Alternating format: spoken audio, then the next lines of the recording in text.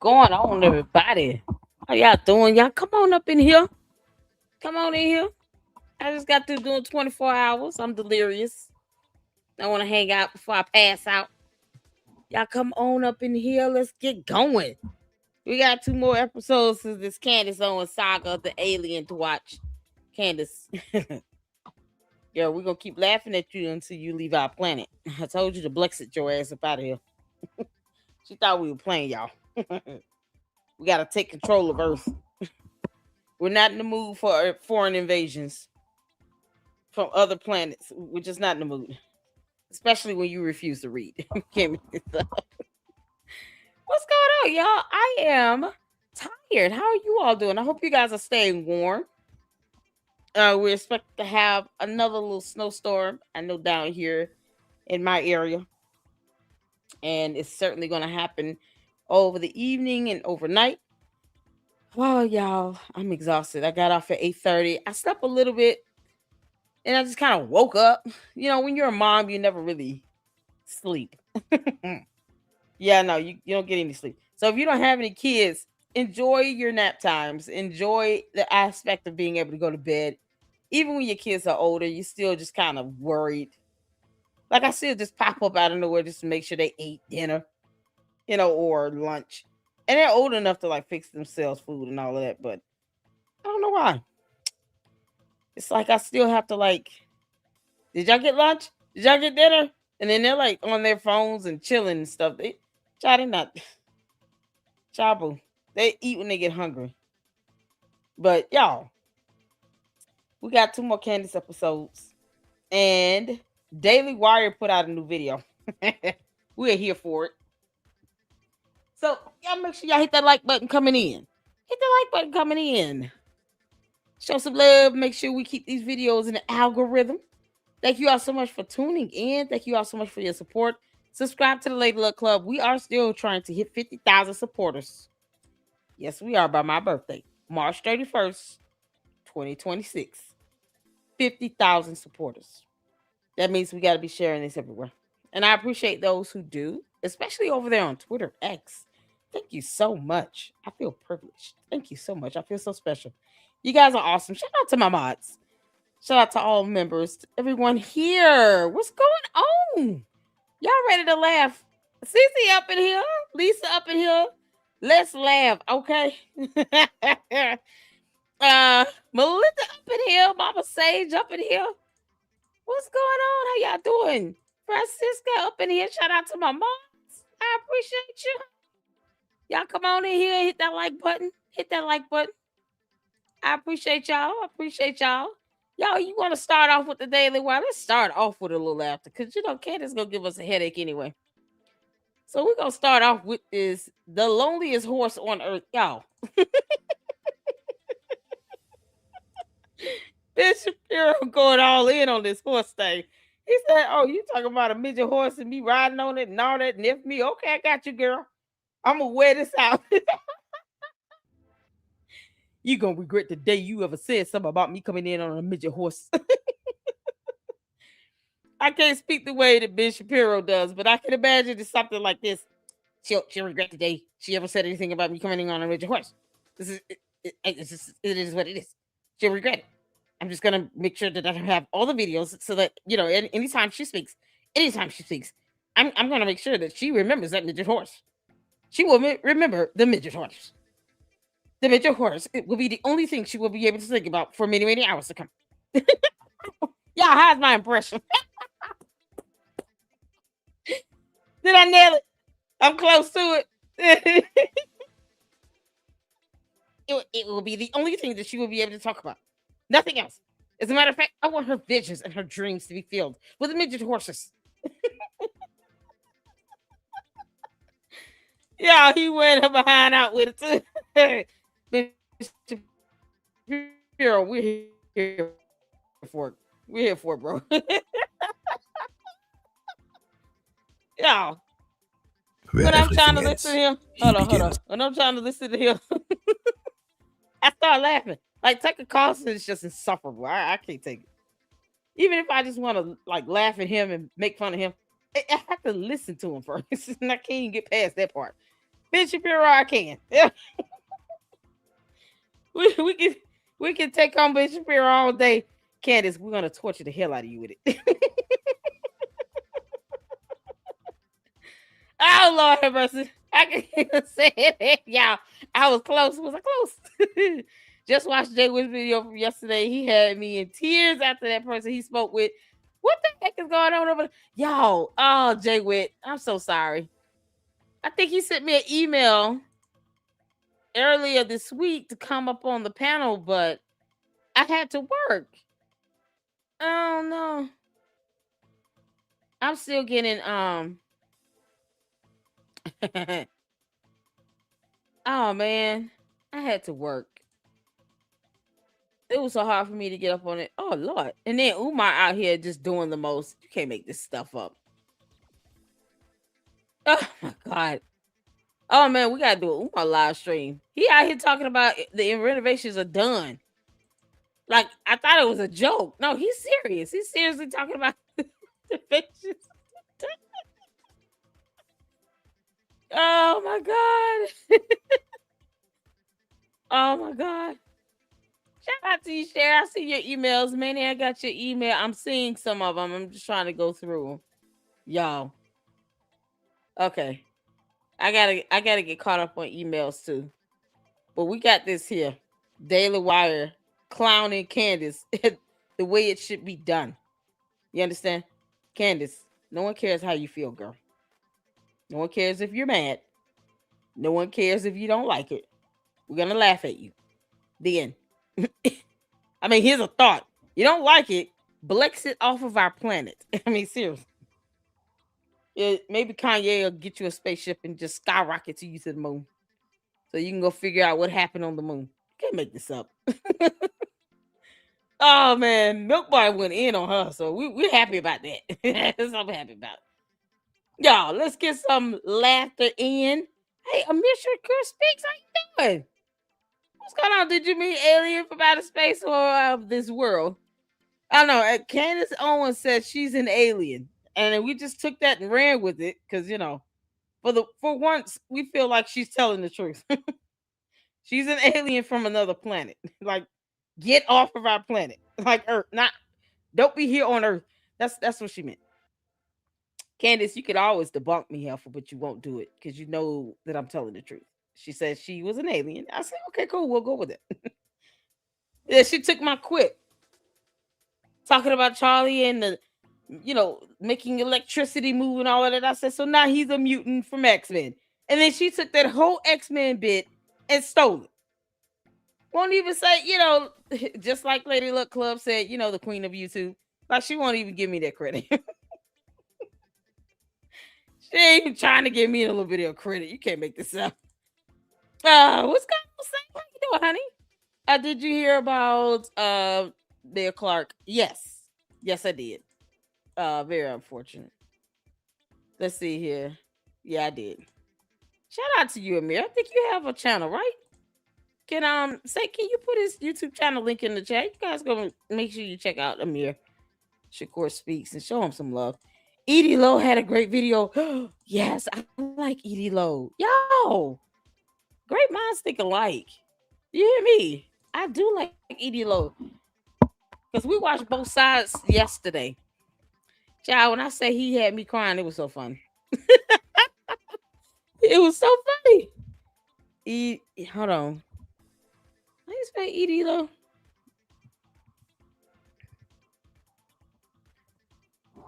Is Jay Witt live now, child? I just can't.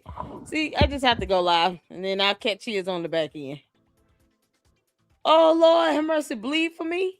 Okay, Titanic. Y'all, check out. Oh, my God. She got at least some good videos up in here. Oh, my goodness. Candace leaks another call. Okay, which one is it y'all wanted to see? She's got one that says Candace Owens leaks Eric Kirk Zoom call. Candace Owens leaks another Zoom call. One that says cry my darling. The other one says bleed for me. You got sue me. I want the bean power. Catanic. Oh my goodness. C and D for Miss Candy.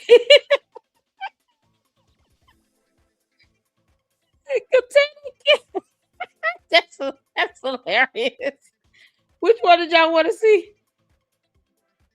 Oh, he is a 7. Okay, cool. Thank you so much, Saint. That is a Mishacore's channel. You guys go make sure you check them out. There you go. Show them some love. Welcome all. Welcome all. Y'all make sure you all hit that like button. I appreciate you all. What's going on, Camille? How you doing?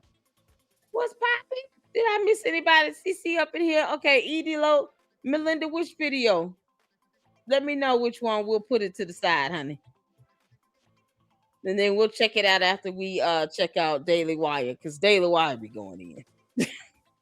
They're talking about midget horses, and I'm here for it. Which one, Melinda? Which one did you want to see? We got them all here. Bleed for me, cry my darling, sue me, Cantanic. Eat, pray, love. Oh, she got a lot up here. Man, I miss so much. Purgatory, Inception, Final Destination.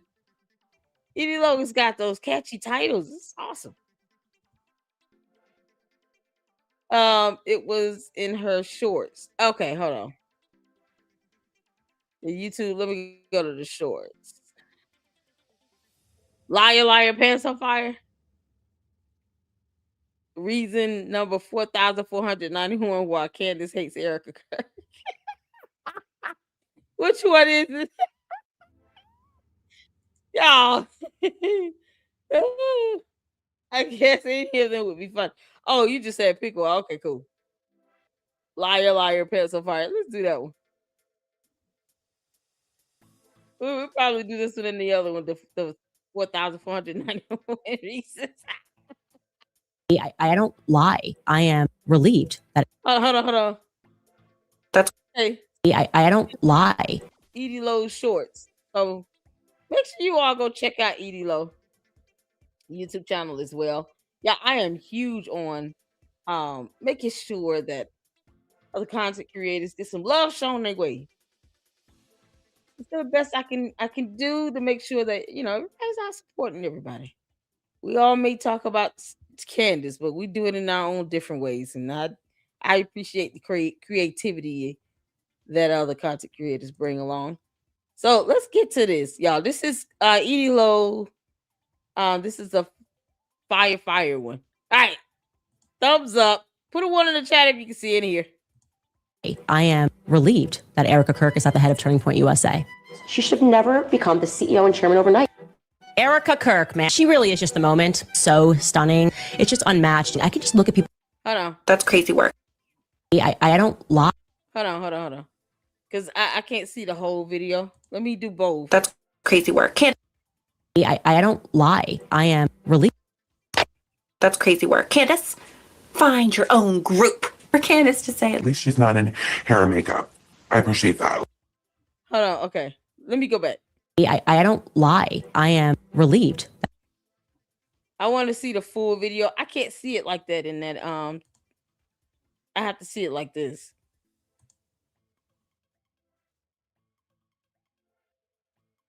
I can see it in that. I don't lie. There we go. Y'all see, this is better. You can see the whole thing. All right, cool. Put a 1 in the chat if you can see it here. Let's go. I don't lie. I am relieved that Erica Kirk is at the head of Turning Point USA. She should never become the CEO and chairman overnight. Erica Kirk, man, she really is just the moment. So stunning. It's just unmatched. I can just look at people and I just catch a vibe, and I'm like, I remember meeting Erica, and she was just lovely, genuinely such a nice person. And I was like, Charlie, just go for it. It is the general tone that is off-putting, and my only ground rule is no assassinations. It's accident, okay? What? We'll be right back. And my husband's dead. Not to be morbid, that is a sentence that, and I just kept asking him to replay it over and over and over again. Just thought she would be more upset. You're not just a grieving widow. That's what it means to step into a company of that size and that scale. The overall mood of this call, Erica Kirk, I could see the energy is extraordinarily upbeat. She's going to fight. She's going to fight, and she is going to fight on the good side. Where it comes from, I'm going to explain the happiness I feel. It comes from peace. This is a faithful couple because we're witnessing the gospel. This is a woman who consulted a priest and prayed. My assumption was that, so I can't even imagine what it feels like. I assumed she couldn't get out of bed. She's going to fight. I assumed that she couldn't pick her head up. She's going to fight. That she was in the office every day. She's going to fight. So what I had imagined in my head was happening, just it's too much. Simply was not so. I can't stop reading conspiracies. It never stops. I'm just reminding us all to just have a little bit of grace is all. No, I reject it. I reject that 100%. Oh no. All of this makes my skin crawl.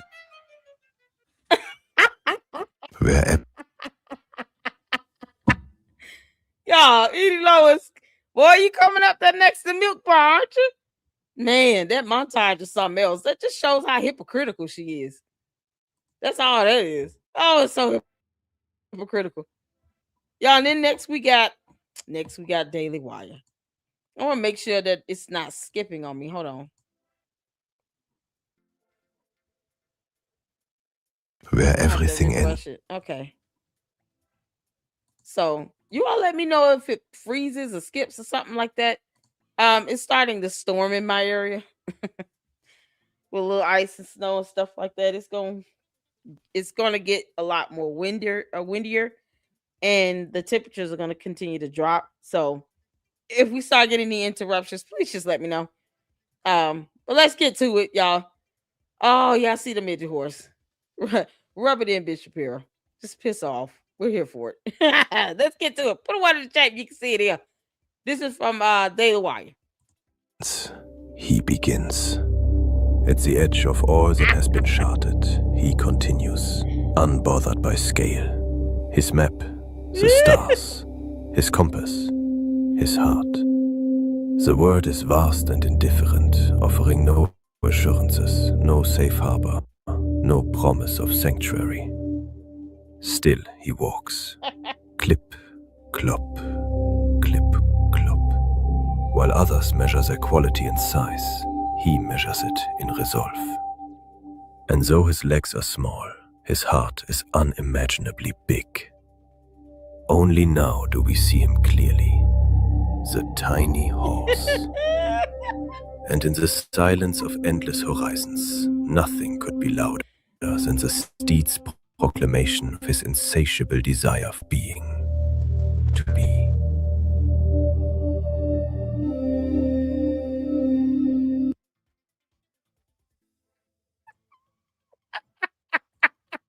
Y'all, horse beat the wolf. Wait a minute, let me go back. Yo, what? That horse. I'm sorry, that wasn't eating, but okay. Unimaginably big. Only now do we see him clearly. Stand on him.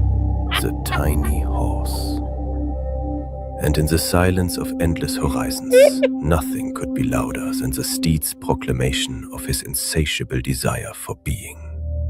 To be.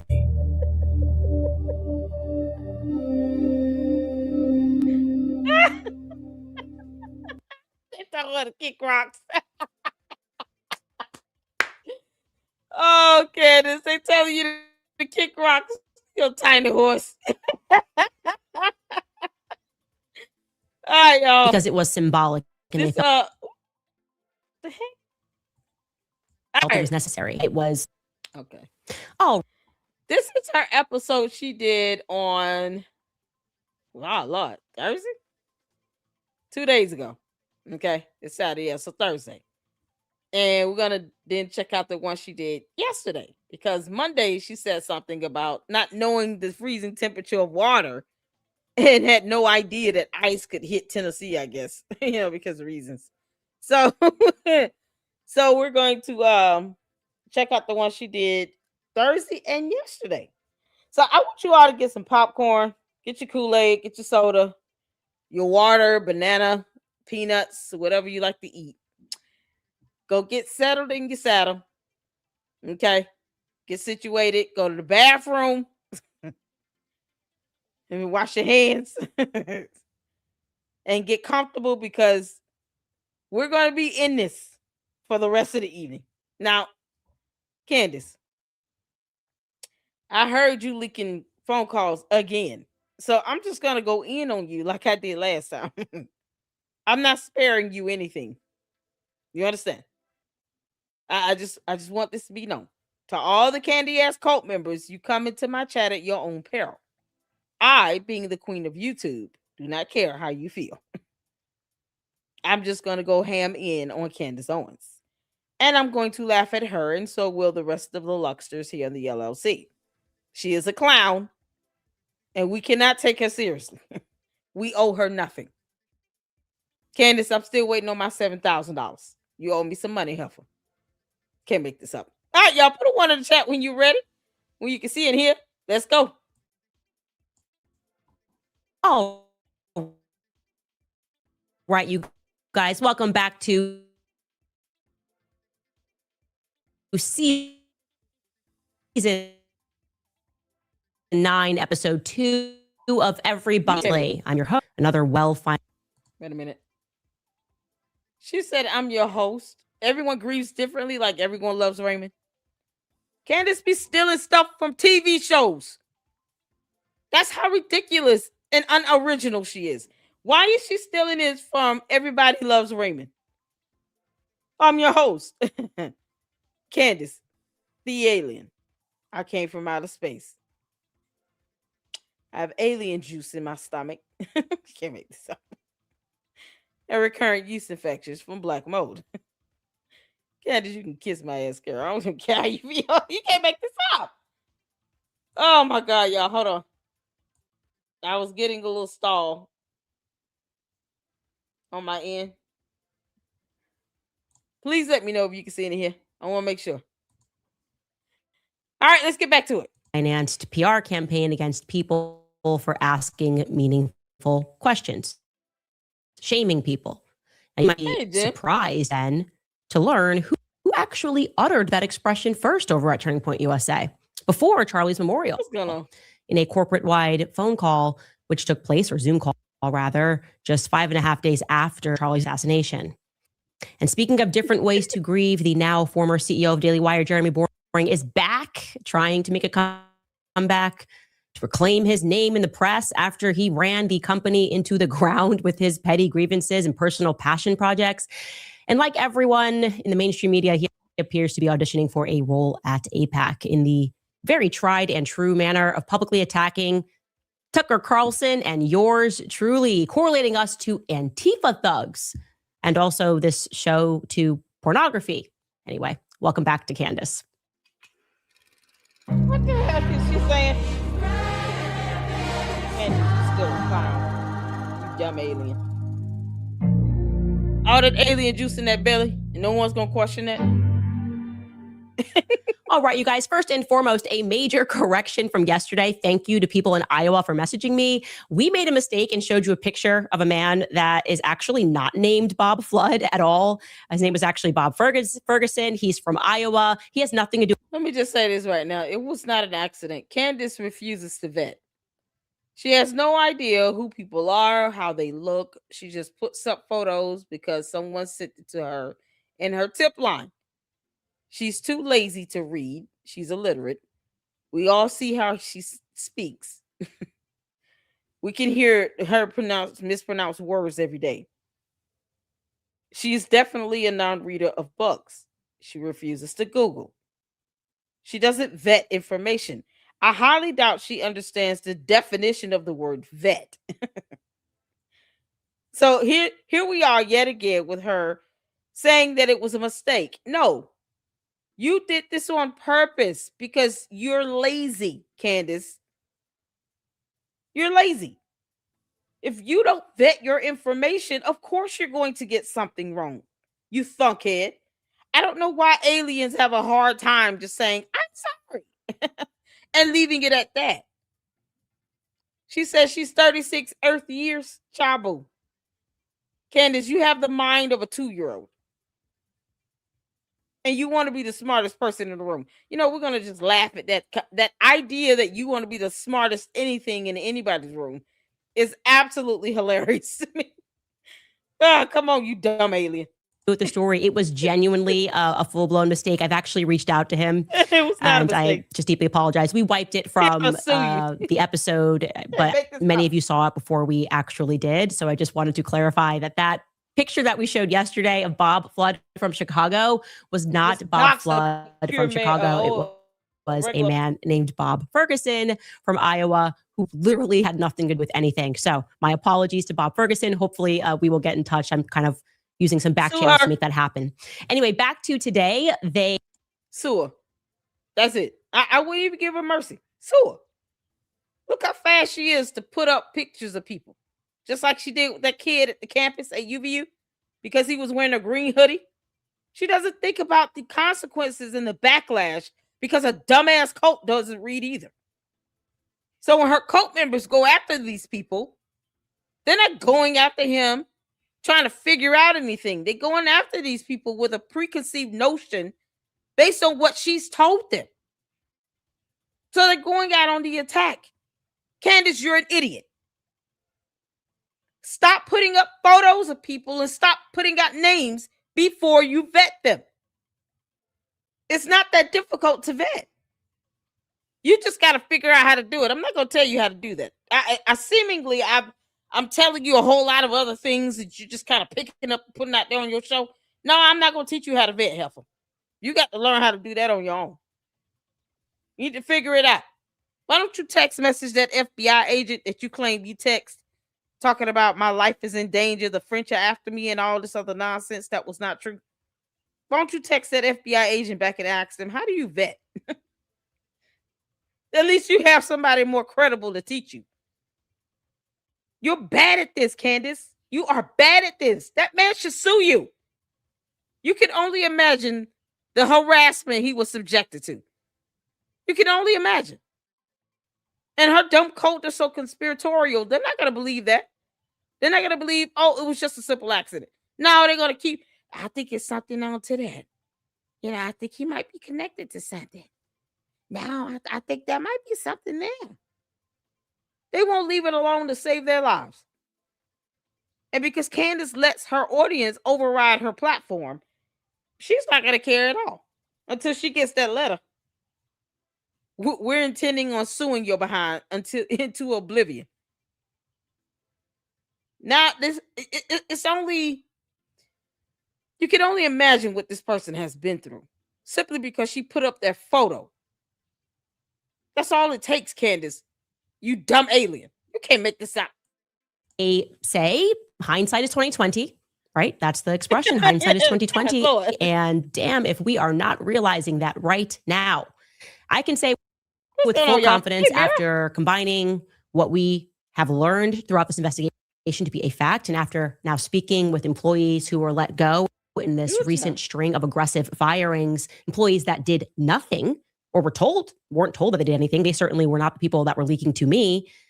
That I do believe firmly from the beginning that Erica was intimately involved in the PR messaging and the PR campaign at different times against me, sometimes against the entire world, but against me in particular. Just to recap why this is now suddenly important, no one's picking on her. We have confirmed for a fact that she lied. She lied to my face, actually, regarding the... Did she say sometimes against the entire world?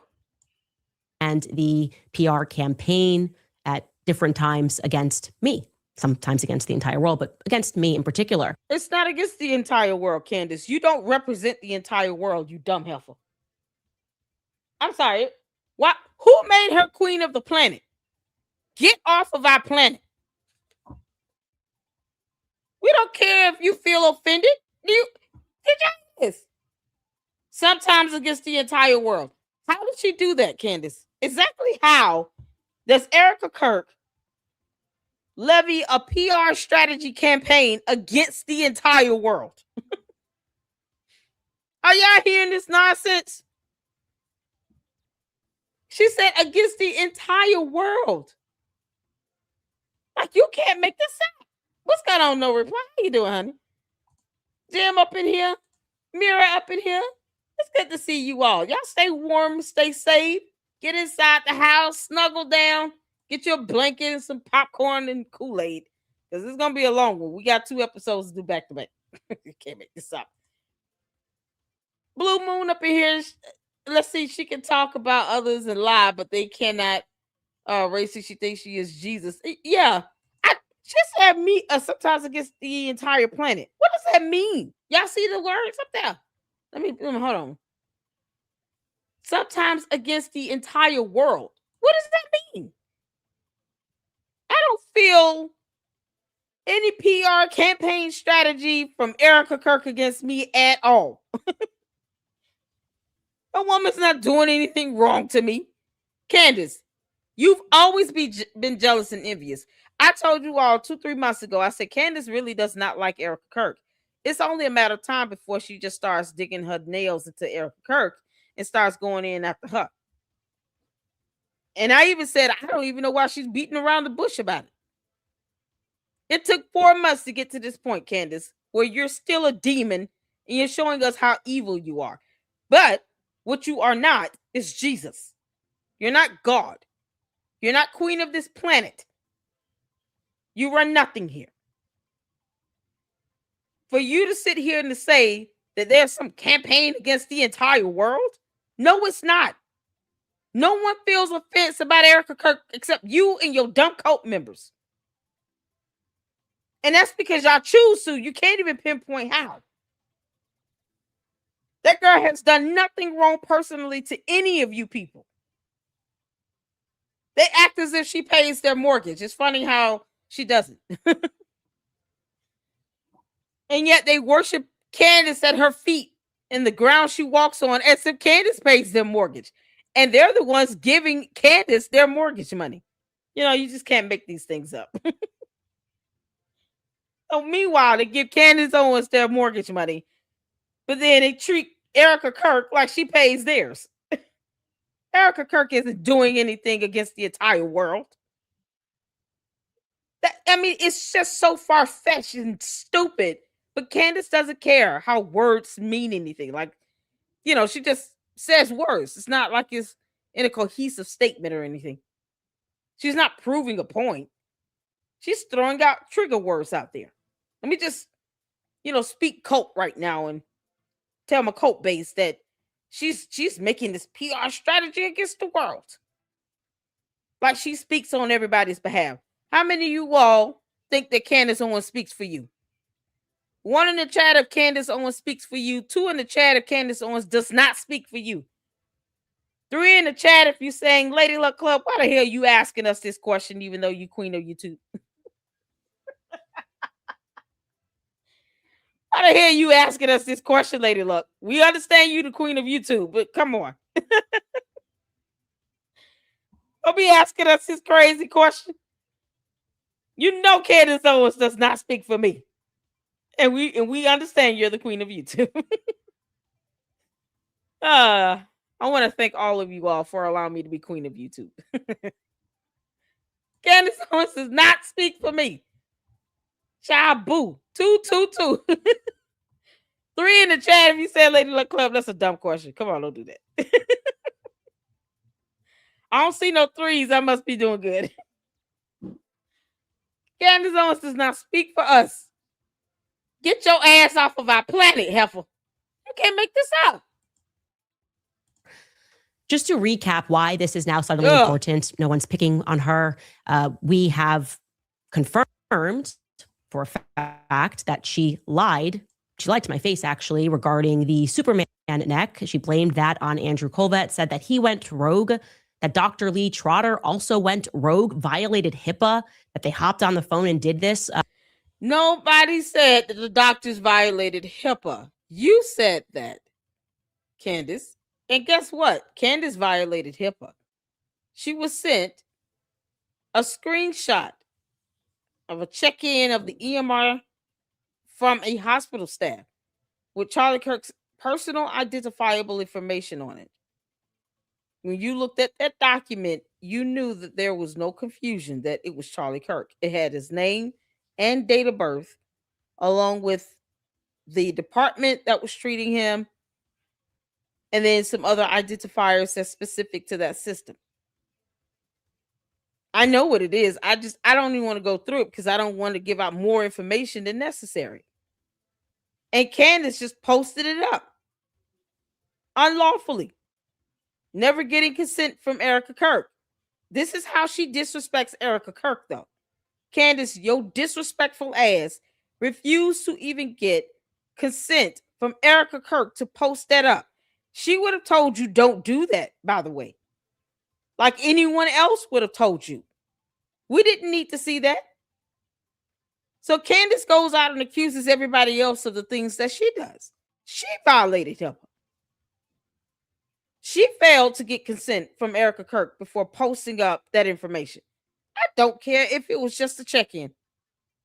It came from an EMR from a hospital that was sent by a hospital staff who did not get consent from the spouse. Whether you like Erica Kirk or not is irrelevant to federal law. Candace, you will find out the hard way on April 28th, 26th, 28th at 10 a.m. I think it's April 28th. How laws work and they don't bend to your will. You'll find out. You can't make this stuff up. So while she's busy accusing someone of violating HIPAA, that's exactly what Candace did. And Erica, if you do plan on suing this heifer, make sure you put that in your lawsuit. You can reference my video. I don't mind. I showed it at least twice. I couldn't believe it. And that hospital staff, where they at? They should be fired. But Candace won't tell us who the hospital staff is so we can make sure that they suffer some penalty. They violated federal law.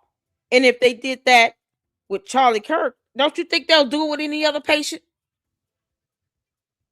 It's not just making sure that she suffers a consequence for her actions with Charlie Kirk information.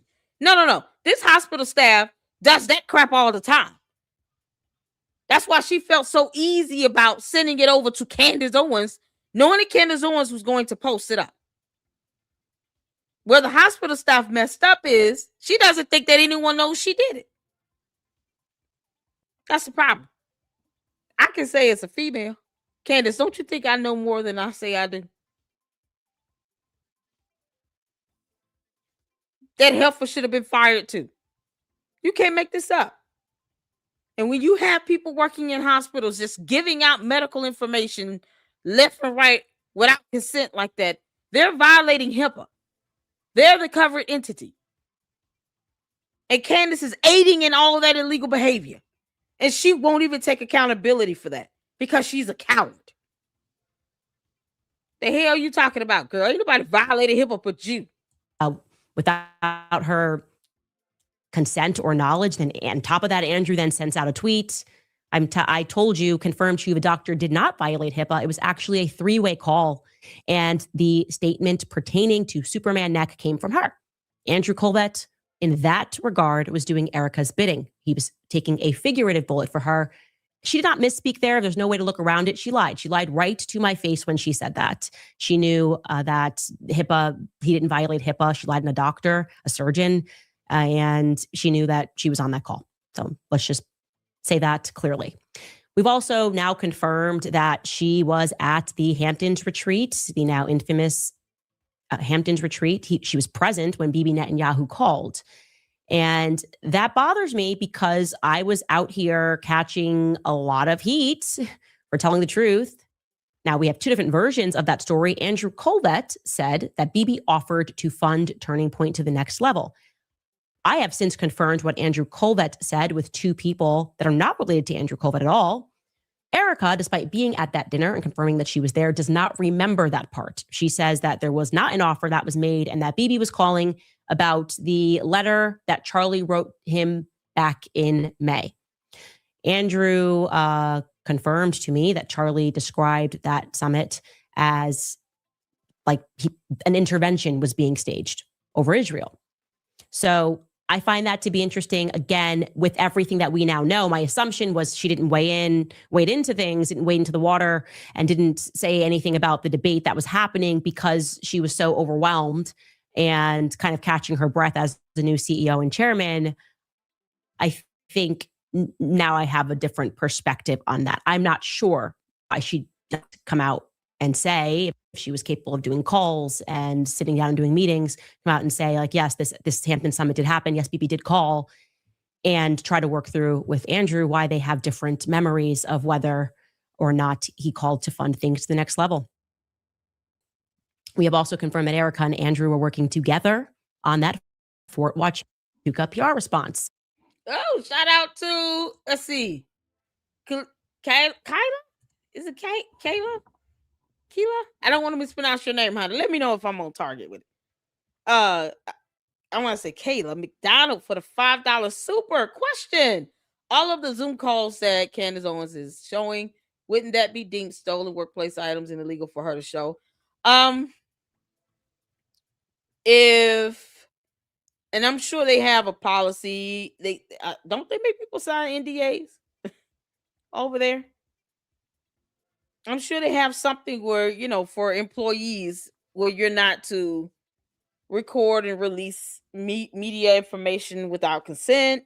I'm not quite sure what. And here's the thing: these Zoom calls that she's putting out here aren't showing us anything bad. The average person that's not in her dumb coat, we're not hearing something where she's like incriminating herself or someone else, or insinuating she aided in a crime or anything. So it's like they just put this out to try to paint this narrative, but of course, they didn't get Erica Kirk's permission. And if you're using workplace equipment, that might be a little different. It's not like you're out in public. You're either in that facility that is owned by TPUSA, because people think, well, if you're in the public, you have the right to record. It's a one-party consent state. Yeah, in public, in a public space. When you're at work, you don't want to go to work bragging about how you recorded Zoom call meetings, because see, you're using that employer's equipment, that laptop, their phone, whatever. There's some confidentiality agreement you do have to sign in general, where you don't release information about the company or the business operations. That includes meetings. You don't record phone calls without permission of the other employees and staff on the call, because now you're talking about these things occurring within, this particular business. So Erica Kirk could penalize the person that leaked the call and either write them up or fire them. If it becomes damaging and defamatory, that's a lawsuit. See, what they're doing is giving Erica Kirk more evidence. So, to your question, yes, there's a lot wrong with this. This is not a situation where they're out at the park or, just on the main streets or something, and something happens, somebody just pulls out the phone and start recording. This is a matter where you're recording a private meeting within a company, an internal meeting, communication that's going on, probably on that employer's device, on that employer's internet, on their system, without any consent or permission from any of the people on that call. So, if nothing else, Erica Kirk could seek, some level of damages because of that. And is being done with the intent to defame her. This is why I said, Erica Kirk, you're going to have to get a handle on that stuff, girl. I know you're listening, Erica. I know you got a lot going on, but you're going to have to get a handle on these people at your job, at your company. Ask them, where's their loyalty lie? Is it with doing the right thing, or is it with Candace? Because they can just go work for Candace. I don't know why Candace just won't hire these people. Candace, I thought you was making a lot of money over there. You and George. Where's the boys club at? Isn't he worth $244 million? Why don't you hire these people? You got these people leaking you information inside of TPUSA, and for what? Stop obsessing over TPUSA. Get a life, Candace. If these people are so good, why don't you hire them? But stop forcing these people to have to leak you stuff, and then they have no idea of the law, and they don't know how this can backfire on them. I can guarantee you these people are not attorneys. They didn't go to law school, so they have no idea what they're doing. This stuff can backfire bigly. I mean, bigly. Big Candace will be walking around big mad because now she's being named in more lawsuits with other people because they keep leaking all these Zoom calls.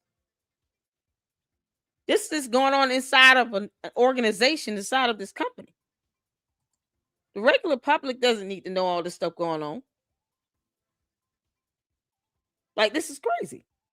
If it's got to be leaked out, it was never meant for the public to see in the first place. But it's not like, how you have the right to record if you're out in the public view, in the public, where there's no expectation of privacy. When you go to work inside of a building, inside of their company, there is some level of privacy you do expect. There is some level of confidentiality you expect to have between employer and employee. And those are things just naturally we sign when we decide to take a position and start working for any organization. You do expect certain things to remain confidential. This is so crazy. So Candace, yes, again, is going to get somebody fired and sued. Candace, I hope Erica Kirk sues the crap out of you, you dumb alien. All that alien juice just gets drained out of your body. You can keep the yeast infection. No one wants that. You can't make this up.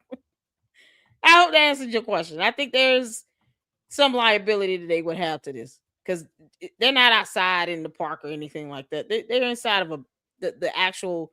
Is my understanding they're inside of the company, or they might be on the company's device. They're on the company's time. They're on the clock. So it's the company's resources that they're using. If they're working remote, I'm sure they're, given a laptop. If not, at least they probably get reimbursed for certain expenses. So they're still on the company's time. So the rules of engagement about recording, it changes a little bit when it comes to, what type of confidentiality agreement do you have with your employer? Arbitration methods, like what do you all have in place? Those things have to be evaluated and considered. But no, it's not as straightforward as, oh, we met up at McDonald's and I just decided to record because we were out in the public spectrum. Like, no. You're working for your employer and you decide to record a Zoom call and then you leak it over to Candace Owens. And for what? For her to try to use it to defame someone. Intentionally. See, there lies the intent, Candace. Something you can't escape. You're being malicious as well. You're intentionally being malicious. Even with the truth given to you repeatedly, you still choose to have a reckless disregard of the truth. There's your malice intent, Erica. And Candace knows that you need to meet that burden. Candace, it won't be hard. You're just an idiot. You can't make this out. So hopefully she sues them because this is getting out of control. Now they can't even have a meeting at work. That's what this gives. Hey, Carol says Candace has definitely gone to the dark side. I'm praying she turns back to Jesus. She is dangerous. Yeah, honey. C-Star, what's going on, honey? She is very suspicious. She sounded like she was trying to get Frank to make a mistake. Oh, she's just using anything she can to call Erica Kirk a liar now. Whoever Frankie is. No. Mira says, I think she has. HM Hug says, and using them to do it. Yep. Candace is using you all over there at TPUSA to get information. You're welcome. Is it Kyla? Kayla? Please let me know if I'm saying your name right now. I want to make sure I nail it. HM Hug says, when does she have time for her kids? You know what? Let me tell you something. Candace just, when she got through urinating out the yeast infection babies, all she decided to do is just kind of hand them over to the nanny. I highly doubt George has them either. Seems like they only really have the kids when it's time for a photo op. Because Candace only cares about PR strategy. That's how ridiculous this is. This is why she's sitting here putting out that nonsense on Erica Kirk. So I was a PR strategy against the world, really. Everything's not about a PR campaign. Sometimes, Candace, you need to learn how to just leave people alone and read the room. If she has a video titled Read the Room, that's more confirmation she watches my show. Candace, you can kiss my ass. Can't make this up. Read the room, Candace. Leave those people over at TPUSA alone. You are obsessed with them. You're stalking them at this point. You're stalking them. I don't think any of those people will be giving you information voluntarily if they knew they can lose their jobs and get sued for violating confidentiality agreements. You can't make this up. The employer has the right to set boundaries when it comes to information released from their company. And this stuff that they're releasing to you, there's nothing incriminating about it. So why are you putting this out? And to the employees over there at TPUSA, keep being dumb enough to sit here and fall for Candace Owens if you want to. Don't start all that crying if you get named as a co-defendant. Suck it up. This stuff is not worth you being sued over. And Candace is not going to pay your attorney's fees. She's not going to raise any money for you all. She didn't need to raise money anyway. She's got $244 million. She don't give a damn about none of you people. She only cares about herself. Recognize a narcissist when you see it. Candace does not care about anybody at TPUSA at all, not a little bit. She didn't even care about Charlie Kirk. They had unfriended each other. What the hell are you helping her do other than lose a lawsuit? Don't put your jobs and yourselves in that predicament. To kiss Candace Owens' ass, and for what? For this nonsense? Why is it worth it? You get nothing out of it. You don't even get recognition. So don't cry when you get named as a co-defendant. It is what it is. You brought this on yourself. If you're grown enough to send over these Zoom calls to Candace of all people, be adult enough to take that lawsuit like a champion. And that termination. They should fire your ass. This is ridiculous. Candace, leave them folks alone. Stop obsessing over them. Leave them alone. You will never be CEO. We will really deport your ass before you think you're going to go up in there and be CEO. Get the hell on somewhere and kick rocks. Leave them alone. Anything else to talk about? Find something. I thought she was America first. Can't make this up. Candace, you're pathetic. We got the craziest tax I've ever endured. Alex Jones, quite entertainingly, he's coming for me my whole life, everything.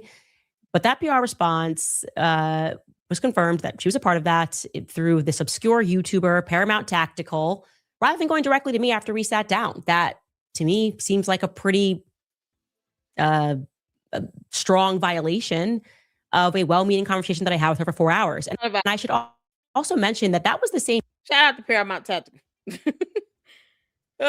Gary's like, you know what? You can kiss the back of my boot. Candace, it's not a violation. No one owes you anything. I'm the queen of YouTube, and I'm not even saying half that crap you talking about. Don't nobody care how you feel. Find something else to talk about. Leave these people at TPUSA alone. Erica Kirk doesn't owe you a damn thing. She owes you nothing. That's why Candace listens to me, because she knows I'm not going to sugarcoat nothing. I'm not your cult member. The hell is wrong with you, heifer? Can't make this out. YouTuber, despite also going into Mitch's entire past, Mitch knows past. But after calling for a ceasefire and saying, let us sit down and talk, they welcomed Paramount Tactical onto Turk's podcast. I was to debunk me. I had no idea it was happening. Yep. And then that's, I think, was the beginning of when it clicked to me, seeing that him being caught live, Andrew Colbert live messaging something from Erica after she told me that they were disappointed in Andrew, that he wasn't going to be involved. They don't owe you nothing, girl. It's called trolling. They could have just been playing around with you the whole time. Just so you can look as dumb as you are now. What do they owe you? They owe you nothing. You don't pay their mortgage. Erica Kirk, please let me know if she's ever paid your bills, because she sure acts like she owns you. Can't make this up. Erica Kirk said, no, I'm a whole grown woman. I got 2 kids. We're moving forward. I don't know what she talking about. Yeah, it's okay, Lady Luck Club. She gonna get sued. Don't worry, we got it. Candace, they gonna sue the hell out of you. Can't make in this up. PR anymore. That's when I realized that I was being lied to, that she was making moves behind the scenes. And the answer that we will likely never get, to add one more point here, is whether Andrew was lying, or Erica was confused. And I would like to say that I don't believe Andrew was lying. I believe Andrew was telling me the truth when he said that when he stepped off of the plane in Provo on September 10th, he basically collapsed into Erica's arms, crying on the tarmac because he had all this pent up emotion, had this big plane. Everyone was messaging him about Charlie asking for his status. He didn't know what was going on. And the impression that I got was that Andrew was on that plane alone. But then we were later told that Andrew was accompanied by his wife. But Erica, during our face-to-face meeting, had no recollection of his wife stepping off of the plane. When I asked, I said, was he with his wife? She was Who cares? That's a moot point. It's a moot point. Candace, this is why you're bad at this. You're bad at this. It's moot. Because what you're not considering is her being in grief. If she just lost her husband, everything becomes muddy. If Erica Kirk was to sit down with an investigator and be interrogated, I can guarantee you they have the ability. It's like a Reed method, right? They factor in whether or not you've been through something traumatic. If you're going through grief, you've lost someone. When they're asking you questions, they factor that into their method. They factor that in when it comes down to what they expect to see and hear as far as responses is concerned. Your reactions to certain questions asked. Are you showing empathy? Are you upset? Are you grieving or mourning? They look at all of that. And I know she's talked to investigators. Candace Owens is not one of them. So Erica Kirk owes you nothing. You have no power, Candace Owens. None. All you can do is run your mouth on your podcast that's failing. It's bad when Trump doesn't even want to talk to you, girl. Or Kanye West, for that matter. When did he ever try to reach out to her and have a conversation with her since he apologized to a Jewish rabbi? And here she is talking about, yeah, and I are still friends. We're always going to be friends forever. He's got a yay, and Candace has got a Candace. Because she's a coward. Like, Erica Kirk owes you nothing. So if the investigators are good with whatever responses she gave them, you're going to have to kick rocks and get the hell over it. You're drowning out the story. It's like she's prolonging the story to keep her cult members engaged. It's the only way she's going to get 2 million views. That's what this is all about at this point. Because you can look at her other videos she's done about something else. She's not bringing in the views like she would normally bring in if she's bashing Erica Kirk and TPUSA. Her cult wants blood. They're out for blood. They're savages. I'm saying it. You're savages. You're out for blood. That's why they go and attack someone simply because she put up a photo. That's why they go out and cyber harass. It's a cybercrime, committing cyber crimes. They go out doxing and bullying, defaming people. That's why they do that. They cyber stalk. Those are cyber crimes. And they get mad when they get reported or get sued. Like anyone should give a damn. You can't make this up. She's sitting here acting as if Erica Kirk was supposed to remember detail for detail. Candace, you're the only alien in the room. The rest of us human beings, you're not going to tell us how we should feel if somebody's grieving the loss of their spouse. It will affect your memory and what you think you've seen and heard and observed. Even smells and things that can stimulate the senses are going to be off and skewed. But since you don't read anything and you're not educated in that, it goes over her head. Sometimes people can grieve so hard that it literally causes them to, it affects their smell and their taste buds. I'm gonna look up the actual medical term for that. But they end up, it's like osnosmia or something like that, where they can't smell and taste certain things because that grief, the trauma, the stress, it takes a toll on the human body. So it affects your memory, it affects your appetite, it affects your ability to, smell and taste and to remember. It affects all of that. But she doesn't care because she's an alien. You can't make this up. Child, what's going on, Diane? How you doing, honey? Y'all, this girl is something else. Sonny Massey got justice. Thank you, Jesus. I know, right? Candace feeling left out again. Yeah. Heather says Candace is so narcissistic. She doesn't realize she is self-snitching. Exactly. Yeah, Candace, keep telling on yourself. Yeah, this helpful right here. Come on, you dumb alien. Unable to answer that question as to whether or not Andrew flew in with his wife to Provo. How is that Who cares? possible? Is Andrew lying about that? Or is Erica He misremembering? just wants to call Erica Kirk a What we liar. know thereafter is that when they arrived at the hospital, after waiting for an hour, Oh, God, Candace, you don't need a reason to just call her a liar. Just say she's a liar and keep living. if Andrew is to be believed, then she waited for an hour on the Gonna sue you tarmac for still. Andrew's flight to land. They arrived at the hospital Erica Kirk and gonna sue the went crap in out of through separate entrances. Andrew went through the front main entrance where there were other TPUSA staff there, people that were there on that day. And Erica None of went in this has through a anything to back do with or anything. side entrance. These are the facts, okay? If they Oh, disturb you, Irrelevant facts. then you should know that you are not alone. Irrelevant. The world obviously melted down yesterday when we played the corporate-wide call hosted by Erica to Turning Point employees following the memorial event. The overwhelming consensus, the human response to that is that you feel disturbed when you listen to it, spiritually disturbed by the emotion of it, the happiness. I feel disturbed that Speaking you about playing it. merchandise being sold, hats being sold. Again, this is not a sales call. This is the entire team on the phone. This new corporate-wide call that I'm going to share with you today took place. Who said that was a sales call? She's giving them updates on what's going on financially because they still have to focus on the business and revenue. It's a business meeting, Candace.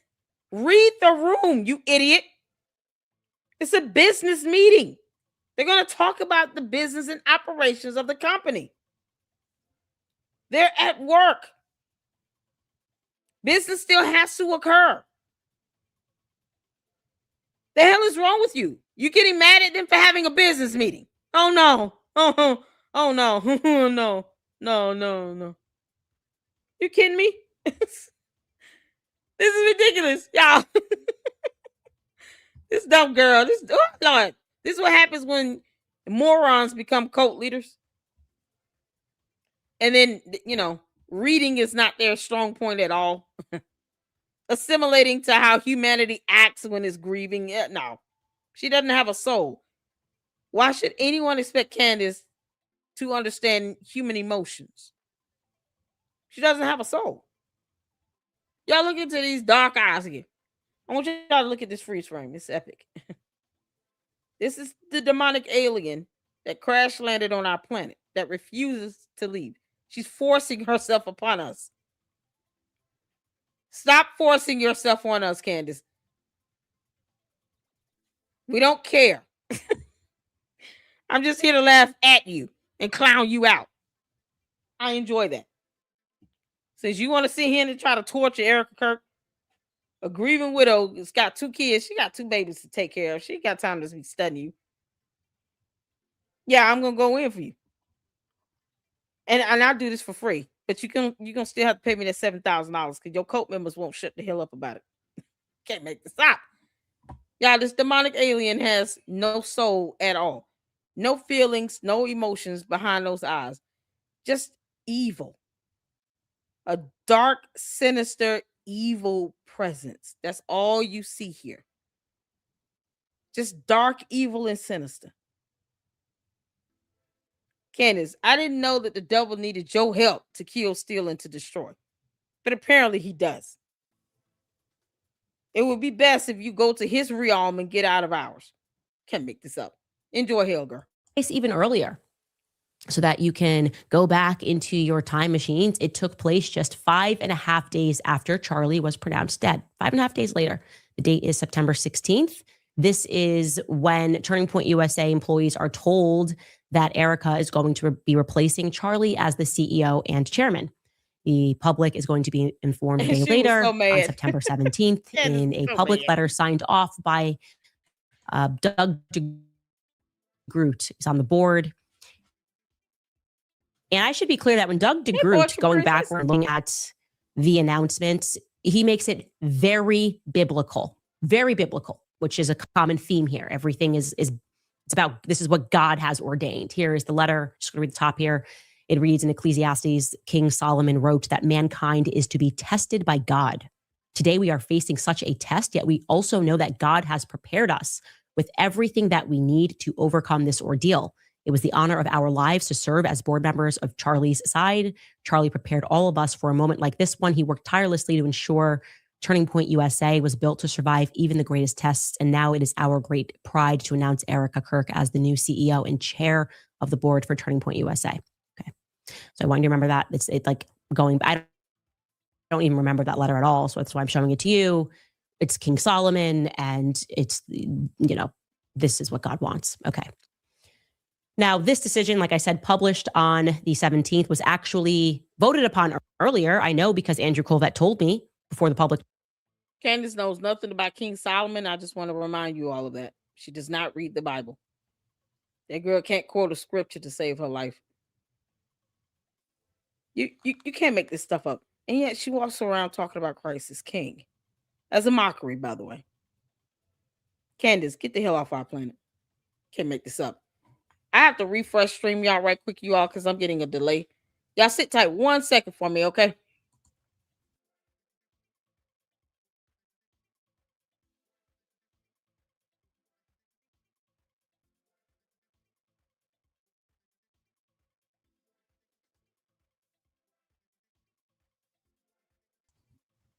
All right, I'm back.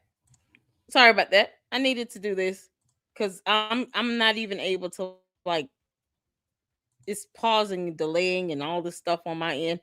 Okay, can y'all hear me? Let's get back to it. Public knew that the board had selected Erica within about 72 hours of Charlie's death. I was crying on the phone with him, already concerned by his bloody Mike. And Andrew reassured me that the decision had already been made and that it was Erica that was going to take over. And in my aggrieved state, I said, okay, great, amazing. Thank God. I'm so happy to hear that. So I'm so happy that none of these people who literally hated him are going to try to sit in his chair. Who said, where did she get that from? She's just coming up with stuff. These people who hated him. Candace, wasn't it you? Dave Rubin said, went to his home, had chicken parmesan, and talked for over an hour about how you hated Charlie Kirk. You know, she projects often. That's what gets you effed up, Candace. You walk around projecting all the things that you feel upon everyone else. All the things that you do wrong, you try to project that into others. You sat down at Dave Rubin's house, had chicken parmesan that looked absolutely delicious. It looked good. And talked for over an hour about how you hated Charlie Kirk. I want you all to continue to reiterate that. Wherever you go, remind Candace that she went to Dave Rubin's house and talked for over an hour about how she hated Charlie Kirk. Don't let up on that. Remind her of that. Flood her comment section with it. Get in her ass about it. Because the hypocrisy is staggering. Candace doesn't care about being hypocritical. She's a narcissistic demon alien with recurrent yeast infections. She doesn't care about being hypocritical at all. I highly doubt she could spell and define the word. Malingering, all these terms that she, is the exact epitome of, she won't even read and look them up.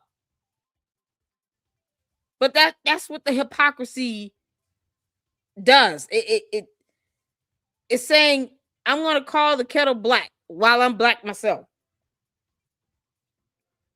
and then get mad and mock it for being black.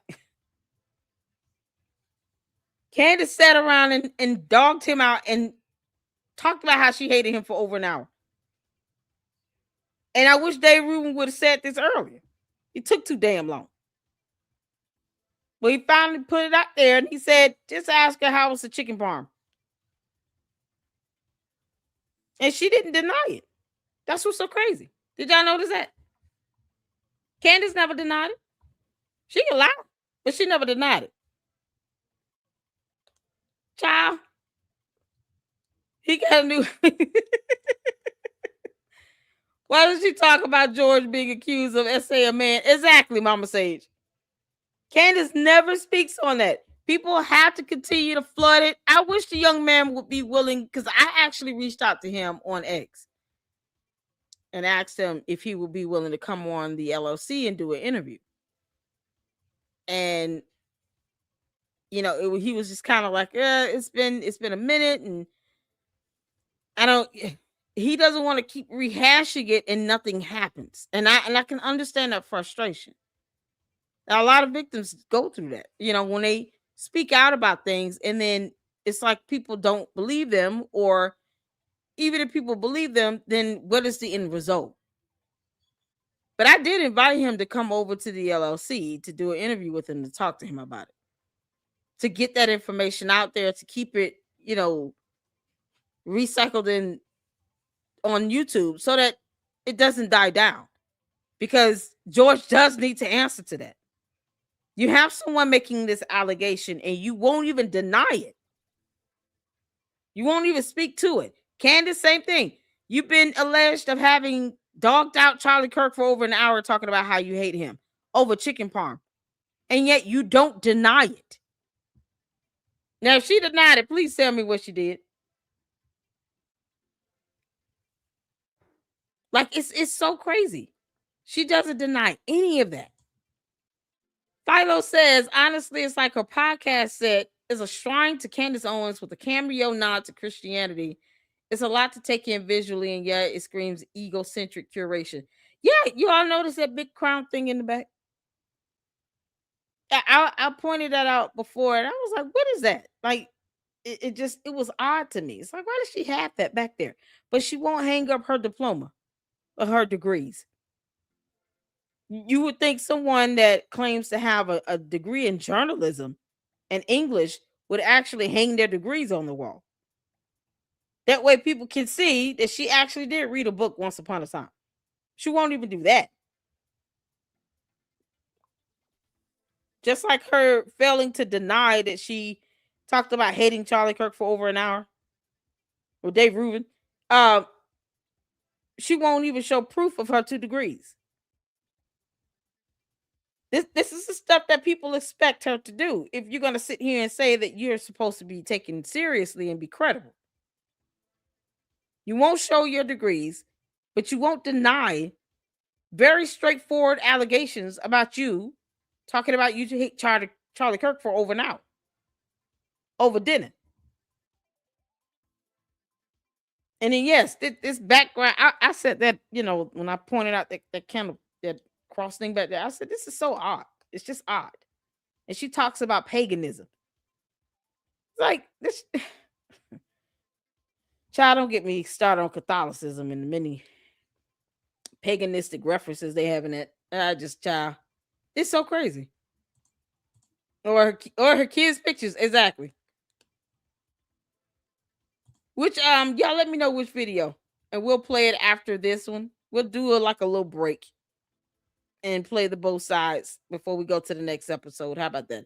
So let me know which episode, or email me the link. One of you guys email me the links for the videos on both sides, and we will check it out. We sure will. I laugh to avoid tears because it's bittersweet for us. Diane said, form of brainwashing, subliminal messages. Yep. Philo says, nope, she has her face smack being hanging in the center of the laptop. Basically, it screams, it is all about me. I am in the center. Exactly. She's a narcissist, y'all. Candace is a dumb alien narcissist. It's crazy. Sam says, "Hey, Sam, how you doing, honey?" He's implicating Trump. Thanks. I'll watch Bronson's video. Mama Say says she isn't homeschooling her kids. She's on the internet too much. Exactly. When does that happen? She talking about, I'll homeschool my kids during the day. When? Because she's either doing, interviews or makeup photo shoot or something. And then she goes straight to her pre-recorded shows, because this is pre-recorded, y'all. Pre-scripted, pre-recorded. She's not talking off the cuff here. She doesn't know how to do that. She's not competent enough to do that. Her limited vocabulary will not allow her to do that. Right now, she's literally speaking in circles. How many times have we heard her go down this rundown? How many times have we heard her make these same statements? She's out of content. And she's not smart enough to just read a story and report on it. Go be boots on the ground. Candace, take your ass to Minnesota and see what the hell is going on out there. Like anything that is remotely close to journalism, she refuses to do it. What she's doing is just being redundant. It's repetitive. And then putting up photos of people accidentally, allegedly, that are not even the person she's referring to. Now you're subjecting them to all that dumb cyber harassment from your dumb cult. You can't make this stuff up. And they're not even school age. I know, right? It's called being a parent. Y'all know Candace ain't no parent. She's an alien.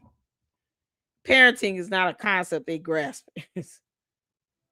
Like her and Satan more in cahoots and spending time with each other than her spending time with her own kids nowadays. You can't make this up. Candace, you can kick rocks. No one cares how you feel about that. You're a horrible parent. Now, in hindsight, practically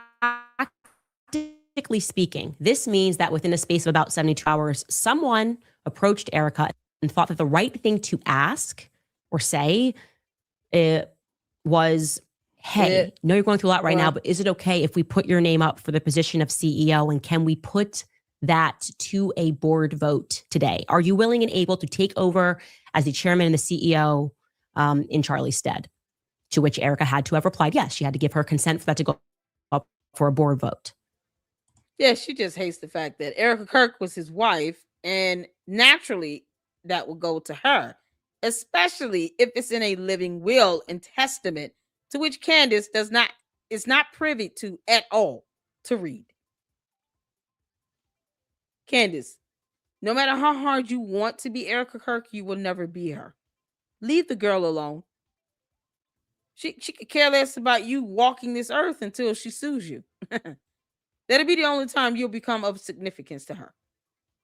When she's ready to take your ass to court. In the meantime, you could walk into oblivion, and I don't think that girl will bat one eyelash. You can't make this up. Y'all seen those interviews where they ask about Candace, and Erica Kirk shoots this look, and she's like, that bitch. I just had to say that one time. That's just a fact that had to take place, how it happened, exactly when it was said. Somebody felt that was appropriate to say that. Now, my first 72 hours was a little bit different. On my end, when Mitchell, my PR agent, sent me a very kind message about the infinite press requests that we had been receiving, people seeking a statement from me regarding how I felt about Charlie's public assassination, I wanted to physically assault him. He did nothing wrong. He actually did his job with the utmost professionalism and care. And still, I kind of wanted to kick Mitchell. I'm sorry, Mitchell. That's how I felt at that time, because everything just felt so intrusive. Like, to even think about the world going on felt wrong. Candace, why are you so damn violent? This is why you were charged with harassment. It was when she was in high school. Now you see why she got that charge. Now it's making sense. You dumb alien. You gonna kick somebody if you want to. I hope they whoop your ass. Still off on you. What the hell is wrong with you? You can't just walk around here talking about you want to stab and cut people, see if they bleed alien blood. And I just wanted to kick him. And I hope he knock your ass out. You know what? No, not him. Because I don't believe in that. I hope he calls his sister or whatever female around. He can call me. And I just come out there and just out of you and just keep going. With a belt. When I say whoop her ass, I mean beat her ass with a belt. Candace, you need your ass beat. You don't just get to put your hands on people and kick people, you clown. And your cousin won't be able to save you. Yeah, we got some of that. Take care of that real quick. Come in my neighborhood if you want to. You can't make this up. He goes, I just wanted to kick him. Yeah, hopefully his sister would have been nearby so she can come back and pimp slap you. You can't make this up. Keep your hands and your feet to yourself. What are you, 12 years old? Y'all, now y'all see why the harassment charges was valid. Don't you want to see him be a bully? And then when it comes down to her actually confronting someone in person, then she chickens out and becomes a coward. Girl, they're going to beat the crap out of you. You better go on somewhere and sit your ass down. I didn't think anything of her Make appointment at that time, other than what I stated publicly, which was that Turning Point USA should have waited and instead appointed an interim CEO to allow Erica the time that she needed to grieve, rather than her having to deal with everyone questioning her moves as a CEO. But I also contended with myself, I will say. I also thought, well, maybe they rushed the decision because it was symbolic and they felt it was necessary, that it was sort of honorific, meaning she wasn't really going to do anything at that time, but they wanted to announce that this is the direction that it's going, which would be fair, like just wanting the announcement to mean something. And on her end, I thought maybe Erica said yes because she wanted to hold on to some sense of continuity. Like, this is still going to go on. We're going to get everything going. And that still could be true, by the way. That could have been what drove her decision. But of course, looking in retrospect, it is stunning to me that Erica chose not to bring a single member of her actual family with her to Utah. Something that I just sort of missed at the time. Just Turning Point family. Think about that. Charlie Kirk's mother, father, sister. Eric Kirk's mother has a disabilitating disease. She has an ailment. Does she not? I don't need to know the specifics of it. Just confirm in the chat. Doesn't she have an illness? Wasn't she with her mother the day Charlie Kirk was shot at the hospital for a doctor's appointment? Candace, you are an evil demon. And we all know you have no soul. But you're pure evil. She was with her mother at a doctor's appointment at the hospital the day Charlie Kirk was shot. She helps to take care of her mother. Leave them alone, for F's sake. Leave them alone. You think her mom wants to deal with this BS from you, you dumb alien? Yo, you can't make this up. She has an illness. This is the last thing that Erica Kirk's mother wants to have to endure or encounter. You know, Candace Owens is saying things about you on YouTube.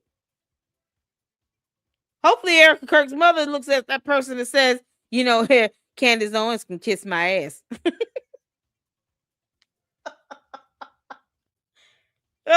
I'll say it for you, Miss Erica Kirk's mother. Candace, you can kiss all of our ass. On behalf of the planet and all of humanity except your dumb coat, kiss our ass. This is absolutely outrageous. This woman has an illness.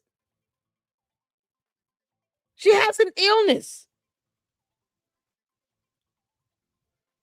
See, this is why people don't feel sympathy towards Candace about anything. Why should we? She always wants to project like she's this strong person and got it together. Hit her ass with a lawsuit and see what happens. You think she lying? Let's see how that goes when they go to court. Don't start crying when she gets sued. No, let that play out in court. Then you can find out who's lying and who's telling the truth when they put them on the oath. Problem solved. Cult members want to see him keep up from going and get sued. Why? That's where they need to go. This is crazy. Erica's mother was in the hospital the day Charlie was shot. Exactly. That can be confirmed. It's called cameras in the hospital. It's called medical records, I'm sure, that Erica Kirk has. That can be proven. So if Erica Kirk, hopefully sues the hell out of Candace Owens, guess what she's going to bring with her to court? Evidence. She's going to be able to provide evidence that she went to the hospital. It was captured on surveillance cameras because there's cameras around the hospital. Maybe to check in and check out documents. She'll be able to provide evidence that she was at the hospital at an appointment with her mother. It's not hard to pull concrete evidence on that. So why stop that from going to court, Candace? You want your cult members to believe what the hell you say, right? That means you should welcome that lawsuit from Erica Kirk. That way, you can get that discovery. Isn't that what you want? Now, whatever statements you make under the penalty of perjury under oath, you will have to tell the truth. So will Erica Kirk. Isn't that what you want? You want the truth from her. Why be scared to go to court? What? This is why I don't argue with the cult members. No, let them go and take it to court. That way they both get put under oath, and then they both have to tell the truth. Let's see who comes out on top. Even these dumb cult members know that Candace Owens is a liar. That's why they don't want her to go to court. They don't want her to testify because they know she's going to lie. Let it go to court. Can't make this up. The mother's fighting an illness. You're projecting and they're lying. No, she wasn't. Erica is also CIA. You're a joke. You're stupid. But let it go to court. That way, Erica Kirk can bring evidence. Chris Stewart, she can bring evidence. See, I told you, you come to my chat at your own peril. Let it go to court. You should be encouraging Erica Kirk to sue Candace Owens, your cult leader. Then they can go to court and be placed under oath. And they have to testify to where they were that day.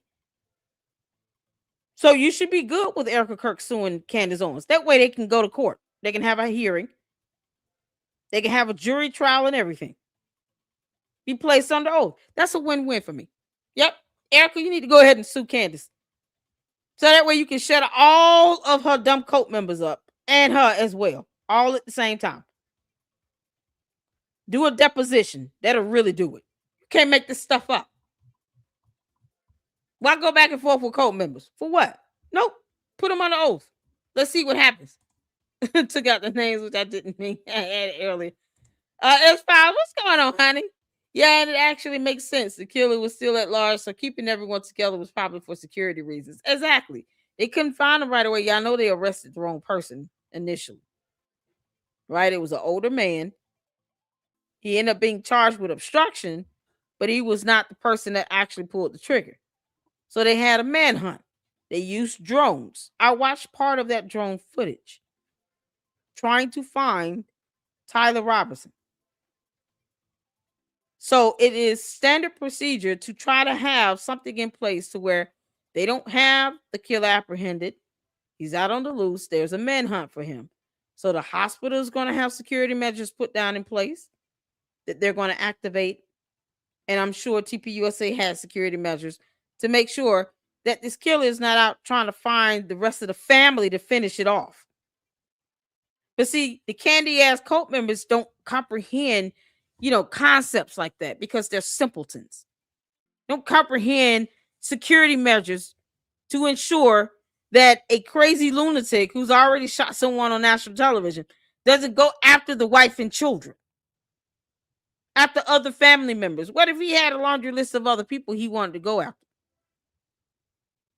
And here he is out here roaming free, eating dinner at Dairy Queen. So there are measures that have to be put in place to ensure, and I can say for the hospital because I worked in hospitals and in healthcare. If we don't know who the person is that did it, and we get somebody come in with gunshot wound, especially if it ends up being fatal, we're locking that down. Because we don't want that person coming up in the hospital and then they taking out their anger on everybody else and they just start shooting up people in the hospital. Let's say if it's not fatal, the person's still in ICU somewhere and they're struggling. We don't want them to be able to just walk in and finish it off. They may not come in with a gun, but they might grab one of them syringes. Try to stab somebody in the neck, that happens. Use whatever tools they see around the hospital bed. So it's certain things that must be done in situations like this. And you're talking about a high-profile patient. Well, when you don't read to understand those security measures and to understand the protocols that these hospitals have to try to keep the patient safe, to try to keep the family safe. Yeah, they're going to speak out the side of their neck because they're ignorant. I don't expect Candace cult members to understand complex concepts. You know, I don't. They can't barely get past 4 + 4. But Candace knows that Erica Kirk's mother has an illness and that she was with her mother at a doctor's appointment. And it's not hard to prove you were at a hospital with cameras everywhere. You know, that one thing that they keep forgetting exists? Cameras. It's not hard to prove that. Can't make this stuff up. But if you want to sit here and question it, go to court. Go to court, put them both under oath, and then you get the truth from that. Candace can do a deposition. Erica Kirk can do a deposition. And go from there. And then you let the jury decide. That way, these dumb cult members can at least learn something. You know, words with more than 3 letters. There's no point arguing with him. None. I don't do it. I refuse to do it. I'm not losing brain cells over them. It's crazy. And she's sitting here talking about, oh, she refused to be around family. She was with her mother. Sure, they all raced to Utah to be with him at the hospital, which is to be expected. But Erica, no one in her immediate family joined her in her darkest hour. Not her mom. Okay, we were told that she was sick. This is crazy. Dad also lives in Scottsdale. Sister, yes, she does have one. Cousins, friends from high school. After all, she grew up in Arizona, right? That's where she went to school. That's where she went to high school. Instead, she was joined by Stacey Sheridan, who was playing the part of her mother. Stacey, who is the head of fundraising for Turning Point USA. Don't forget, it was Stacey Sheridan who concerns herself with her mother. Turning Point raising money, who filmed Charlie in the Casket.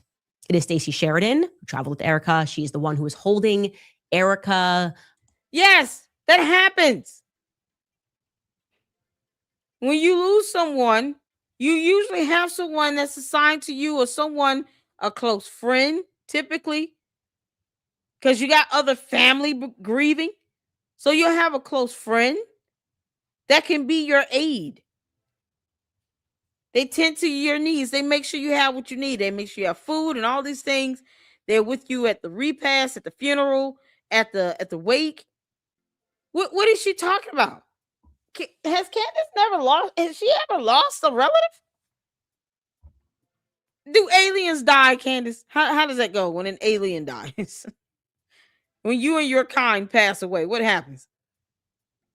Maybe they just turn back into feather dust or something and they just kind of poof out. Who knows? Like I said, she has no soul. When you lose someone, you get someone that's like an aid. And they're with you through the whole process. They can be given to you, assigned to you by the church or by the funeral home. Or you just handpick someone that, you know, or a closest friend might just volunteer. Anything you need, let me know. I'll be your aid. I had that when my grandmother passed away. I had like an aide. I had someone, my aunt was like my aide for me.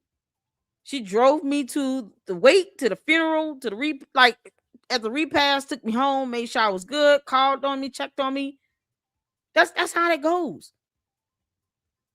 What are you talking about? She's playing the role of the mother. What do you mean? If the mother is grieving just as hard over her son-in-law being deceased, I mean, I don't know. Why is it so bad for her to have a separate person as an aide to comfort her, to help her during that time? So her mother can grieve. And her mother has an illness. Are we doing this? Candace, you're a demon. holding her hand as Charlie's casket was coming off of Air Force Two. That was Stacey Sheridan standing next to her recording. Not her mother, not her dad, not Erica's sister. No, that's not normal. They're all grieving. That's somebody that you would call somebody close to you that does not exist in a corporate structure to be by your side. That is my now totally. What the fuck is wrong? She acts like people are supposed to be her. Candace, Erica Kirk is not you. You are not her. You will never be. Perhaps that is someone that's close to her. That could be her closest friend. Why do you care? Why are you making this an issue? She lost her husband. This woman decided to be her closest aide. And since you don't know how this stuff goes, because when aliens die, they just poof away, you will never understand. Stop trying to force us to assimilate to your dumb alien culture. Rational perspective looking backward.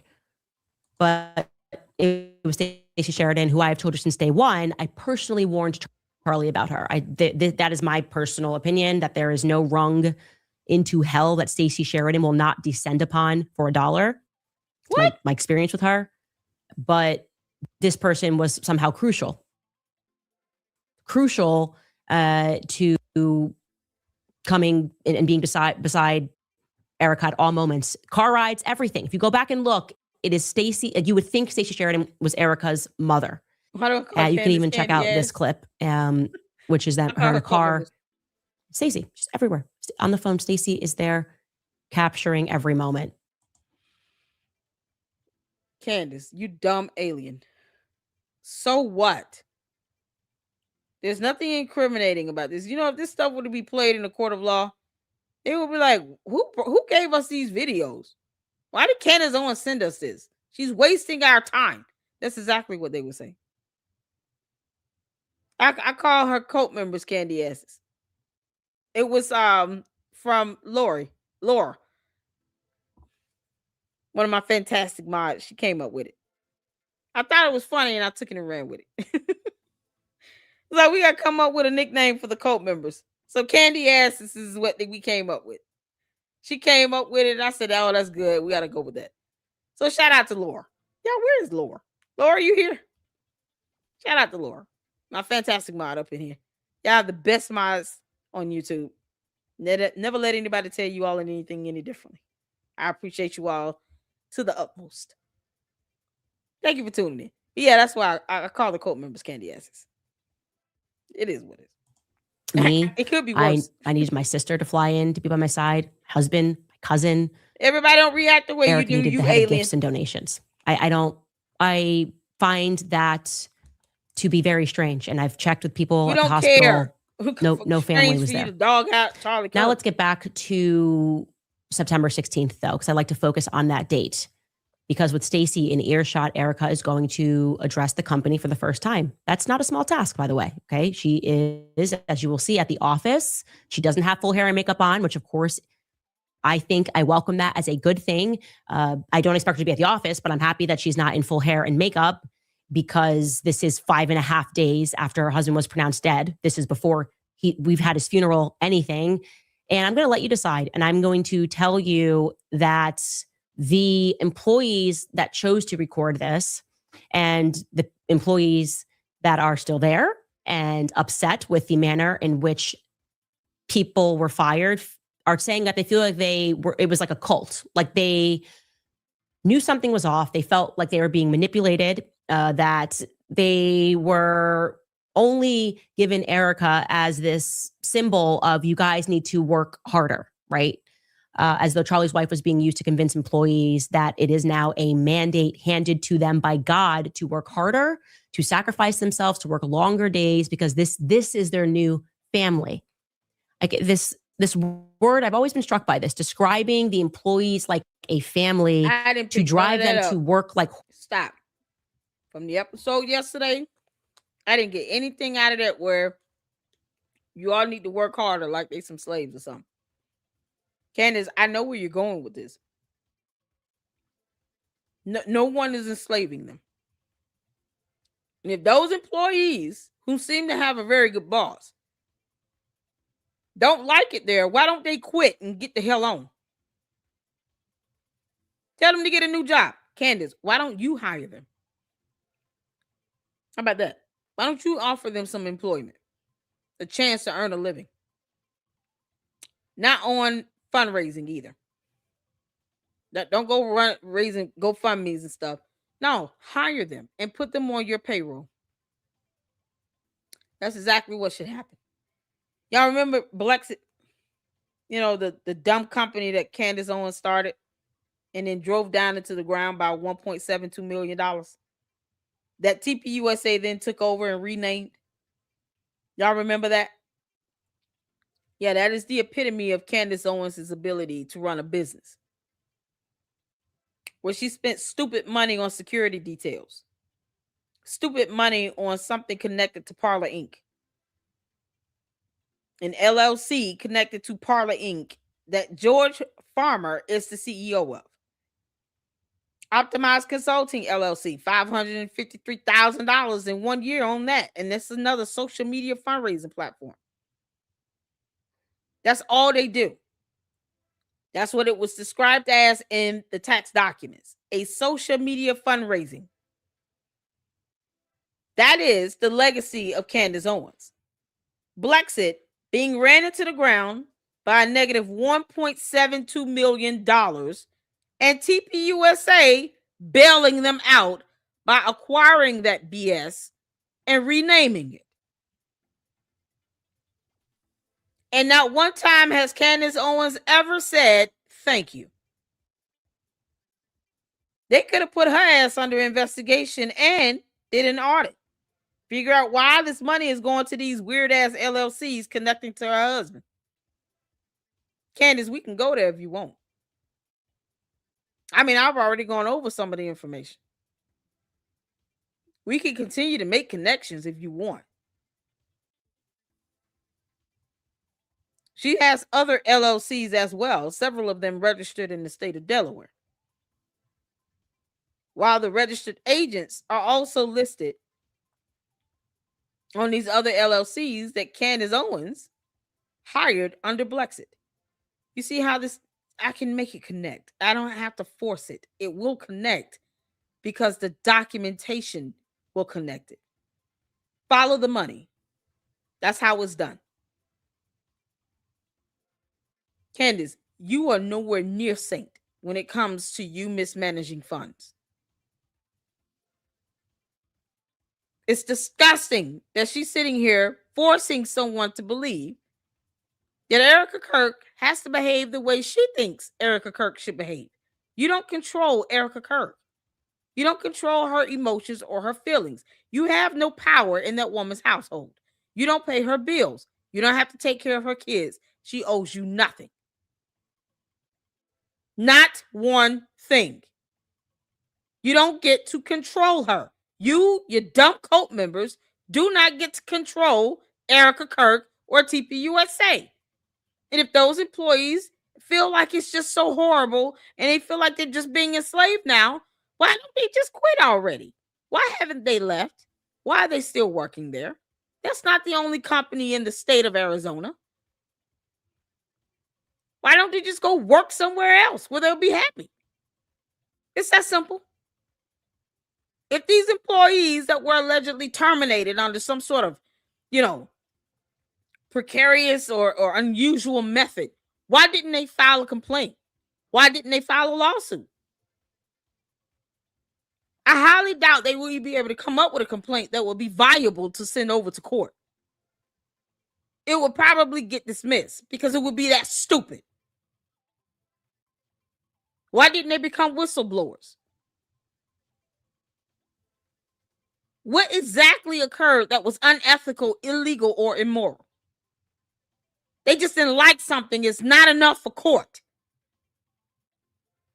That's the difference. These dumbass cult members don't realize court doesn't care about how you feel. It's about what you can prove. So what do their feelings have to do with anything when it comes to a matter of ethics or law or morality? She's not once said, oh, we have evidence to show that they did something illegal. Not one time. CC said somebody else said 40, but I haven't seen them out waving their arms. Wami Gal says we only know of one employee that was fired. Exactly. Who are these other employees?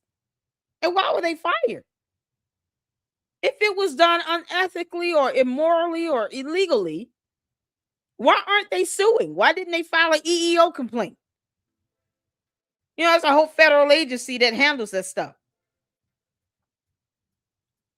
Not one thing out here. I haven't seen or heard one thing that points to TPUSA firing someone and they did it unethically. They did it illegally. They violated laws. They violated constitutional rights. I haven't seen any of this. Yeah, it's so crazy. Lisa says, look, great women put on a brave, strong face for the public. I would bet Erica's mom raised her this way. Erica has class and good raising. Exactly. Francisca said, have you been to the other version at Tripper Mosaic? Diane said, yes, EEOC. Exactly. They can file an EEO complaint if they really felt that something regarding their termination was illegal. Go file an EEO complaint. Why are you crying about this to Candace Owens, who still can't do anything for you? Make that make sense. Candace, you can't do a damn thing but run your mouth on YouTube. But if they don't take action the appropriate way, then what the hell are they talking about? I told you, Candace, I'm not giving you a moment to breathe. You dumb alien.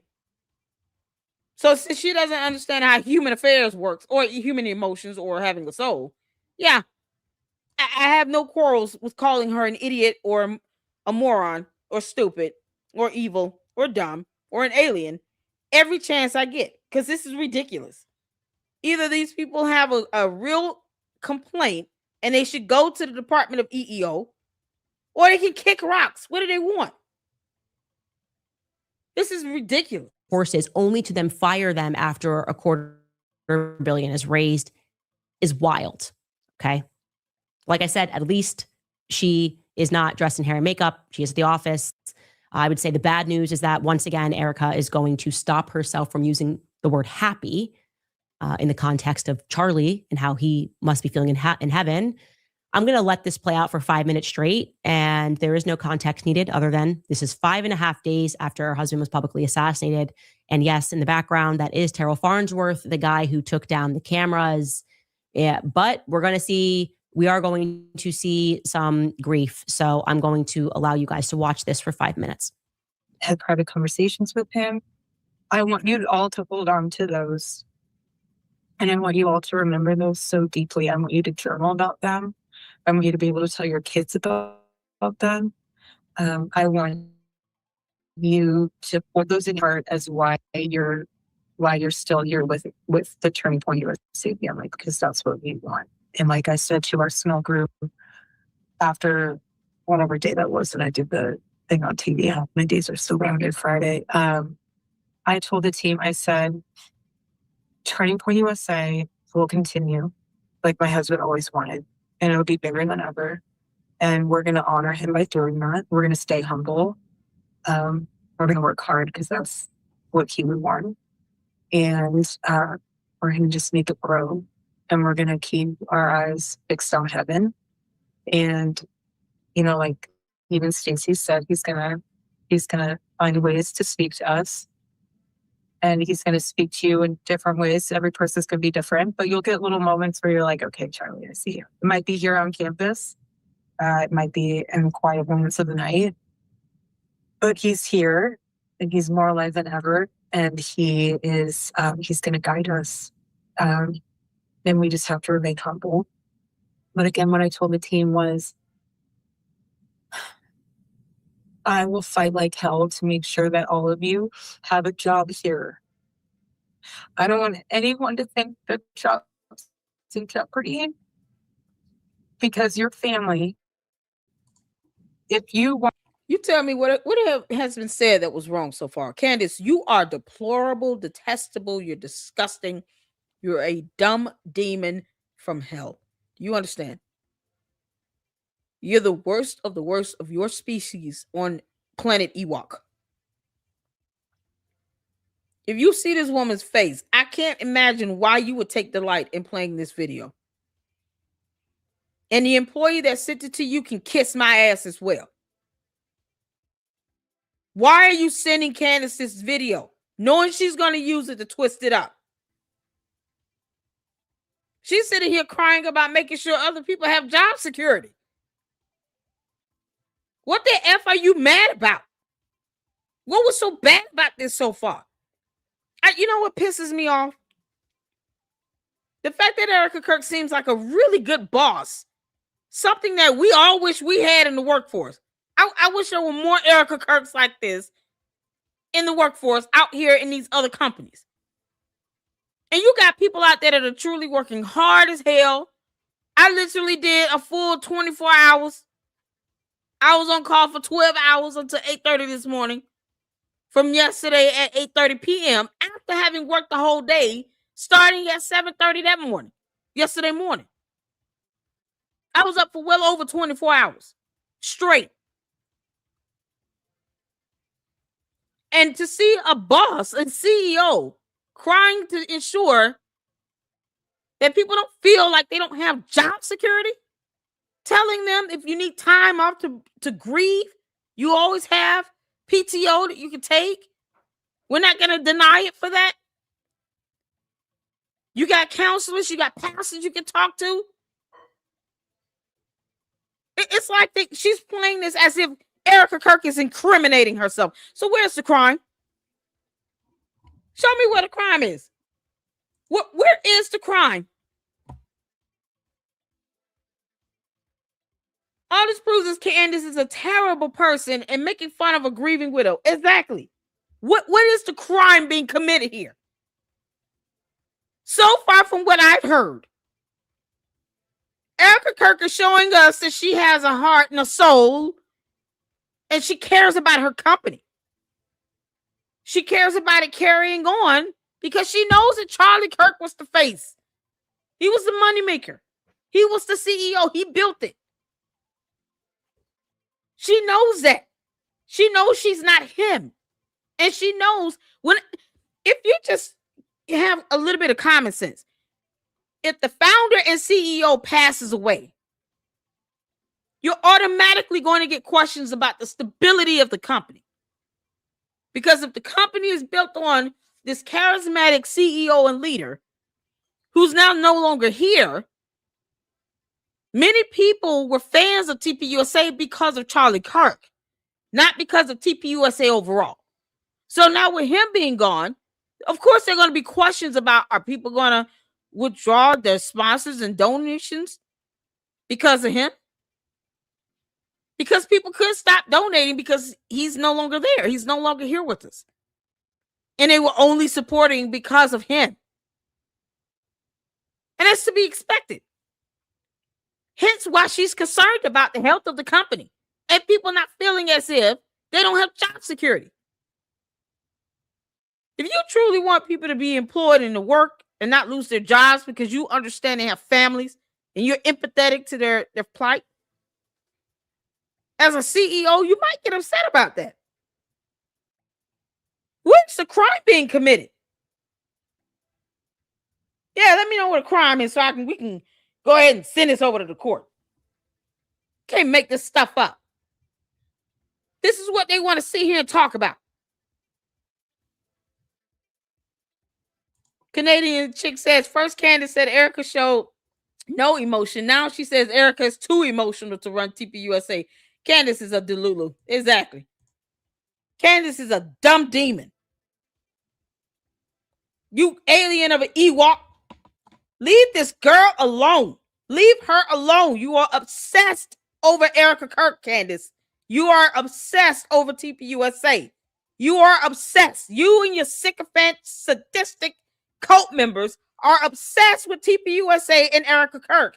And none of you idiots over there in Candace's camp are sending donations to sponsors or anything. You're not helping the company run financially. You don't pay Erica Kirk's bills. Why do you care at this point? You didn't care about Charlie Kirk. You're just feeding into the nonsense that Candace is feeding you all. Most of these people could care less about TPUSA staying alive. That is the majority of Candace's fan base now. People who never cared about TPUSA, they want it to fall. If you don't like it, just leave it alone. Don't sit here and wish for their demise. Leave them alone. Stop obsessing and stalking them.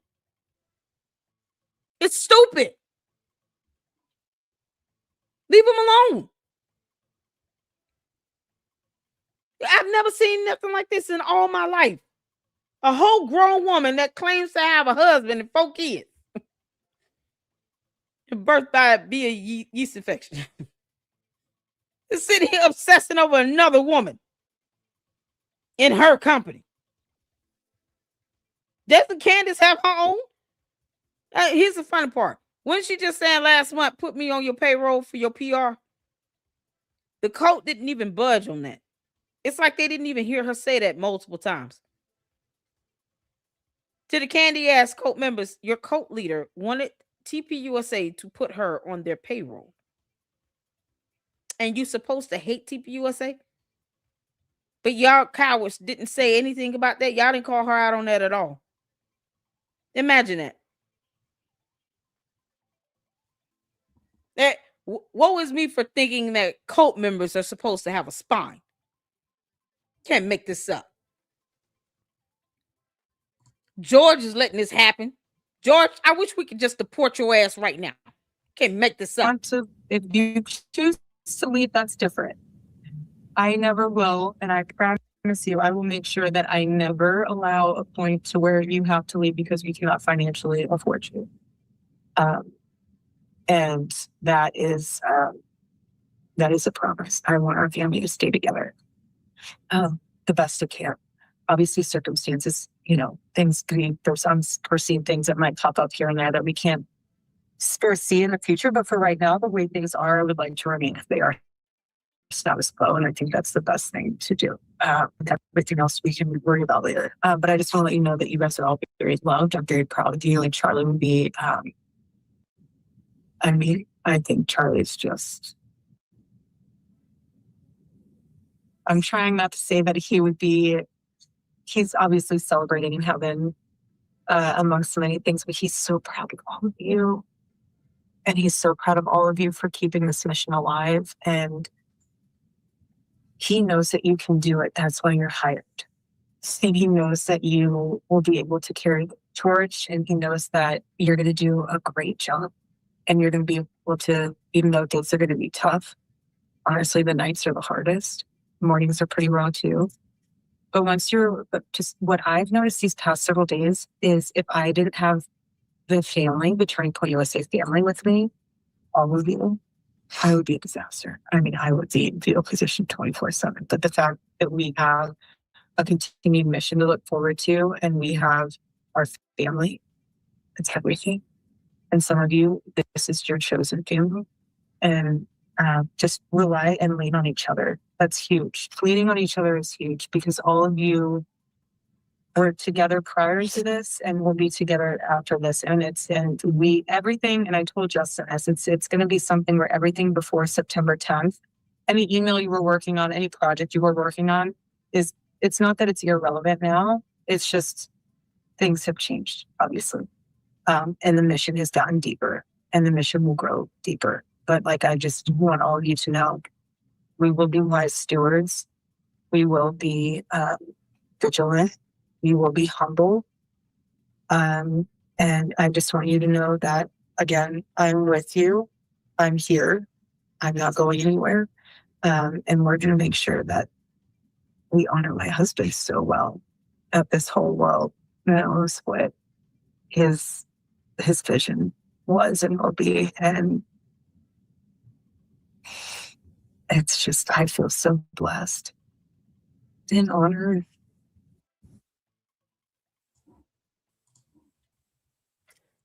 No. Candace, before you say a damn word. Oh, man. I'm going to say this. Erica Kirk looks like she had been crying all night, all day. She still got 2 kids under the age of 5, I think. Can you imagine how hard it is to tell them that your daddy is never coming back home? I want y'all to think about that for a second. A 3-year-old runs in your room. Mommy, mommy, where's daddy? Where's daddy? And you just found out that your husband was shot on national television. And you're so distraught. You don't know what to do. Your mind is racing. And you get these little babies come in and they're just innocent. They have no idea what's going on. All they know is the routine that they grew up in. And they come running to you. Mommy, mommy, where's daddy? What do you tell that child? What do you look at these eyes in this little baby and tell her? How old is this little girl? And then you got the baby toddler, the baby boy running behind her because he's going to follow behind the sister. What do you tell these babies? I want you to imagine looking into the face of these babies. What are you going to tell them? What do you tell them? These babies are running in. Where's daddy? Where's daddy? Mommy, mommy, where's daddy? Is he coming home? When is he coming home? What do you tell these babies? What do you say to them? Imagine these kids are standing right in front of you right now. What are you going to say? See, Candace will never have to tell her kids. At least for right now, she's not telling them your dad's never coming home. And she's got 4. Erica's got 2. You got this 3-4-year-old little girl asking you, is daddy on the way? I miss my daddy. I haven't seen him in so long. Can we call him? Can we talk to him? Is he coming back? And you're trying to muster up the words to tell this little baby something that she can understand as to why her father is never physically coming back home. What do you say to her? You cannot make this up. And here Candace Owens is. Here Candace Owens is playing this video, trying to make a mockery of it. She could care less about that little girl standing in front of her. Where's my daddy? When is he coming back home? Is he behind you? Can we call daddy? Can we FaceTime him? Is he going to take me out on a walk? Daddy promised to take us to the beach. Are we still going to McDonald's? That's all that 3-4-year-old knows. She just knows what her dad told her. She understands the routine and the schedule when he comes home. What do you say to this child? Candace, you're a soulless demon. Because you will look at that child and say, your dad's dead, and walk off. Because you don't care. You would not have the empathy to put in words to explain to that 4-year-old little girl what happened to her father, why she will not be able to physically see him again, and to keep from emotionally scarring her to death. Candace will have this child standing there having to get therapy and counseling when she's done. That is how evil Candace is.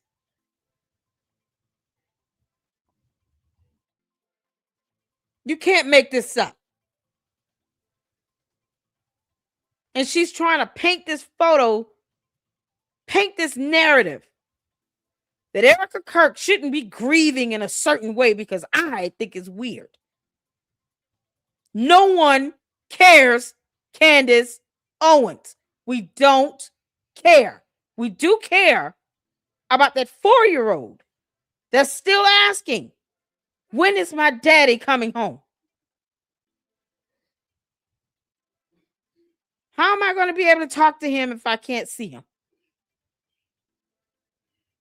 Now probably asking, Mommy, can we go by and see Daddy at the gravestone?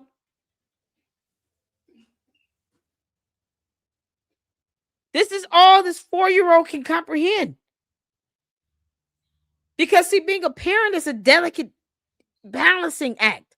You want to tell your kids the truth, but you don't want them to be scarred. You don't want them to have to go to counseling because of something you said. You don't want to be insensitive. You think Candace cares about that? Candace, you're a demon. You are a demon. You and your dumb cult. You sat around and watched this video and tried to pick it apart, but you didn't think about those kids. You didn't think about her still being a mother.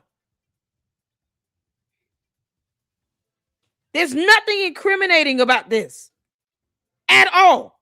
No prosecutor would ever agree with anything about Candace saying this is suspicious or weird. As a matter of fact, they would laugh at Candace and hang up the phone in her face. You can't make this up.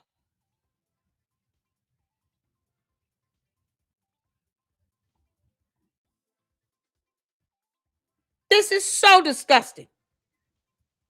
Candace, you are a demon. You're evil. And it's on us to call evil when we see it. Call it out.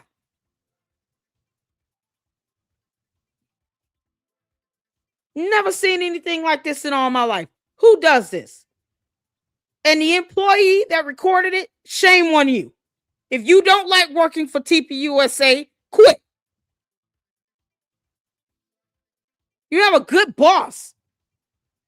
And you're allowing an idiot like Candace Owens, who will never hire you, by the way, or pay your bills, to try to sway your opinion about something. But you know what? Prove me wrong. Call Candace and ask her to give you a job, since you're so miserable at TPUSA, apparently. All these little goofy heads that are sitting here sending over recorded calls and Zoom calls as if they can't be sued for it to Candace Owens. Why don't y'all call Candace and tell her to give you a job?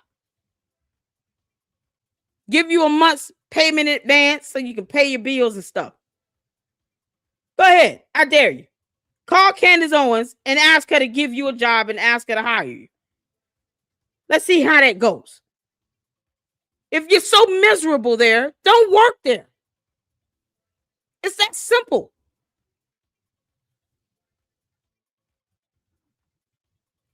Call out evil when you see it. This is disgusting. Clearly, Erica Kirk is grieving, hurting, upset.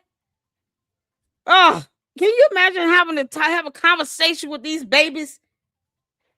I'm a mother. All I'm seeing here is a mother grieving and having to explain to two toddlers, one of which doesn't even fully grasp what's happening. The oldest one does. She understands enough to keep asking, where's my daddy? And you got to tell her what's happened. Candace does not. She does not have to have this conversation with her 4 kids. George comes home. He might be in a damn closet, but he has a home.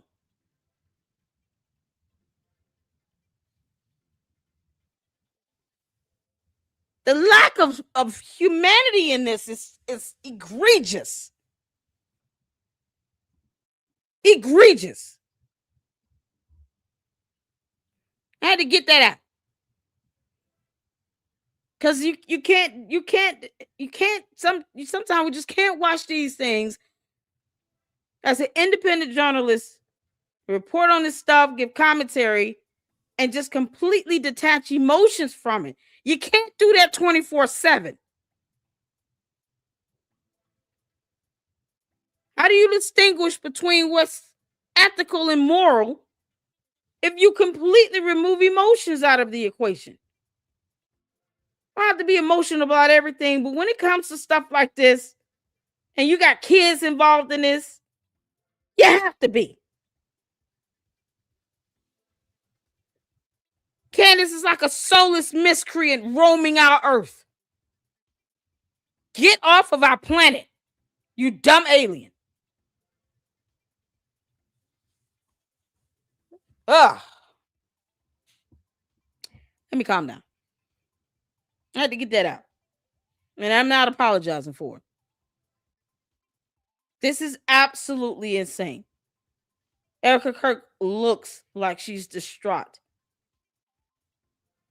She looked like she was distraught. You can see it was written all over her face. And now she's got the weight of this company on her shoulders. Now she's got to be concerned with other people's livelihoods and their jobs, financial security, and stability of a company. They're a nonprofit organization. The majority of their revenue comes in through sponsors and donors. That's what keeps it flowing. They have TP endowments to invest, to use that ROI to help also keep the company healthy financially and to keep it functioning. And then you got Wolves and Finance's dumbass sitting here trying to attack that, when that is the exact reason why an endowment exists, to invest and then to use the ROI to help cover expenses for TPUSA. That is what it was designed to do. And since Candace is a non-reader of books and checked out at the 6th grade, she knows nothing.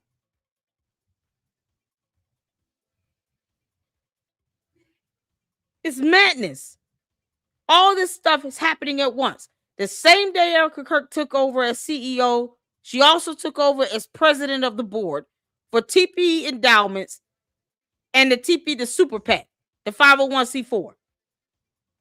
You can't have those positions without someone sitting in those roles, because they have to make day-to-day decisions. They have to make decisions on a month-end basis when it comes to the budgets, to financial decisions being made, making sure that the money that comes in is invested properly, then the ROI that comes in is sent back over to TPUSA. Those decisions have to be made sometimes daily. You need someone in that position. It's never a good time when you've lost your husband. But you see someone still trying to do the right thing and carry the company and grieve the loss of her husband, who so happened to be the CEO, all at the same time, as well as the father of her 2 kids. How much more do you think she should have to bear? How much more do you think she should have to put up with? And she has a mother that has an illness on top of all of that. Why does anyone think that she should have to bear more than that? Isn't that not enough?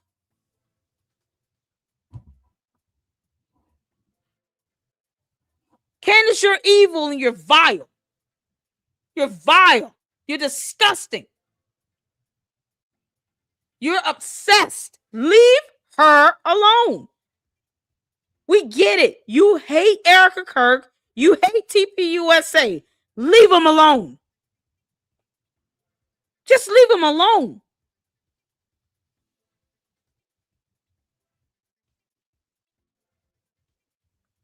Find you something else to do, or someone to do, whatever.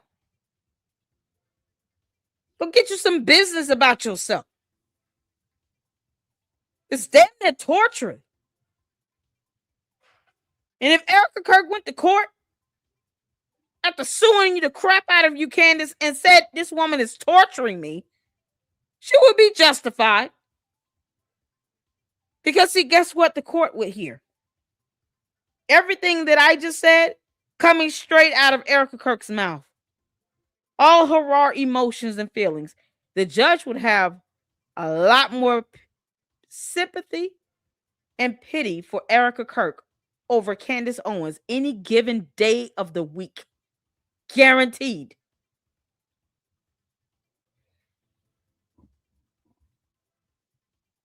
It's absolutely insane that she's doing this.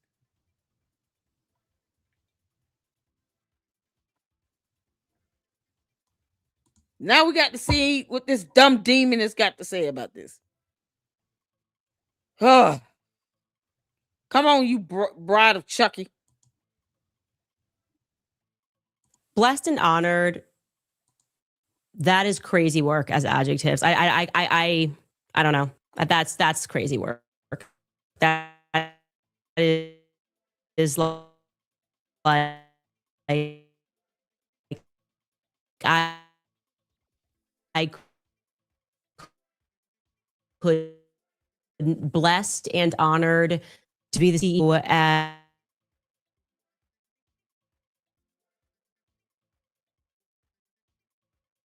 promise these kids that if they are going to work harder, you're in this family, your jobs are safe. Actually, that's what makes her cry. Saying your jobs are, that's when she breaks, right? When she says, it's so important that your jobs are good. Like I feel emotionally attached to you guys working for me. No. And then you attack. No, that's not what that is, you idiot. And no jury panel would agree with you at all. Not one. It's exactly what she said. I don't want you all to feel as if you don't have job security. Because it's about job security. She wants people to know that their jobs are safe. She wasn't always the CEO. Why would that be the message now? Candace, you're the only narcissistic, demonic alien in the room. You're the only psychopath here. See, just because you make everything about you doesn't mean that that's how everyone else operates. And since you have not assimilated to humanity well, I don't know anyone else on this level of narcissism of where you are, next to the most diabolical cult leaders out there. Aside from them, no. There's no one. I don't even think that Umar's on this level. He's horrible. That Oompa Loompa's got it coming. He's got a whole class action lawsuit against him. But Candace, you're evil and vile with it. You're acting like a woman scorned. Hell hath no fury like a woman scorned. And you're breaking hell wide open. Because you're scorned because Charlie Kirk didn't pick you. She just wanted them to be assured that they have job security. The average reasonable person would infer that on a jury panel if they had to see this video in a court of law. Because there, Candace, you will be insignificant. The judge will not give two craps about what you think or how you feel. Hearing this video and hearing how insensitive you are, how you lack a soul and lack empathy, how you lack compassion. Erica Kirk, you need to sue her. Sue her. And be done with it. This should be your last straw. This video right here should be the last straw that Erica Kirk needs to go ahead and file a formal complaint. This is it. Because it's going to get worse after this, Erica Kirk, if you don't. This dumb demon will not stop stalking and obsessing over you in TPUSA if you do not sue her. And I can guarantee you the judge will be on your side, Erica Kirk. That's what we showed you of a young woman who, like I said, on everything, she never leaked anything. She never spoke to me, nothing, gets fired. And for asking a simple question, like literally, why am I fired? We've been working like 25 hours, just get out. There's security there. That's it. We're moving a different direction. That is not okay. Okay. You're not allowed to say everybody grieves differently, so I don't have to answer any questions about that. And guys, we're going to bring in, I want you to watch the beginning of this so you can see the full thing because we don't need to strip anything. Because she starts by laughing, which I find to be interesting.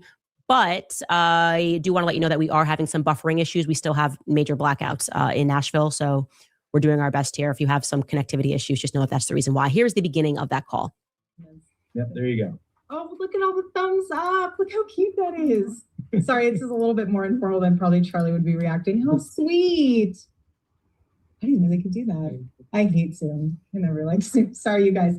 I just wanted to say first and foremost, my heart obviously is broken for you guys as much as it is for our family. You guys lost not only a boss, but someone that you looked up to, someone that you believed in his mission, that you also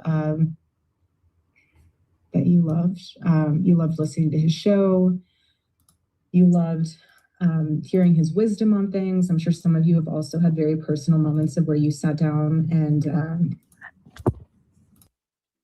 Yep. So that's the beginning, just so you have that in its full context. Now, like I said, that means nothing. Is something that means nothing. You play this in front of a jury, they're gonna be like, okay, what is the purpose of this? Candace, that might not even be admitted into court as evidence in anything because it proves nothing.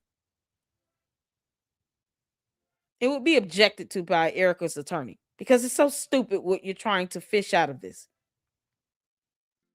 It's so dumb. It wouldn't fly in court. See, Candace doesn't care about the court of law. She only wants the court of public opinion. She only cares about PR. But in the court of law, when Erica Kirk sues the crap out of you, this will mean nothing. Oh, she was smiling and she just went into this opening intro of a meeting. Yeah, that happens. So what? Where's the criminality in this? None. Got it. Thing. It's definitely something. It feels to me a bit like the psychological phenomenon known as trauma bonding, right? They had just suffered a very real trauma. That's not a trauma that most people go through in their entire lives. You're signed up for a company. Charlie Kirk is the leader of that company. You sign up, majority of these people, to work for this organization because they believe in Charlie Kirk. They believe in what he's doing on college campuses. And then you watch him get live assassinated. And now management is going to try to establish your loyalty using all sorts of tactics, but essentially what they're creating here is an emotional dependence, right? We are a family. We have lived through this. This is a family. And that very well may not have been Erica's intent, but hearing her sound like she's about to cry when she discusses specifically them keeping their jobs, not Charlie, but Charlie having been assassinated in front of the world, but the prospect of their employment, we do not have to imagine if she meant that sincerely, because she didn't. She did not mean that sincerely. After working them all like horses, wrapping them in this way, she's going to fire a boatload of them without cause or even conversation. That's actually traumatic. See it from the employee's viewpoint. For those of you wondering, they just must feel like they just got punched in the face. You had to watch him die. Then you get brought in on this emotional, we're a family, I never would do this. And it's like, get out. Don't let the door hit you on the way back. Yeah, we raised a $250 million. You're not even going to get a bonus. Now we're going to keep letting this play out because you are going to hear her actually be the first person to say an expression that has been used a lot. She's going to remind people that everybody grieves differently. 5.5 days after Charlie was announced dead at the hospital. Take a listen. And we will do our best to continue to make Turning Point USA the behemoth that he wanted it to be, this massive thing. And it is, and that's why we have to stay humble. But I just want you guys to stay in prayer. And if you guys do need anything, please reach out to whoever you know to reach out to. and pray with one another, be there with one another, be soft with one another. Everyone grieves differently. So if someone's acting weird, don't read into that. Weddings and funerals bring out the weirdest side in people. Just anyone who's been married knows that. And so don't read into that. Just love on each other. And if there's anything or anyone who tries to divide your team or you, or that's just the enemy, and just rebuke it and know that there's a bigger mission at hand. And again, you guys are all very loved, and I feel very honored, and I'm grateful for all of you. So I just wanted to take some time to hop on and share with you my condolences. I wish I could help all of you. But again, the fact that there's a lot of them in the office on today, the fact that a lot of you guys are here in office, that's what he would. It's the mission. He doesn't want you to just be sitting on the couch alone in your room. He wants you to, obviously, I mean, we will all mourn, but he would want you to build. And so that's what we'll do. We'll have a sword in one hand, and we'll have a hammer in the other person to build. Okay? I love you all. Deep breaths. Usha, I just want to share this with you all. I asked her when we were on the tarmac, I said, I don't know how to get through this. And she said, you know, when you're on an airplane, and some of you have kids will really relate to this. Others that don't, you've been on a plane with kids, so you can also relate to this. But she said, when you're on an airplane and you're 15 minutes before landing and the kids are going crazy and you have 15 minutes left on the plane and they're throwing their toys and they're screaming and you're thinking to yourself, am I going to make it through these next 15 minutes? And then the plane lands. And Usha said, you're going to make it through those next 15 minutes. And the next 15 minutes. And so I just want to share that with you because it was a very private moment. But it gave me some peace to know that we can just do this 15 minutes at a time. So if that means at work when you're feeling a little bit, stop, take those 15 minutes, and you'll be okay. We're all going to be okay. I love you guys. Have a great meeting. Is there anything else that you need to do? You guys are loved. Love this little film with all the birds. It's so cute. So sweet. God bless you all. Thank you, guys. I mean, I don't really know what to say. I wanted to share that with you. I wanted to share that with you because I fully side with the employees, what they have lived through, everything that's happened, to have them admit that they work 20-hour days, to see how they were manipulated into doing that, and then having the carpet pulled under their feet and told goodbye. And God forbid you want to speak out about what you've lived through, then you're somehow like, it's a cult. That's a cult, to be clear. That's just a cult. You're with us or you're against us. And these people were not against them. They were loyal employees. She thinks it's a cult because someone was terminated and she still can't give context as to the reason why. There could have been a deeper reason as to why that employee was terminated. There could have been another reason. They don't have to disclose any information about any employee, whether it be a current or former employee, at all. They don't have to do it. If she's got to go out of her way to try to tank TPUSA, once again, why even be bothered with them? Why do you care? Leave them alone. You don't like them. You hate them. Leave them alone. Stop stalking them. Stop obsessing over them. This is not even healthy. It's not healthy at all.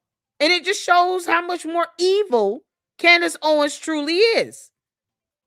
You're siding with an employee to which none of us have any real reason or has any justification been provided as to why this young lady was actually terminated. What if they discovered that she was the one out here stealing some money and some candy bars or something? Step to step. I don't care how you put it. Once again, Candace, why don't you go and hire that young lady? Why don't you go offer her some employment? Here's what logic and wisdom says. If Candace Owens truly cares about these employees that were terminated in her world and in her evil mind so heinously and so sinister like, why doesn't she just hire them?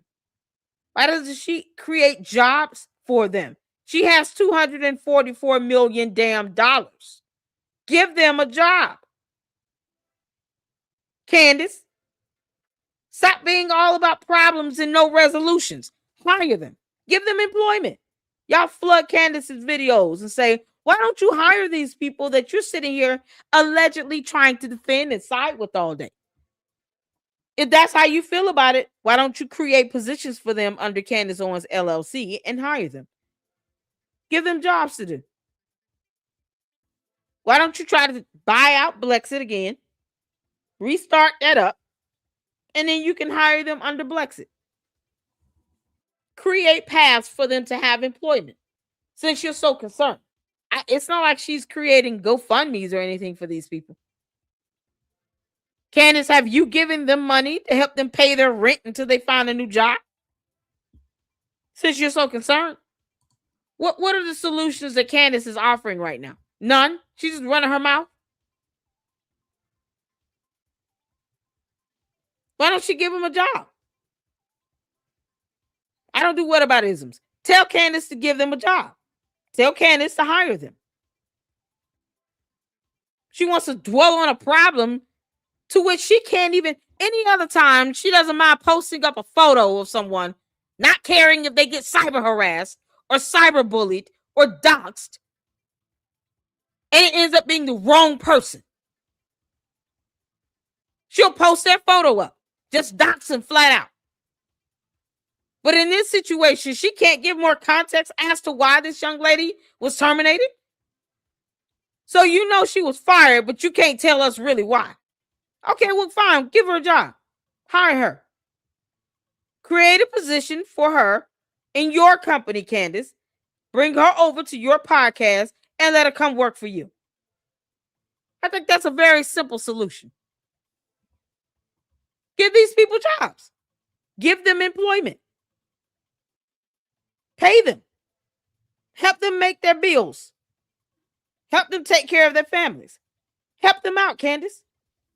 You running your mouth on YouTube does nothing. Why don't you give them a job? You got the money to pay all these people. Go ahead. Bring them in. All those who were fired from TPUSA, go to Candace Owens and say, will you hire us? You know, she's sitting here, I guess, calling herself advocating for something.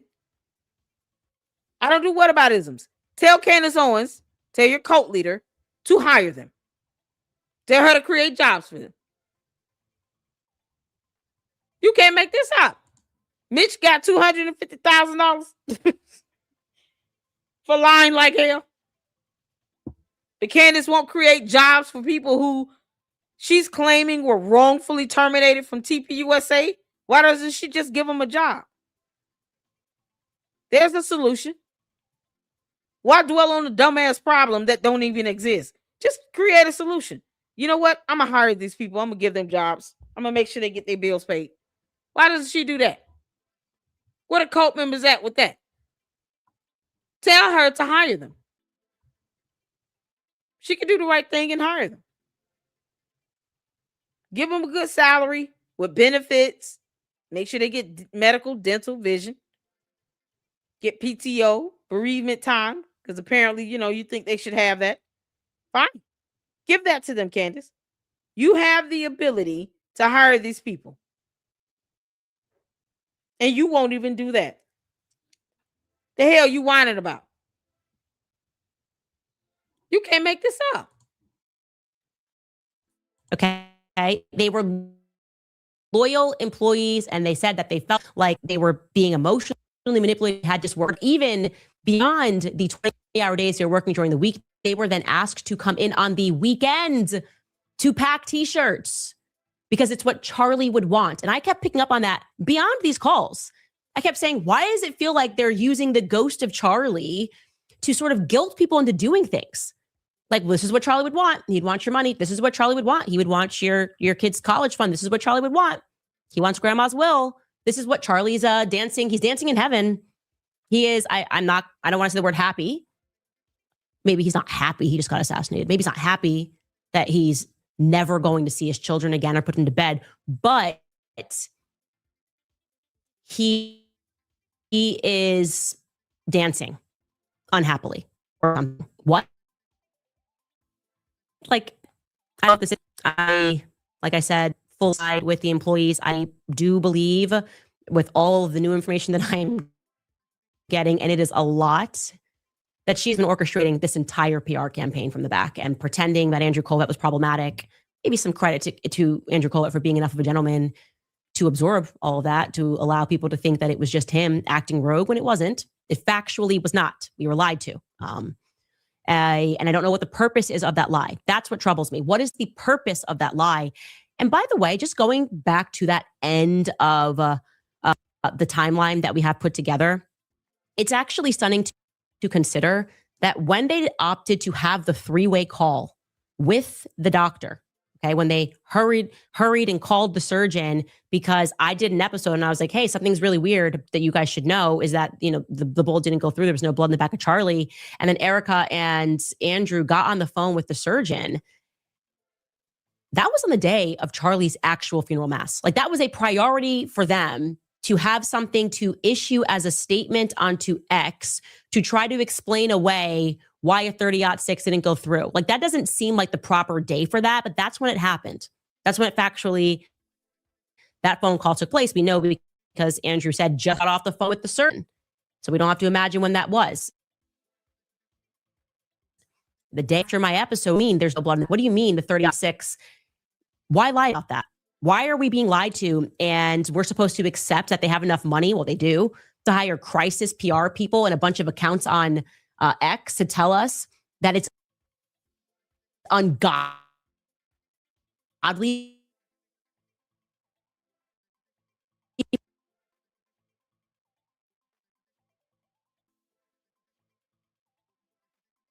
for us to not just sit there, can't question together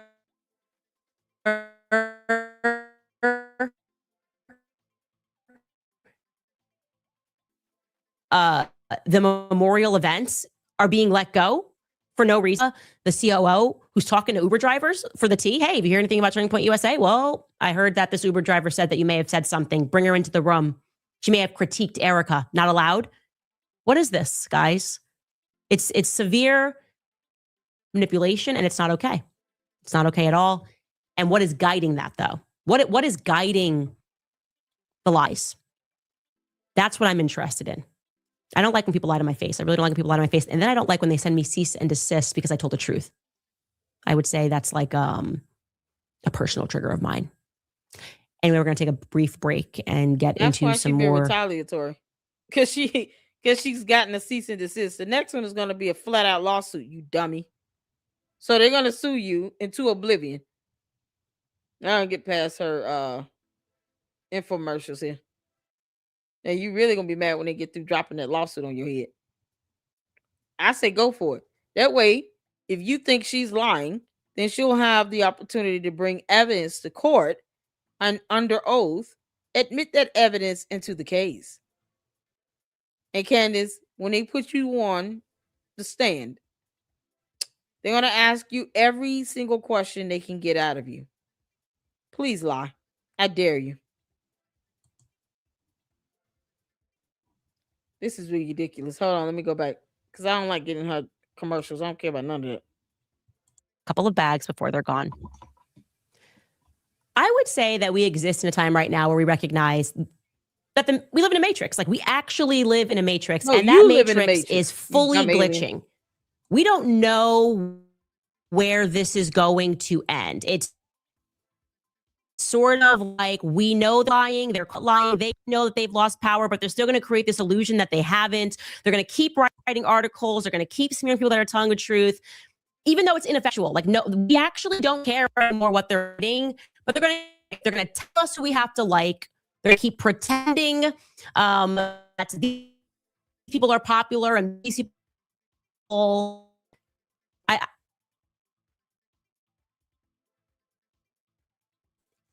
Everything feels fake and day and vicious. It. They're trying to squash it now. And there's no greater example of that than, of course, Daily Wire. Now, the Daily Wire CEO, one day, Daily Wire is a company in a fair world, probably not one day. And so therefore, probably not in this world. But if we lived in a fair world, it would be taught in psychology courses. Like watching what this company did to itself in the span of 1 year is incredible. It's objectively, as an interest piece, incredible. Like if I'm just a journalist going, this is fascinating, right? Jeremy Boring was the CEO when all that happened, and he kind of went away for, I would say, a year, and now he's back. That's the thing, Kyla. She says we a lot because she wants her cult members to know that she's speaking for them. She's trying to give this sense of belonging. It's like trauma bonding, like she said. Except they're stuck on stupid. So her and her dumb cult are trauma bonding. Whatever trauma they think they're going through, they're trauma bonding together. She wants people to feel like they belong in her circle. She can have them. Candace, we don't want your cult members. We don't even want you. You can't make this up. But that's what these narcissist cult leaders do. They always speak in this third person, and then it's always plural. It's always we, our, us. Because they want people to feel like you're not alone in thinking the way you think and feeling how you feel according to how I tell you to feel and think. She tells them how to think. She tells them how to feel, and then calls it weird when anyone acts or behaves any way that's different from how she would do it.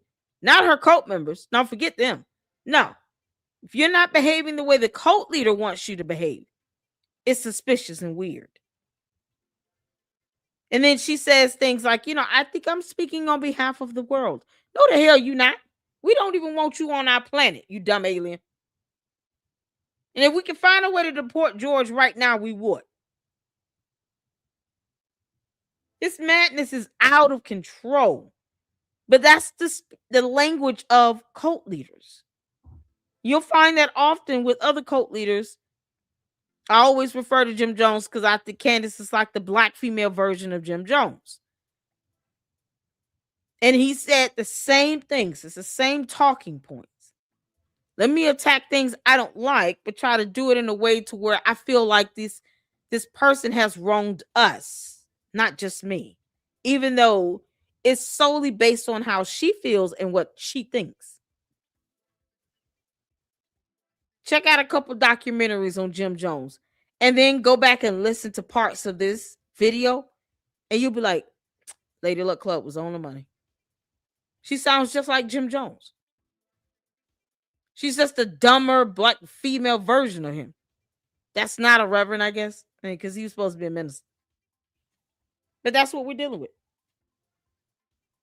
So everything is always us, we, and ours, because she's got to have the cult feel like they belong, like they are all sharing this collective anger. Whatever it's pain or whatever else she thinks she's feeling, which is more so gas for her, because she has no soul. She wants the cult to believe that they're going through this together. Whatever this battle is against the enemy, they're doing it together. It's cult talk. And that's exactly what Candace is, a cult leader. For her to call someone else a cult, it's just mind-boggling. But Candace is a cult leader. Full-blown cult leader. And then turns around and gets upset when there's a level of accountability pushed down on her head. Like a lawsuit. We don't care, Candace, that you don't like a cease and desist letter. You don't get to trample upon the rights of others either. On our planet, in our country. You don't like it, get your ass out. Bye. You don't have to live here in the United States of America. She doesn't care about what goes on in the U.S. either. I'm going to tell y'all that right now. She always walks around here talking about America first. She's not America first. She focuses on any and everything going on in any and every other country except the US, unless it's TPUSA, which she is single-handedly trying to tear down and destroy. You can't make this up. Shout out to Linda Walker, who asked a very good question, the same one I've been asking too. Who the hell claiming this girl at this point? I mean, I highly doubt she's gonna go back to saying that she's a liberal or a Democrat. Linda Walker, shout out to you, says, every time I think Candace can't possibly stoop any lower, she does. What political party does Candace now belong to, and how much are they paying her to destroy conservatives? That's a good question. For all the conservatives in the chat, are y'all claiming her? I'm apolitical. I'm the queen of YouTube. I get to be apolitical. I enjoy being neutral. So all the conservatives, are y'all claiming her? What about the any liberals, Democrats? Lady Luck Club is open for all. I don't ostracize anybody because of politics. Who's claiming her other than Lucifer? I guess that's a political platform now. She talks more about the Church of Satan than anything else. Girl, bye, Felicia. Who's claiming her? Y'all claiming her over there, conservatives? Has Candace been officially kicked out the club? Because, yeah, this is getting ridiculous. Who is she making? Hell no. Ashley said, lunatic. Oh, Miss Face says, I'm a conservative and I can't stand it. Jasmine said, no problems, mods. Still here, just listening and cleaning. Okay, cool beans. Savvy says, and to keep us divided. Sage says, Candace just says what her paymasters want. What political platform? Does she still vote? Did she say she's no longer going to vote? She's telling people not to vote. She's telling people to go AWOL in the military, which is a crime. Like, she tells people to break laws because she has no regard for the rule of law. Candace, you have court April 28th at 10 a.m. Your dumb ass better be there. So the conservatives sound like they're not claiming her. Is any liberals, Democrats here claiming her? Y'all claiming her? That's a good question.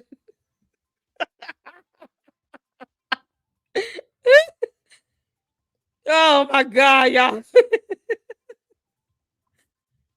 Yeah, anybody, any liberals claiming her? Yeah, the people can't stand her circus act. Yeah, no, Candace, liberals and conservatives alike are united in not claiming your ass. How about that? See, we can't have peace here in the Lady Luck Club. We're all united together. Liberals, conservatives, non-political, Tea Party, whatever you want to claim yourself to be. All of us are united in not claiming Candace Owens. Y'all put a 1 in the chat if you're excited about that. We're all united on not claiming Candace Owens. Candace is the one walking around talking about, I will get paid by Qatar. Oh, okay. Well, why do you get mad if your cult members going out here talking about we're being paid by Israel? If you're willing to be paid by Qatar and you proud of that, then why do you have a problem with anybody being paid by Israel? Kick rocks. You're not giving us the money. Candace, you owe me $7,000. Can't make this up. Yeah, she gets mad at stuff like that. Cult members being mad at you. I see some ones in the chat. Yeah, I'm so happy. Look, peace has been achieved here. Independent. That's what I am, Lily. I'm independent, honey. I'm apolitical. I do my thing here. As the queen of YouTube, I don't have to lean one way or the other. I can be neutral and still not claim Candace Owens. Candace, you can collectively kiss our ass. But once we all stand hand in hand and bend over and tell Candace to kiss. Tell her to kick rocks. Girl, bye, Felicia. Nobody wants to claim Candace Owens. Candace, not even independents want you. They don't want you either. I certainly have already told you where you can go. Blexit your ass off of this planet. We don't even want you here physically. Get off of our planet. Now, why you decide to crash land here on Earth and make all of humanity miserable is beyond me. Take your bots with you and your cult members. Bye. Y'all can have a whole commune on that moon that's going around Jupiter right now. Bye.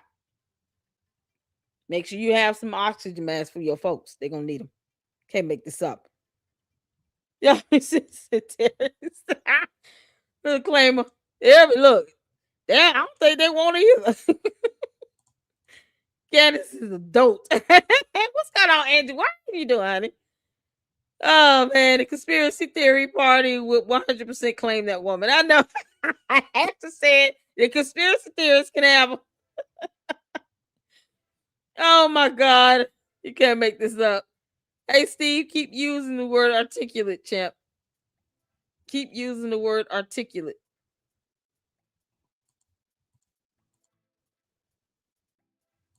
Who? Wait. Okay, maybe she's talking about somebody in the chat. Let's see here. Anna Kasparian, Jank Yogurt, Tucker, and Megan Kelly claim her. There you go. They are part of her cult. They can all leave the U.S., go start their own country. Between Candace and Tucker Carlson and Megan Kelly, they have enough followers and supporters to be able to start over and buy their own land and make their own nation. They can start their own little country. Take all your followers with you. To the Candace cult members, y'all ready to go move to Belize or Bolivia? Pick a country in South America. Leave the entire continent of North America. Tell your cult leader she can go full-blown Jim Jones. We will not go after you all at all. If you want to go, we will not stop you. Bye. We won't care. Go on. Y'all don't even have to get on the internet out there. Y'all can just, you'll be right there with your cult leader believing everything she says. You have no reason to create a kerfuffle. What you call a kerfluffle? To start a kerfluffle against anyone else ever again. You be right out there where you belong with everyone who agrees with everything that she says. No reason for independent thought and minds. None of that. You're in a cult. So the objection is for you to believe everything that your cult leader tells you. Right? You to agree with that, be on one accord with her, and that's it. You worship the ground she walks on. You kiss her feet and her boo-boos. Like, that's it. That's your only job on earth, is to worship Candace Owens. So you won't need phones or the internet when you move to South America to your new commune. You know, you can sell them bad boys. I need a new phone myself either way. So, yeah, it's time. I got to get a new phone. So I'm all for it. Just, send me your devices and stuff. We'll take care of it. The Lady Luck Club will take good care of it. And go move out to South America with your cult leader. Then she can teach you all how to create fire and, barbecue chicken, or cattle. What is it? Cattle Valley Ranch. They've sent her enough cow meat. You guys will be able to eat for days. You don't ever have to come back. You don't have to ever worry about anybody arguing with you ever again. Doesn't that sound lovely to the Candy Ass cult members? I think that's a win-win. Sounds very lovely. You never have to have another argument with anyone else. You don't have to disagree with anybody. You'll be right out there with your own people where all of you agree on everything that your cult leader tells you to agree on. I think that's a win-win. They should start their own cult in another country. I'm all for that. Y'all let us know when you're ready to pack. We'll help you pack. We'll help you get the hell out of here. Can't make this up. Y'all, let's get back to this. Come on, you dumb alien. Never not be back, guys. This man loves the spotlight like you wouldn't believe. We're going to talk about that in a second. But he goes on to a podcast and decides to open up about me, of course, and what I did wrong, saying essentially things were fine until they weren't fine. And I'm just going to let you hear him in context, what I've done here and what he has to say about me. Take a listen. When Candace worked for you, do you sometimes look back at the decision and think that wasn't a good one when she was working at The Wire? Yeah, well, I certainly think that hiring Candace is probably the biggest mistake of my professional life so far. At the time, I had misgivings about Candace, but it wasn't a completely cynical decision. I believed that Candace could be a great force for good in the world. I still believe that. Candace is the most talented person I've ever met, not just in conservative media, but in any media. She has it. She has that star quality. You know it the moment that you meet her. Unbelievable charm, unbelievable charisma. The camera absolutely loves her. She has incredibly unique gifts and skills in that area. And when she wields those gifts and skills for good, she's incredibly effective. She was during the BLM movement in America. Some of the content that we made when we first brought Candace on was focused on that topic. And I think she was as good as anybody in the world and made a really positive impact. I've said before, Candace is like nuclear energy. If you harness it properly, she can power a city. If you lose control, she'll flatten the city. And I think that's what we're seeing now. Candace, all those same gifts that she has at various times used for good, she's now using for ill. And there's no one better. The problem is, if what you're pursuing is bad and you're the best at it, you're going to do an incredible amount of damage. And Candace is doing an incredible amount of damage. So what's amazing about that is he's not even aware of how objectively racist what he just said was. We brought Candace on because she was critiquing Black people. We brought her on because it was nice to have a Black person that was willing to call out Black Lives Matter. And that's largely why I brought her on. That's why we did. And she was doing great. We did the documentary and she talked about Black Lives Matter. Actually, what they wanted was special treatment. I had not shifted my viewpoints on BLM and the fact that it was going to ultimately backfire on Black America like it did, burn down.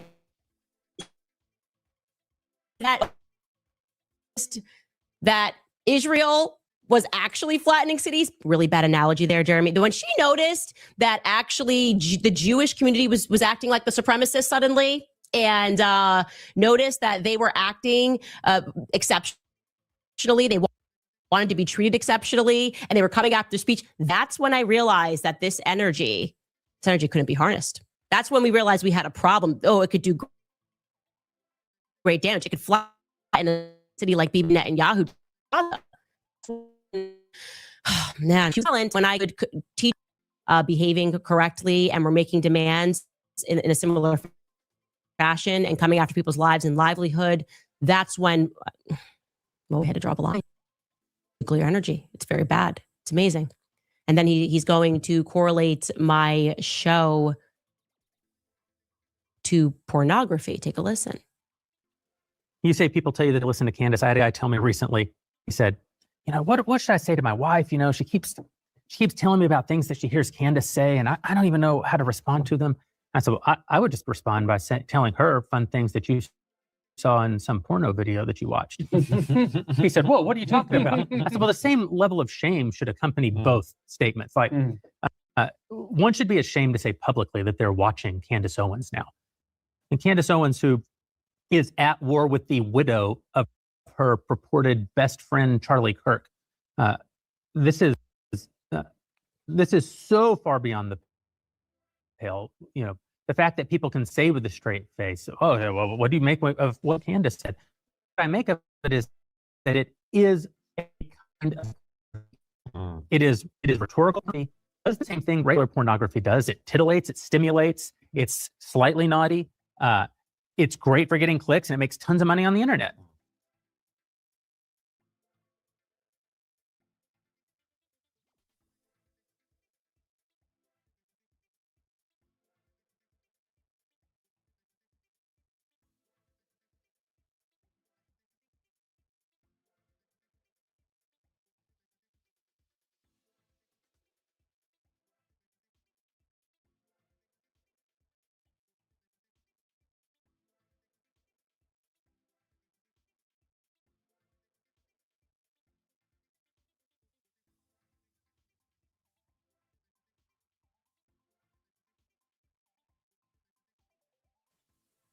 And you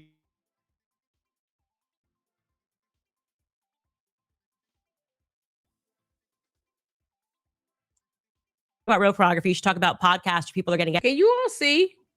I'm getting some lag. Are you all there? It's frozen. Put a one in the chat if you can see in here.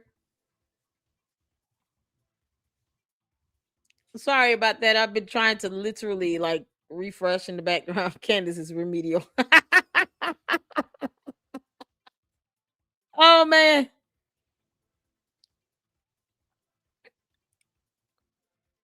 Can y'all see and hear me? Let me know. Put a one in the chat. Okay, cool. All right, let's get back to it. If we missed anything, let me pull back just a little bit and pull it back a little bit. All right. There is some, yeah, it's definitely some lag going on here. He said, you know, what should I say to my wife? You know, she keeps telling me about things that she hears Candace say, and I don't even know how to respond to them. I said, well, I would just respond by telling her fun things that you saw in some porno video that you watched. He said, well, what are you talking about? I said, well, the same level of shame should accompany both statements. Like, one should be ashamed to say publicly that they're watching Candace Owens now. And Candace Owens, who is at war with the widow of her purported best friend, Charlie Kirk. This is so far beyond the pale. You know, the fact that people can say with a straight face, oh, yeah, well, what do you make of what make us that is rhetorical pornography? It does the same thing that regular pornography does. It titillates, it stimulates, it's slightly naughty. It's great for getting clicks, and it makes tons of money on the internet. And you shouldn't be able to look at it if you're under 18. Or Now I remind you that one of the reasons I got fired is I said we should look into the history of pornography. Don't ask him that question. Don't ask him about real pornography and where it comes from. Don't do that. Don't you dare, because then you would be the kind of nuclear energy that we can't harness correctly. Now, when you talk about pornography, you should talk about real pornography. You should talk about podcasts where people are getting educated and recognizing that there are double standards and that you cannot use emotional arguments like BLM did and like we are seeing Israel do today to go, you can't talk about the facts. George Floyd died and we can't talk about any more facts and this is crazy and we're all sad and we can't even discuss things rationally. Same thing, Israel post-October 7th. He is arguing like a leftist. But the moment where you really recognize that, I had hoped that he checked into treatment, to be honest with you, but he has zero self-awareness, is when Jeremy accuses me of being self-aggrandizing. Take a listen to what he had to say. Candace Owens is engaged in a as I see it, Candace is engaged in investment. I've asked Candace on 2 separate occasions, what do you actually believe? And on both occasions, she told me, I believe what the people believe. I am the voice of the people. Now, never mind that that's a completely amoral statement. Never mind that I don't know who the people are in this conversation. Never mind that the people, whoever they are, can obviously be wrong. Candace is actually saying something somewhat profound. She's saying, I will say whatever gets the most reward. She may not even know that that's what she's saying. But she's articulating audience capture as a virtue. This is incredible for so many reasons. So the first and foremost, that is obviously made up. It's such an obviously made up conversation. Who just comes in and goes, what do you believe? Zero context. And then someone just replies and says, I believe whatever the people believe. Believe regarding what? Are we talking about faith? What are we talking about? The transgender movement? We don't just ask someone. I asked her 3 times. She said, I believe whatever the people believe, because I just want clicks, which is why she took this path of going up against Black Lives Matter as a Black person and putting on a Trump hat, because the easy route, that was obviously the easy route to get clicks back in 2016. It's completely ridiculous. But to pretend that I am into myself, I have to just shout Candace, this. You're a narcissist. Of course you're into yourself. What is she talking about? She's literally getting upset because someone else is calling her a narcissist. Candace, I've been calling you that for 3 or 4 months. The hell is wrong with you? You'll sit here and take my X-Men bit or the fact that you're bad at this, because still you're bad at this. You're not a journalist at all. At best, you're illiterate. At worst, you're a demon. But you're certainly bad at this. And now you're upset because someone is saying that you're a narcissist. What the hell? Why is she shocked?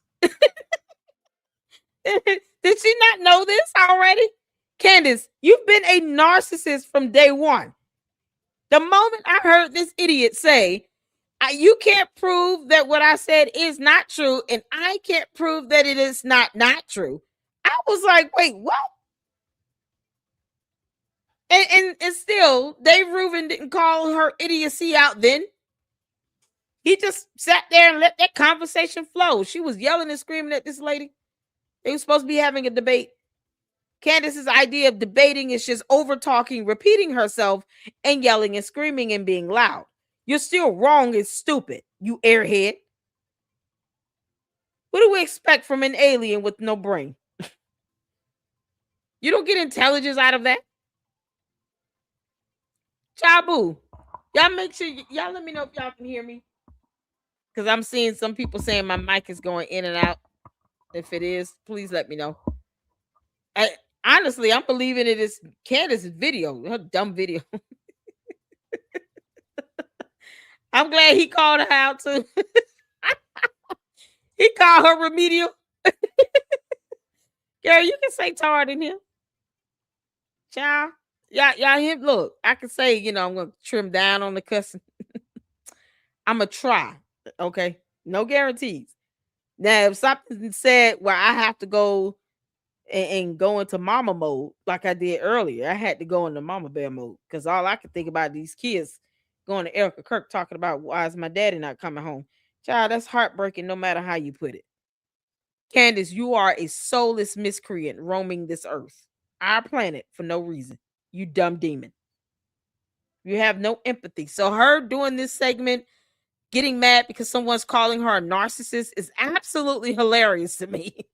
Candace, you're a cult leader. Of course you're a narcissist. Of course you are.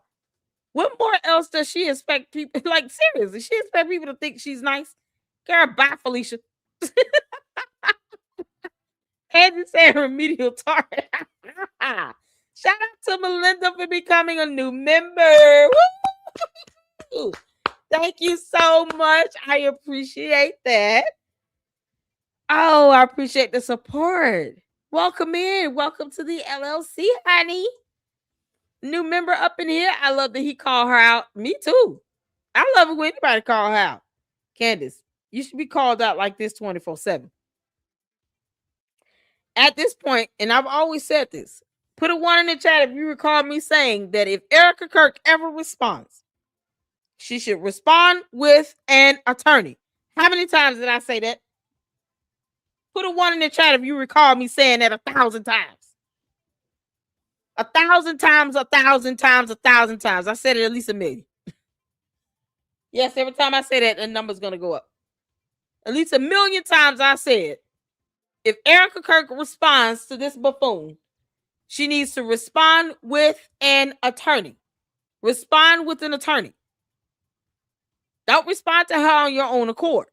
Respond with an attorney. Even when they invited Candace to go out to Phoenix and to face Erica face-to-face in person, I said she needed to have an attorney right next to her. Put a 1 in the chat if you recall me saying that, because Lady Luck Club knows exactly what she's talking about. See, I was saying that for a reason, y'all. I know what I was talking about. Now look where we are. We got this dumb demon that's sitting here having a complete disregard for the truth, for Erica, for her children, her mother, her family. And it's coming down to where a lawsuit is inevitable. Thank y'all. I appreciate it. There you go. I said if she responds, she needs to respond with an attorney. Do not respond unless you have an attorney. I said it. Thank you so much, honey. Thank you, Melinda. You're awesome. I said it, y'all. I kept saying it. I foresaw this happening because when it comes to people like Candace Owens, I can read her inside and out. First of all, she's an alien with recurrent yeast infections. Yeah, that's about it. Alien juice, no brain, all the usual stuff. But then you have this narcissistic, psychopathic behavior that you expect to see in cult leaders. I've been the main one calling her a cult leader this whole time. I was not afraid to call Candace a cult leader. One of the first ones to go in hard in on calling her that. Oh, she is a cult leader. I'm going to call you exactly what you act like. She's a cult leader. And we have been, and we still got to get back on that, watching the rest of Nature Boy, who's another cult leader in that series. We're going into Scientology, that cult. This cult-like behavior, you will see a consistent pattern with it. No matter what it's called, the characteristics of it are still the same. That's why I want you all here in the LOC to be well informed so you can point out that crap when you see it. That's why I want you all to go out and do your research and do reading.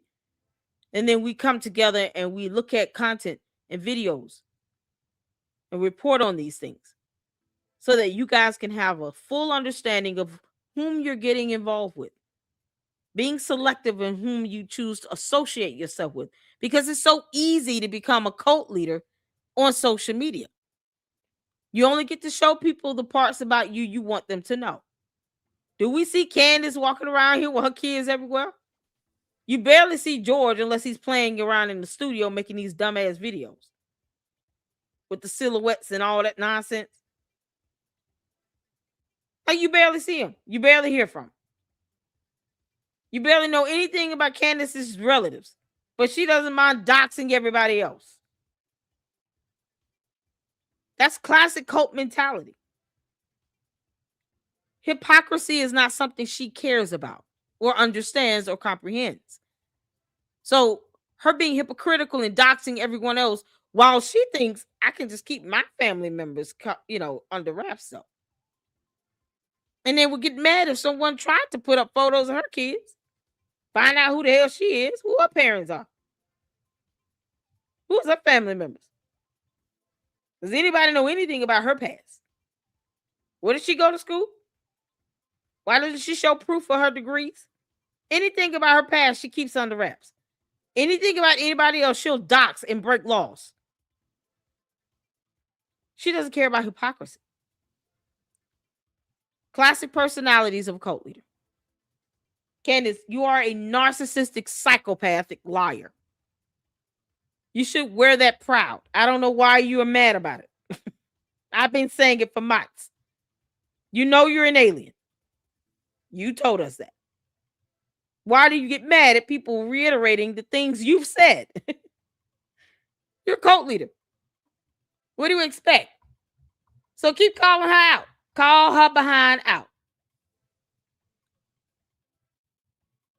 Call her out. Don't give her a moment's rest. Out because there are Daily Wire employees.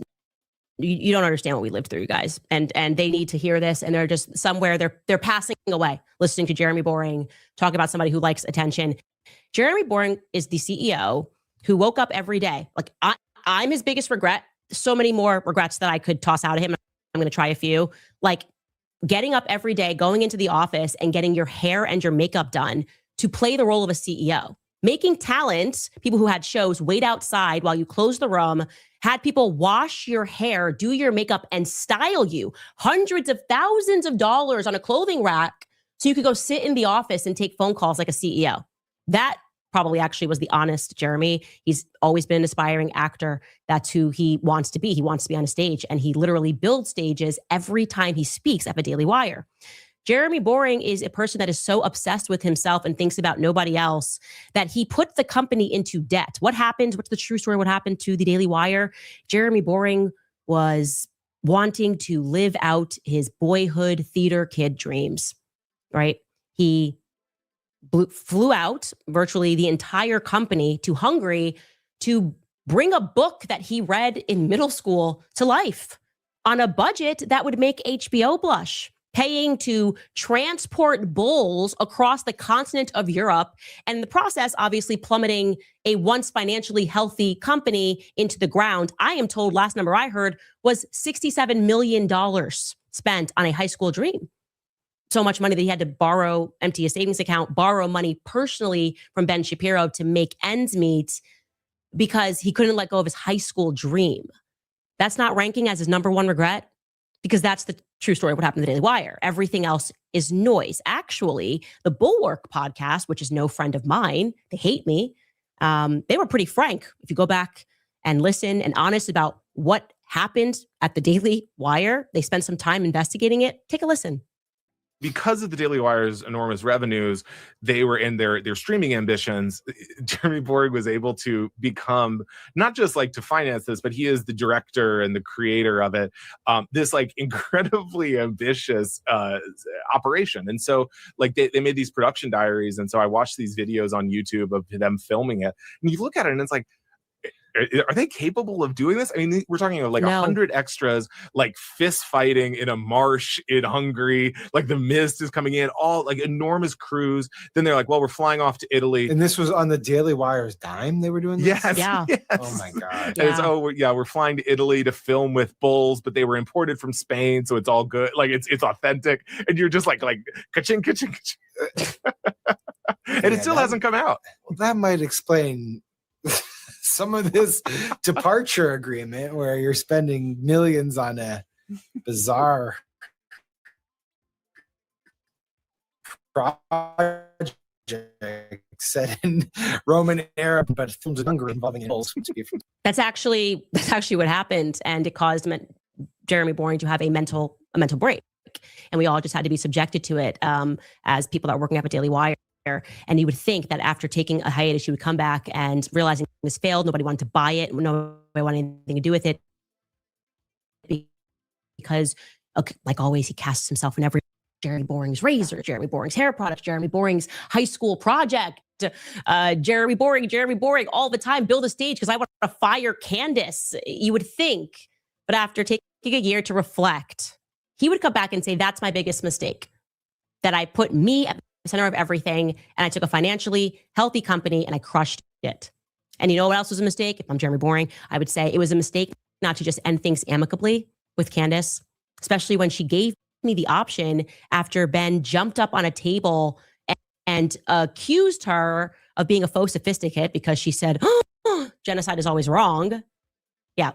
When she came to me 8.5 months pregnant, hands open and willing to discuss and fix things or agree to amicably go our separate ways if we couldn't post October 7th, he decided not to do that. Jeremy decided to instead maniacally convey to me that they suspected that I might have been secretly working with Nick Fuentes and Tucker Carlson, like we're the Three Musketeers or something, rather than simply humbling himself, admitting that he was completely deluded and wrong and that I was in fact always loyal to the company that I worked for. He hatched up his next great plan. Oh, I know. I'll fix two birds with one stone. Okay, I sank the company into debt, but I can fix it. My next big plan is to do what we did to Breitbart. We'll create a fake scandal. We'll accuse Candace, who's actually hardworking, super pregnant. We'll accuse her of being anti-Semitic and gloriously fire her over having said Christ is king. We'll do this during Lent because surely that will lead to more Daily Wire signups. It worked for us once at Breitbart. You think we can do it again? The world will see it our way, right? The world will see it our way. They'll realize that we had to do the tough but the moral thing. Well, it's a psyop. Like we just need the money. But they'll realize that we took a moral stance for Jews because what kind of monster tweets genocide is always wrong? True story, Jeremy actually personally reviewed Andrew Klavan's episode before it went out. The first attack after we amicably departed. Jeremy proved it. He's so genius and so sure of himself. Management truly believed that they were going to get a bunch of signups to the Daily Wire in mass. The whole world was going to support them and their debt issues would be wiped away. And it's now been 2 years. And you would think, Jeremy, I would think that you might have the courage to admit that it was simply a bad decision to build a stage, to execute a corporate slave hanging, to go to war over with someone that would have amicably left. I think it also may have left a bad taste in a lot of employees' mouths, many of whom subsequently left and leaked to the press what had happened.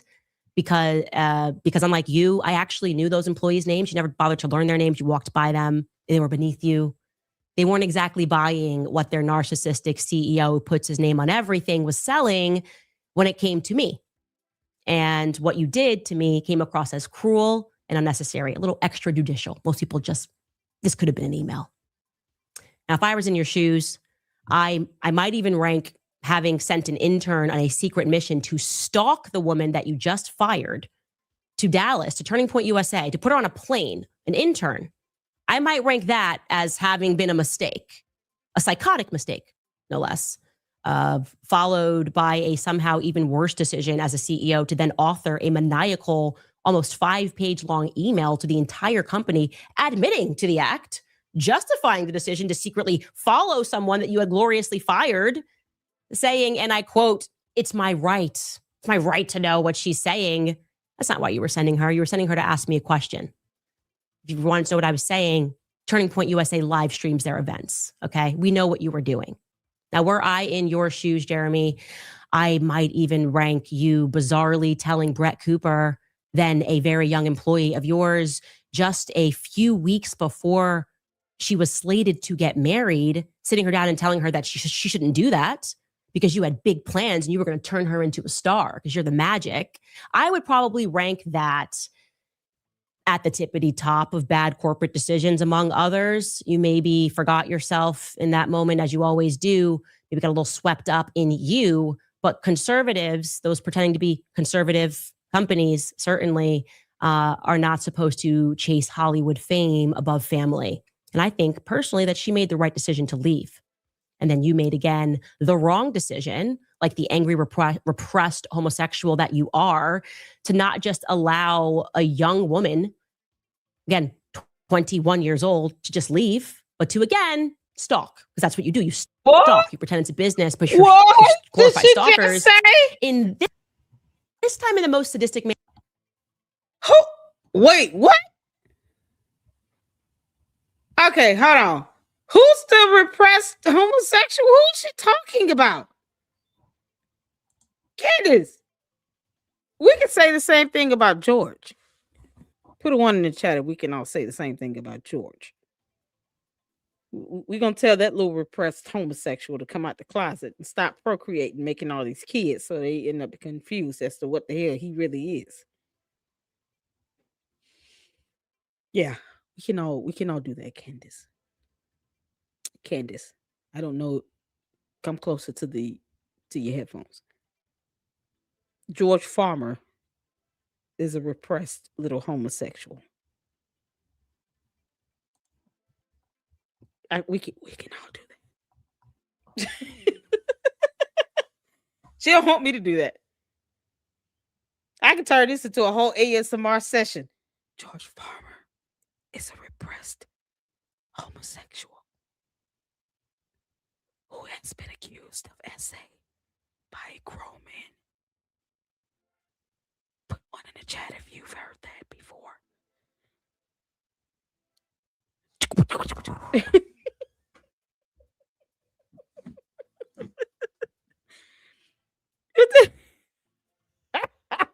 Diane said in my African voice, Candace, why are you gay?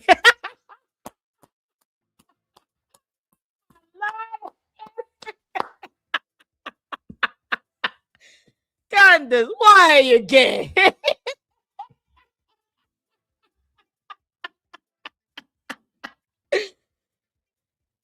No, she didn't sit here and call somebody a repressed homosexual when she's married to one. Candace, you know George could give 2 craps about you roaming that house. You and your yeast infection been the turnoff of the century for him. I can assure you. So can Andrew Tate. Candace about to go in on your little dumb ass. You can't make this up. Y'all, I can tell y'all right now, I'm sure Andrew Tate knows where those little birthmark places at on George's body. George, what's the name of your boyfriend? Just tell us your boyfriend. We know you got one. Just tell us his name. We won't even look him up. Just tell us the name. We'll be cool with just a name right now. But you know what? Keep the name. Show us a photo. And then we don't know who he is. We won't even guess.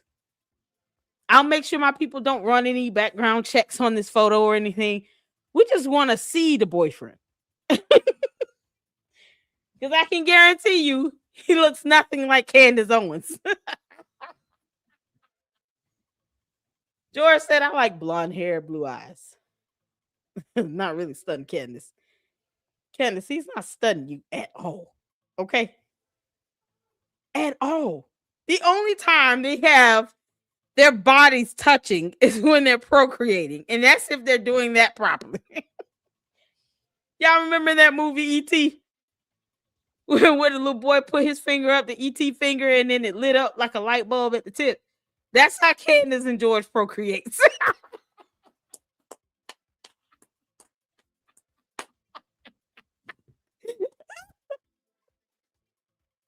Oh, Lord. Yeah, they just put them little four fingers up together. And they just stand in a dark room and they just watch the fingertips illuminate. And that's how they know. Oh, there's a baby in there. That's it.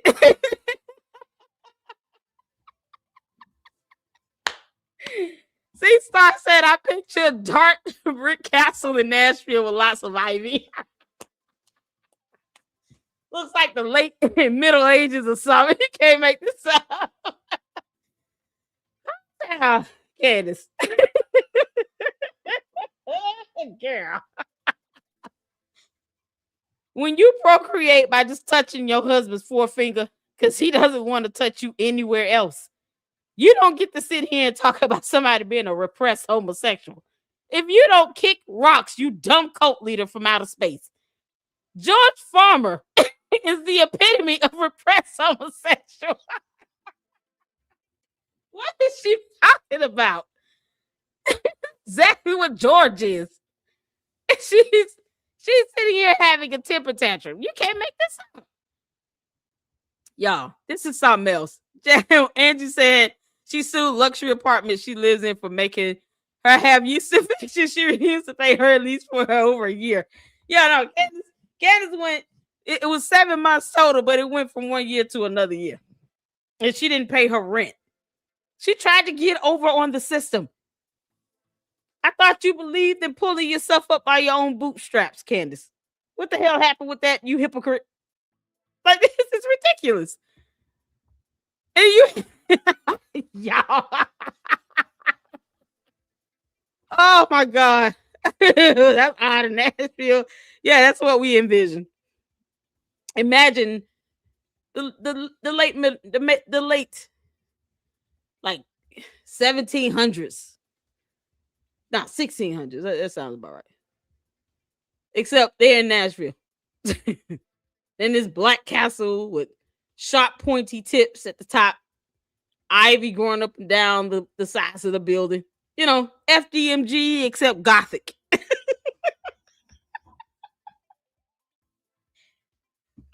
Candace and Umar the Oompa Loompa act just alike. Except Candace is worse. She's a scorned woman to which hell has no fury. You can't make this up. I heard this girl say, oh, you're a repressed homosexual. So is George Farmer. What the hell? Girl, bye, Felicia. Candace, you can come see about me. Come in my neighborhood if you want to. I dare you. Come on up in here. We got hands for you. Can't make this up. How you gonna sit here and call somebody a repressed homosexual? And you married to George. This is crazy. George has a whole allegation unaddressed from another grown man claiming that George Farmer tried to essay him. And she doesn't even want to acknowledge it as if it's never been said. I don't know, girl. You don't see something like that being alleged against somebody like him. So for this young man to do that, to me, shows that there's some validity to that allegation. He's the only one. It's not like it's like 18 of them lined up saying the same thing. No, you only have one that we know of that was willing to come out into the public spectrum. The rest of them, George probably either scares the crap out of them or pays them off, because he's in that Bullingdon Club thing. Can't make this up. Girl, Candace. Loose lips sink ships. Is this where we at? Yeah. Candace, no one told you to tell on yourself. That's all you've been doing this whole episode. You dumb, evil demon with no soul. You've been telling on yourself, and now you're telling on George. You're projecting everything about you and George through everyone else. And people don't care how you feel. No one cares how you feel but your coat. And you don't care how they feel because you know they're just kissing your ass.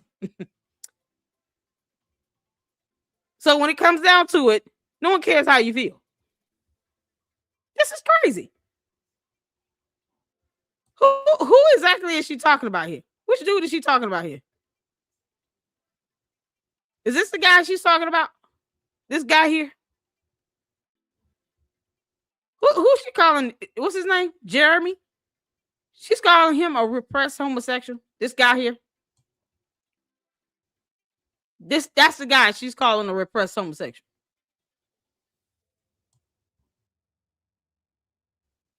Why is she going in on this dude? What did he do to her? He gonna sue her. He gonna sue the crap out of her.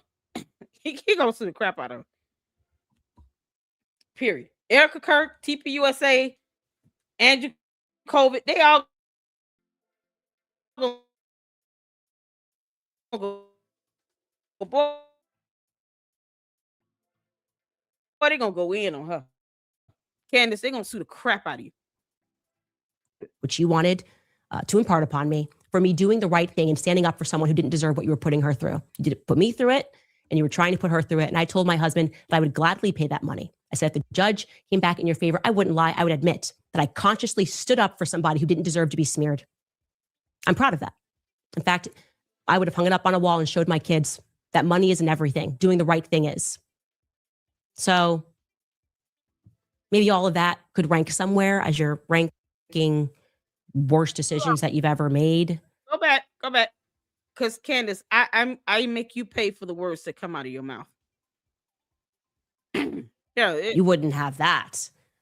You know, I'd rank that as another mistake, but what I rank as one of my prouder moments and all of that was using some of my nuclear energy to stand up for her publicly, despite contractual restraints, using my platform to say what you did to her was wrong. And when you sued me for that, for standing up for Brett Cooper, I want you to know that I communicated to my legal team that I would accept that. I would accept the penalty of hundreds of thousands of dollars, which you wanted to impart upon me for me doing the right thing and standing up for someone who didn't deserve what you were putting her through. You did put me through it, and you were trying to put her through it. And I told my husband that I would gladly pay that money. I said, if the judge came back in your favor, I wouldn't lie. I would admit that I consciously stood up for somebody who didn't deserve to be smeared. So when you sue her, make sure you add this clip as Exhibit A in your evidence so that the judge and jury know they can just go ahead and grant you a summary judgment. Why have a trial? Why give her the opportunity to file a motion to dismiss like she always does because she's a damn liar and a coward? Why do any of that? She's willing to take on whatever judgment is issued against her. Sounds like she's just willing to go straight to having, some sort of settlement made. So why waste time with the courts, Candace? Just pay him the money. If he sues you, just pay the money. Whatever he put in that complaint, just give them a check and say, we're handling this. We're not even filing a motion on it. Here, write the check. There you go. You're going to eat these words, heifer. Eat these words up, heifer. When he sues you, write the check. Don't file a motion to dismiss. Don't get mad or throw a tantrum. Say, I'm paying the money and here's proof of it so that the queen of YouTube can be happy because the LLC is going to sit here and drag me through it on it. Yep. Because, see, this is the same as her saying, sue me. I want subpoena power. I want all the smoke. And I don't like when people send me cease and desist letters. Who cares? You dumb hypocrite. No, you're going to eat those words. You're going to eat those words. So whoever this Jeremy person is, sue her. And then put whatever the amount down is. She's already said she's going to pay it. She's going to eat these damn words. put whatever amount you want, and tell her, here's a clip where you said you would just write the check out and you would be proud of it and you will show your kids. Let them know mommy's going to skyrocket us into bankruptcy on her own accord. There was no limitation to that dollar amount. So sue her and put in whatever amount you want and get it. She's still talking about this happened how long ago? And she's bringing it up. Yeah, let that happen. Sue the crap out of her for $100 million. And she said she would just sign the check and pay it. Money isn't everything. Isn't that what you would get into? You dumb heifer. I'm proud of that. In fact, good. I would have hung it up on a wall and showed my kids that money isn't everything. Doing the right thing is. So money isn't everything. Maybe all of that. Money isn't everything. So Erica Kirk, TPUSA, Jeremy, Andrew Covid, Phil Lyman, all those who want to sue her, Brian Harper, the list goes on and on. Paramount Tactical, sue the crap out of her and remind her of this clip where she said, let me time stamp it. 5540 is a 5540. Hung it on the wall. Showed my kids that money isn't everything. At 5541. 55 minutes, 41 seconds, time stamp it. She said money isn't everything. And she would gladly pay that judgment because she's doing the right thing.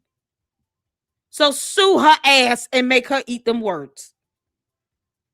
And then put down $100 million per person. And say, we expect the check to be written within 30 days to cash. We're not going around the bush and none of that for this. You're going to go ahead and send us the money. Because you said in your video, this is what you would do. You're going to eat them words. I wouldn't spare her ass nothing. There you go. 5541. She said it. Money isn't everything. So why do you keep crying about somebody trying to bankrupt you, you thunkhead? Candace, stop complaining about that. You said money is not everything. Good. You're going to eat these words. I'm going to ensure that this video clip is played to death. And everyone will be able to use this against you in the court of law. So the Macrons shouldn't have a reason to go back and forth with all these pleadings and documents and motions to dismiss. You should be going to court on April 28th, Candace. And this video clip gets played. And then they should say, okay, my client's asking for $20 million. We expect her to write the check. She said money isn't everything. She's going to stand up for what's right. Cool. She wants to double down on it. Tell her to stand by it when it comes to her losing like hell. And write the check. Money isn't everything. I'm so glad you said this, Candace. See, I get to now get on your damn nerve about this clip. You have no idea what you've done. I keep telling you, you're not smart enough to keep up. You're bad at this. I am going to make sure this clip is used every single time you sneeze. Every time you cry about, oh, they're suing me, sending me a cease and desist, blah, blah, blah. Nope. Money isn't everything. I'm going to hang it on the wall. I'll be proud of it. Okay. Same with that, sue me. I want subpoena power. You know I'm the queen of YouTube. I originated them. I kept hammering that in. Same one saying, Erica, don't respond unless you have an attorney. This is not going to end at all. You have an attorney, it'll end. She'll know not to play with you. And here we are now. She's saying money isn't everything. Keep that energy up, girl. You got court April 28th. Keep that same energy up, Candace. It's all good. Keep that energy up, heifer. Doing the right thing is. So maybe all of that could rank somewhere as you're ranking worst decisions that you've ever made. No, probably not, right? Probably not, because you are just a malignant narcissist. You admitted to me that you had a mental break in Hungary. They didn't sleep for days, and you never really, Jeremy, have admitted to yourself that you haven't come back from it. You really have not come back from it. You are not okay. Your plan here to redeem yourself was to try to destroy my life. You blame me for what you did. In the process, honestly, the only thing that you've been successful at is ruining your own life. So what I think that you're actually suited for, Jeremy, is to return back to Texas, where you grew up, that key you wear around your neck, that bent key that you wear as a necklace every day. For those of you who don't know, that key, which the company is named after, Bent Key Ventures, is a key. He doesn't have to do anything but keep living until God says it's time to come home. That's it. He's going to continue to ignore the hell out of you. And when he's ready to sue you, he's going to play this video at 55 minutes, 41 seconds, where you said you would gladly sign the check and pay him whatever the judgment is. So, Jeremy, you should sue her ass for $100 million. Because the other half is going to be reserved for the Macrons, I'm sure. Get your money, bro. She's not even going to fight you with it. Just play this video, throw it in her face. She said she's already told her attorneys this. Did y'all peep that? Did y'all peep what she said? I've already told my attorneys. I don't care. I'll pay the money. Okay, cool. So her attorney shouldn't be filing a motion to dismiss. Don't be a coward then either, Candace. Pay the damn money. Sign that check. Your attorneys are already aware. They shouldn't be advising you of anything any differently. You know, because they work for you and all. Y'all, Candace is such an idiot. Whatever. Go with it. Go with it, Jeremy. Sue the crap out of her for $100 million. Play this video and say, Your Honor, I would like for her to have that check ready for us by the end of business today. Since she's got it. She's got $244 million. We only asked for $100 million. Tell her to keep on running my name out of her mouth. I'm going to keep dragging her to court and again keep playing this video. She said she will pay the money up. So pay it up, Candace, and shut up. He's kept around his neck for 28 years. Yeah, you can't make this from up. his hometown, and it unlocks a Playhouse theater where he once performed on stage. I think that's where he should return. He's best suited to go back to Texas, to quit playing pretend in the real world, and to resume his Playhouse acting. How's that? We'll be right back. All right, you guys, very quickly want to remind you about American financing, because between groceries, travel, and higher prices. Candace, you're an idiot. He didn't have to do anything. He's going to stay exactly where he is. And that's that.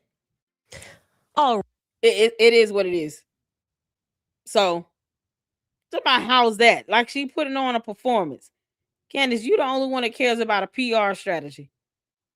Now, he's just going to take what you said literal and take you behind the court and then ask for whatever money he wants and expect you to write that check. And he'll have all the evidence to ensure that you intentionally said what you said. It was not a euphemism. It was not metaphorical. It was literal. And you said you've already informed your attorneys. You know, that's the beautiful part of it. So them going to court to fight for you about something, it's a moot point. It's invalid. You don't even need attorneys. You can go represent yourself, and then you just write the check. Be done with it. And then ask the court to close the case, because you're going to write the check. Look at God. You don't have to do anything. You think he gives a damn about how you feel? What we all care about is what you just said in that video that can be used as evidence against you in a court of law. You can't make this up. Y'all, this is the episode she did on Friday, so we're about to check this out. And in the meantime, let's get a little brain break in. Y'all. You guys told me both sides did a new video. Martin. He's so cute. Him and Ami, it's just adorable. Let's see here. Both sides. And you all tell me, is it, I'm assuming it's the newest one. Like the absolute newest video.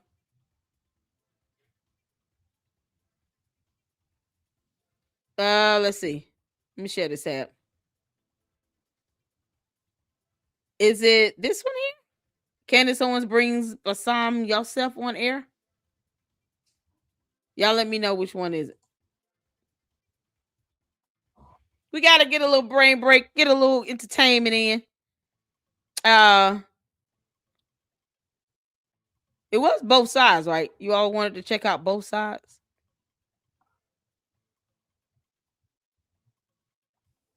Y'all let me know. Yes. Okay, which video is it? Is it this here? Candace Owens brings Basim? Yourself? Is it Basim? I don't want to keep messing up his name. Yeah, that's the newest one. I'm just trying to see it. That's it? Okay, cool. All right, y'all. Let's check this out. Shout out to both sides with his cute self. Well, you back. I think he's married, right? You got a single brother. All right, y'all. Let's get to this. This is her episode she did on Monday, whenever she did this. With this interview. I had not seen the interview. You guys know I can't even watch her shows without you all. All right. I really don't. I don't even watch it on anybody else's channel until I've been able to watch it with you all and then get out my commentary on it. So we're gonna go into this. But when she does these little interviews like this, I don't care for those. I'm be honest. I don't care. So we're gonna get into this one. Put a one in the chat where you can see it here. Let's get to it. She back at it again, but this time we have a different take on this because I think it's something that I don't think anybody else is talking about. And if they are talking about it, they're not talking about it on a large scale. In a recent interview with one Basim Youssef, Miss Candace Owens sat down to talk with the parent comedian and former hater of the Egyptian government, and since de facto going back and kind of having something to do with them and then leaving again. But aside from all that, again, we're going to sidetrack into one other thing when it comes to the planes. Y'all remember that. But the more key thing is what actually is being promoted without fully being promoted here. Okay. Now, in this particular section of the interview, as polarizing as it is, which is, that the accusation that's made through humor, we're going to look at something that's actually being portrayed, carried over, but very, very quietly, but dangerously nonetheless. Again, we're going to look at this from both sides of this issue, because the other side that they're talking about is also maligning God. Okay, so I want that to be the groundwork we put forward here. So I'm going to have you hear it, catch the thing that they're doing, but I want you to see exactly why it's a problem after you listen to it. Okay, I'll let them go the full 20 seconds. What do you think about Erica Kirk? Would I get sued? Throw it in the pile. Oh, of course you will. I don't want to say anything that's controversial. She did it, but I don't want. She was on it. I don't want to get into. I don't want to get into. She's part of it. I can't wait till I can clip. She's planned. Okay, so you heard that. Okay. The jesting is that Erica Kirk is the one that offed her husband, blah, blah, blah. And it's hilarious to everybody. Okay, cool. We find that. That's their joke. That's the inside thing, whatever. That isn't the real issue here. I know it might be for many people and that's what's been floating around. Right now, everyone's talking about how, oh my goodness, Candace Owens had somebody on that was accusing Erica of the one of killing Charlie Kirk. Oh my gosh, I get that. You can take that. And they can come back and say, that was a joke. That's not what he meant. Okay, you can take that. But that's not really what's taking place here.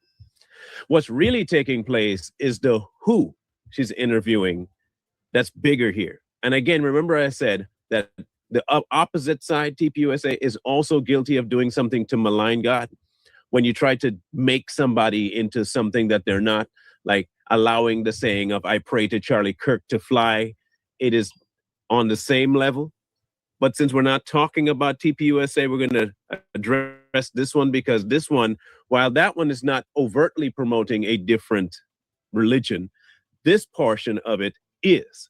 Now, to understand that, you have to understand who Youssef is. Again, extremist with the Muslim Brotherhood ideology.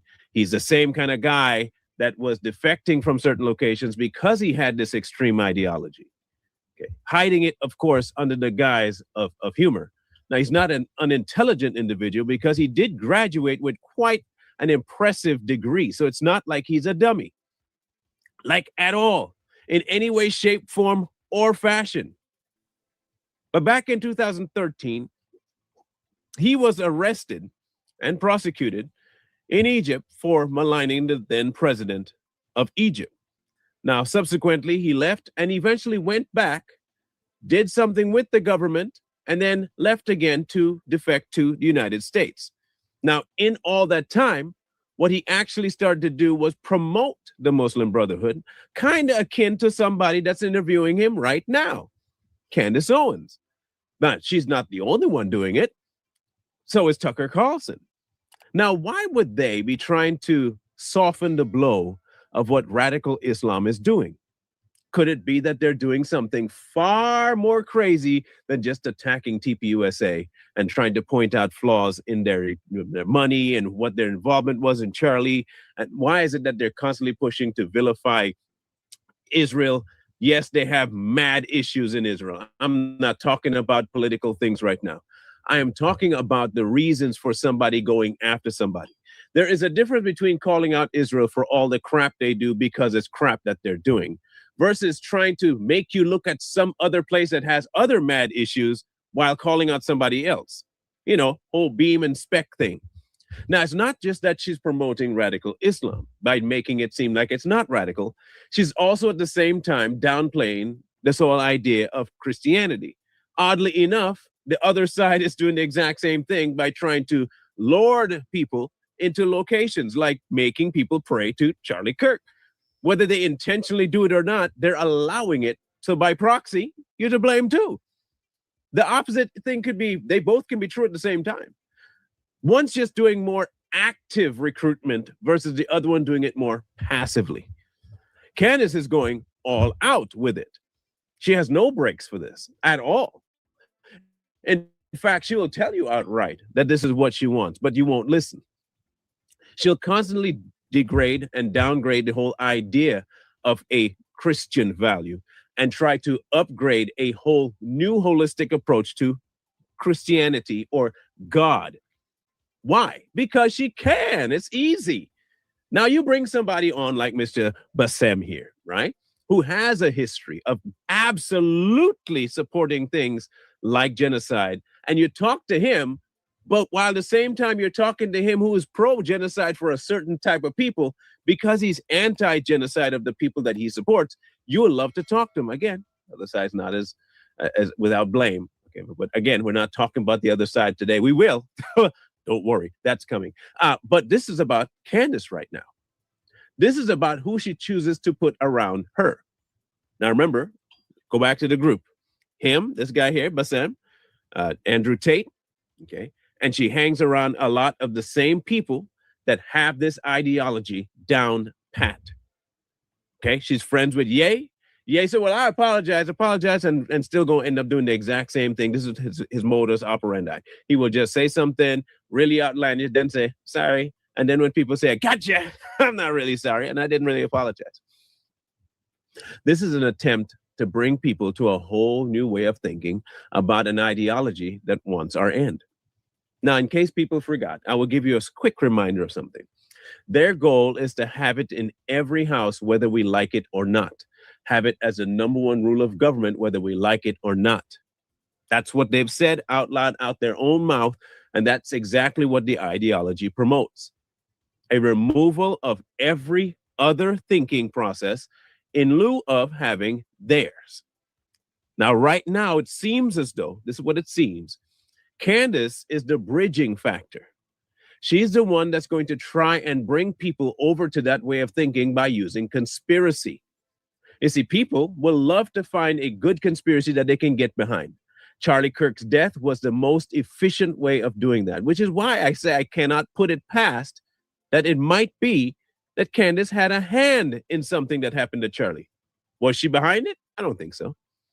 But right now, if we want to look at suspicious folks It seems rather suspicious that the one person that was so outspoken against it is now gone, and the two people that were supposedly his friends are now the ones promoting the thing that he hated the most. I just find that kind of wild. Oh, sorry, the way Candace put it. We find it kind of weird. That's kind of odd, kind of weird. Why would that be?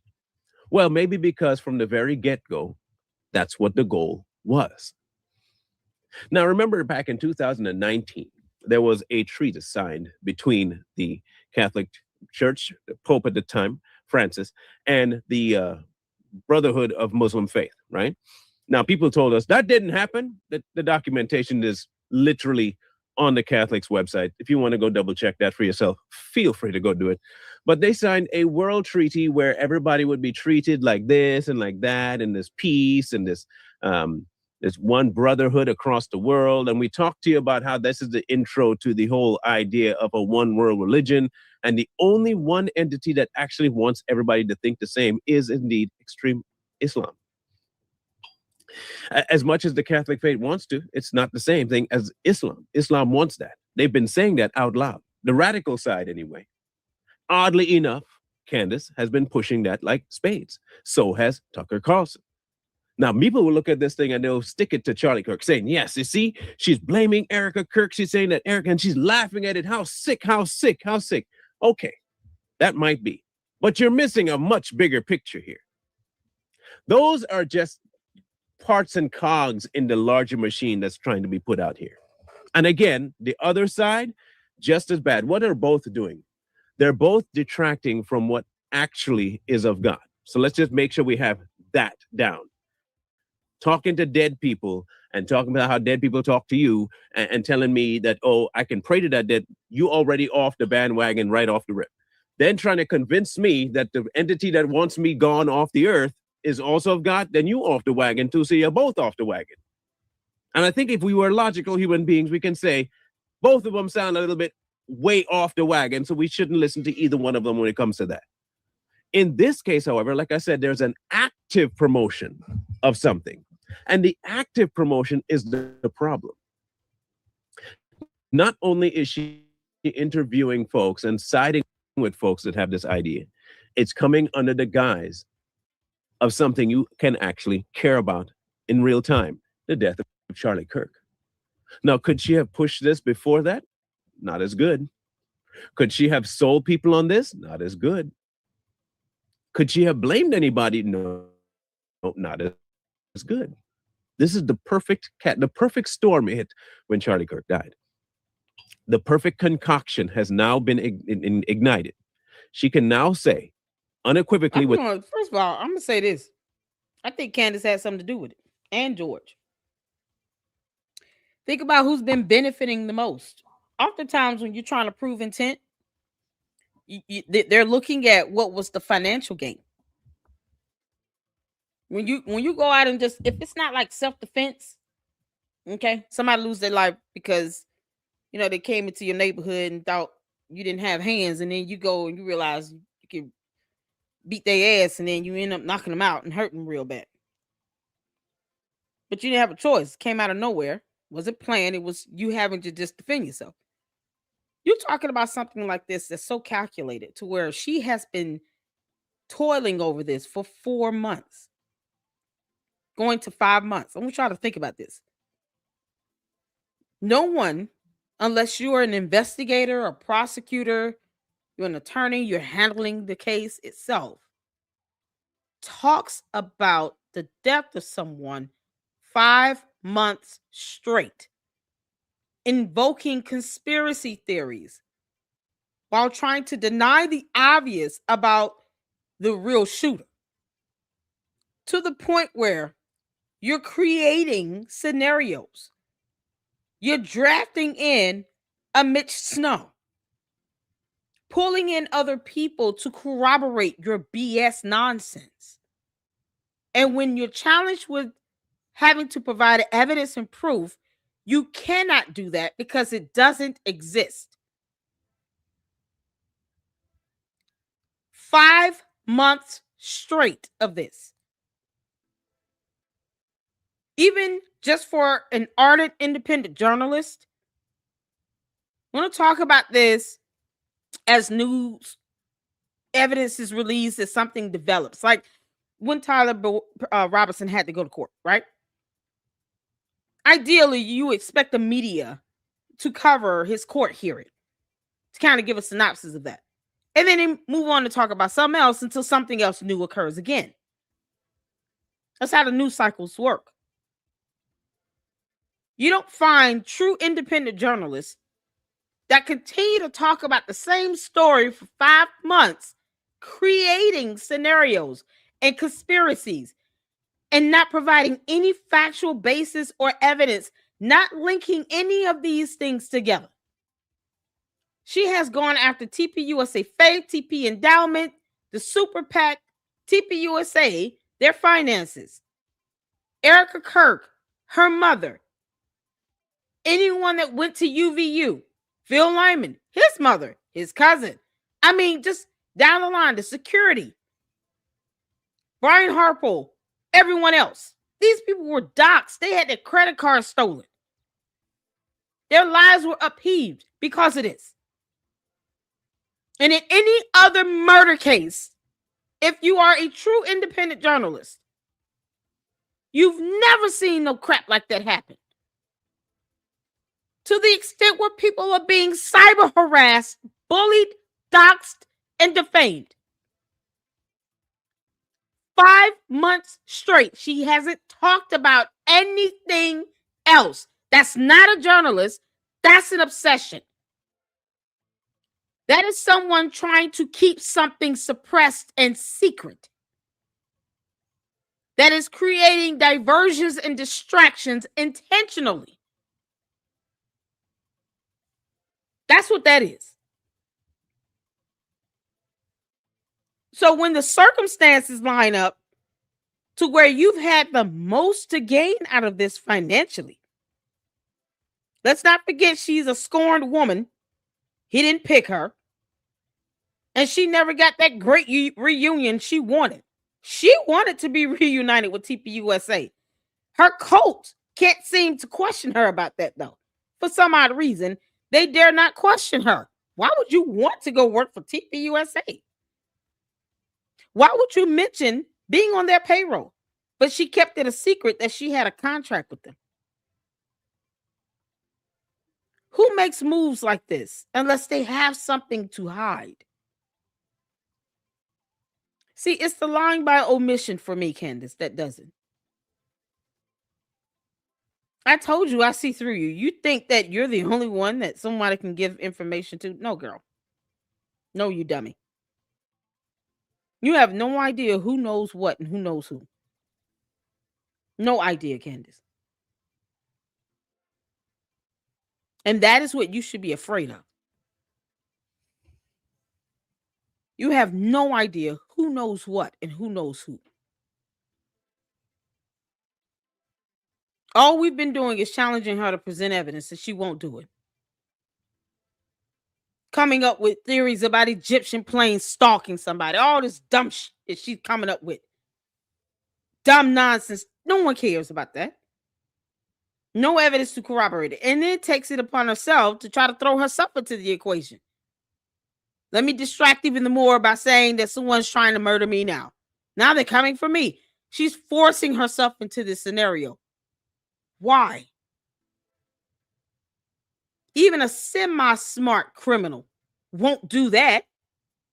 They would actually do whatever they can to stay far away from the situation, not try to bury themselves in it.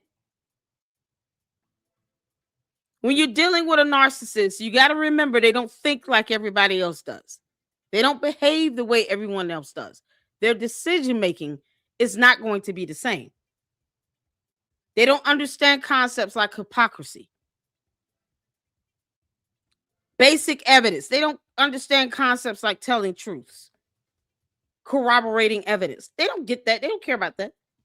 The only thing they care about is the PR. Do you believe it or not? And for Candace, she has a cult that does. I believe Candace has something to do with it. A lot to do with it. And she wants to be sued. Exactly. Who wants to be sued? She wants to be sued. This for her, what she didn't expect was for TPUSA and Erica Kirk to really clap back. She wants to be the bully in the situation. Candace is the bully. She's the mean girl, high school, Valley High, thunkhead, airhead bully. And she gets mad when they clap back. Because her narcissism won't allow her to understand that people have the right to defend themselves and you do not have the right to impede upon their constitutional rights. Their freedom of speech and expression, freedom of the press. You don't get to impede upon that. And when you step your ass out of line, somebody's going to be there to correct you and put you back in place. And if they got to do it with a lawsuit, they will. I believe Candace has something to do with it. We know everybody else's whereabouts except hers, except George. We don't know if she was actually in Tennessee when she was recording some pre-scripted, pre-recorded show. She could have done that pre-scripted. Think about this. She could have done that pre-scripted, pre-recorded show anywhere at any time. It only premieres at a certain time. When she records it, could be in the first part of the day. That could be the first thing. She could record her shows at 6 a.m. and no one would know. They're pre-recorded and pre-scripted. So what we see that comes out is premiered. It's not live. I could pre-record a whole live right now and then let it premiere tomorrow. That's what she does. So who's to say that she didn't pre-record something that morning, flew out there to UVU. George went. He used his guns to shoot rats. Y'all remember the video we watched about the Bullying Done Club? He knows how to use a weapon. He takes photos with his prize on a beach wearing a tuxedo from this Bullying Done Club. He knows how to use these weapons. He still has the same build as a Tyler Robinson. Maybe he lined everything up to go along that path. Maybe George Farmer knows who Tyler Robinson is. Because, you know, he's a repressed homosexual and all. Maybe George Farmer and Tyler Robinson are actually pretty cool. Maybe they are. You see, Candace, we can do this as well.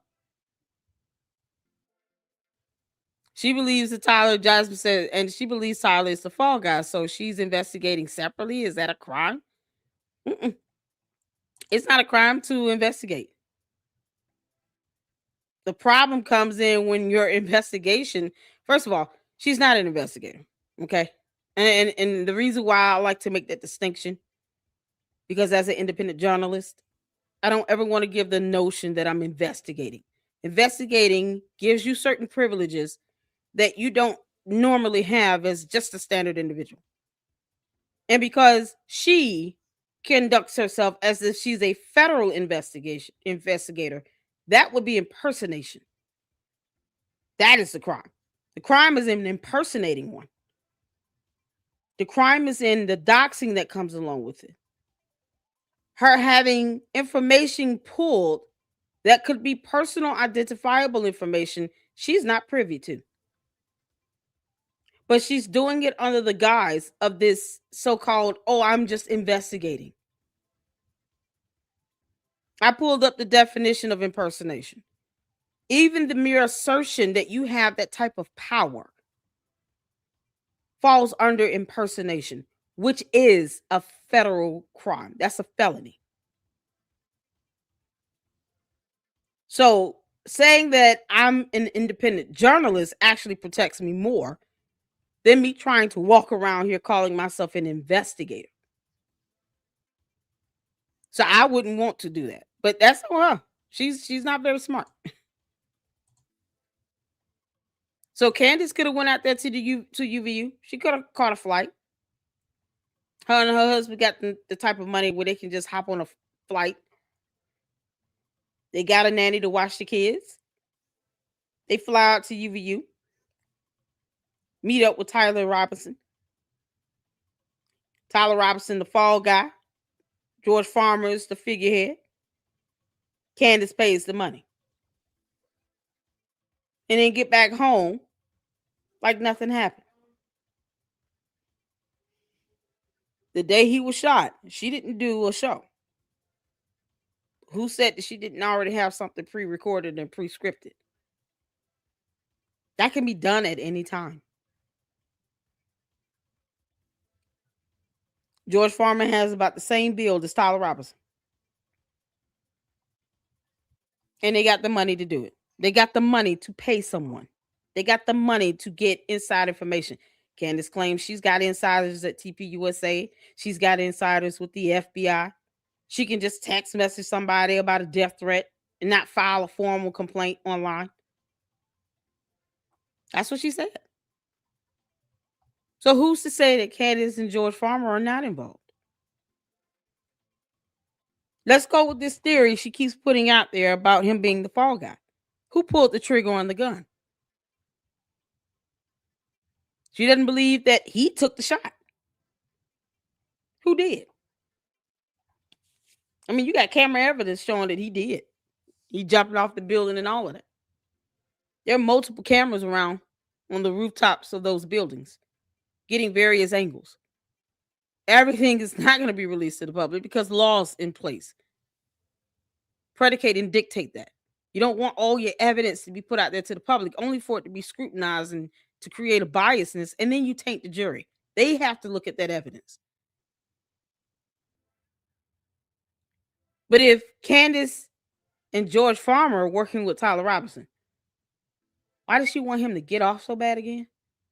Oh, because he could spill the beans and tell the truth on her. Because he could implicate her. Because everybody keeps wondering, why does she want him to get off? Why does she want to throw the case? Let's just say she has some level of connection to it. You think she's going to want to be implicated in that? Candace doesn't even want to get sued. She's definitely not going to want to face criminal charges. I want you to think about that. And she goes around harassing people for interviews. I'm so glad you said that, Melinda. For evidence, for alibis. All that shit is a distraction. But she won't tell us where the hell she was and give us an alibi of her whereabouts and of George Farmer's. And I say him because who knows? Maybe he was walking around with a maroon shirt. Maybe he was similarly dressed like Tyler Robinson. Maybe he helped Tyler Robinson change clothes. Maybe they swapped outfits.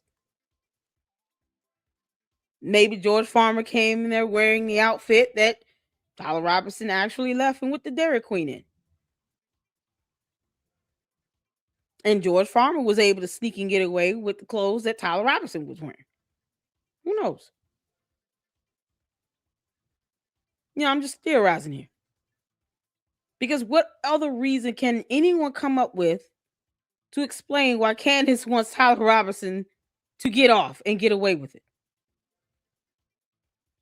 Maybe she doesn't want him to talk too much. And the fact that the defense, I'm so glad you said this, the defense is aware a bunch of the public thinks he's innocent and they want it to stay that way. They don't want us to see the evidence at trial. Exactly. The evidence could be what's considered biased. And when you have criminal matters like this, you have a jury. The jury has to see the evidence in order to help bring forth a ruling. You don't want them to have a preconceived notion of this evidence because they've already seen it out in the public view.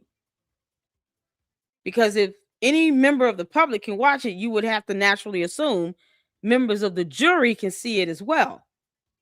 And you don't want a jury selected and they've already seen everything that is related to this case. Candace wants all the evidence released because it seems as if she's trying to see if she's been implicated in this.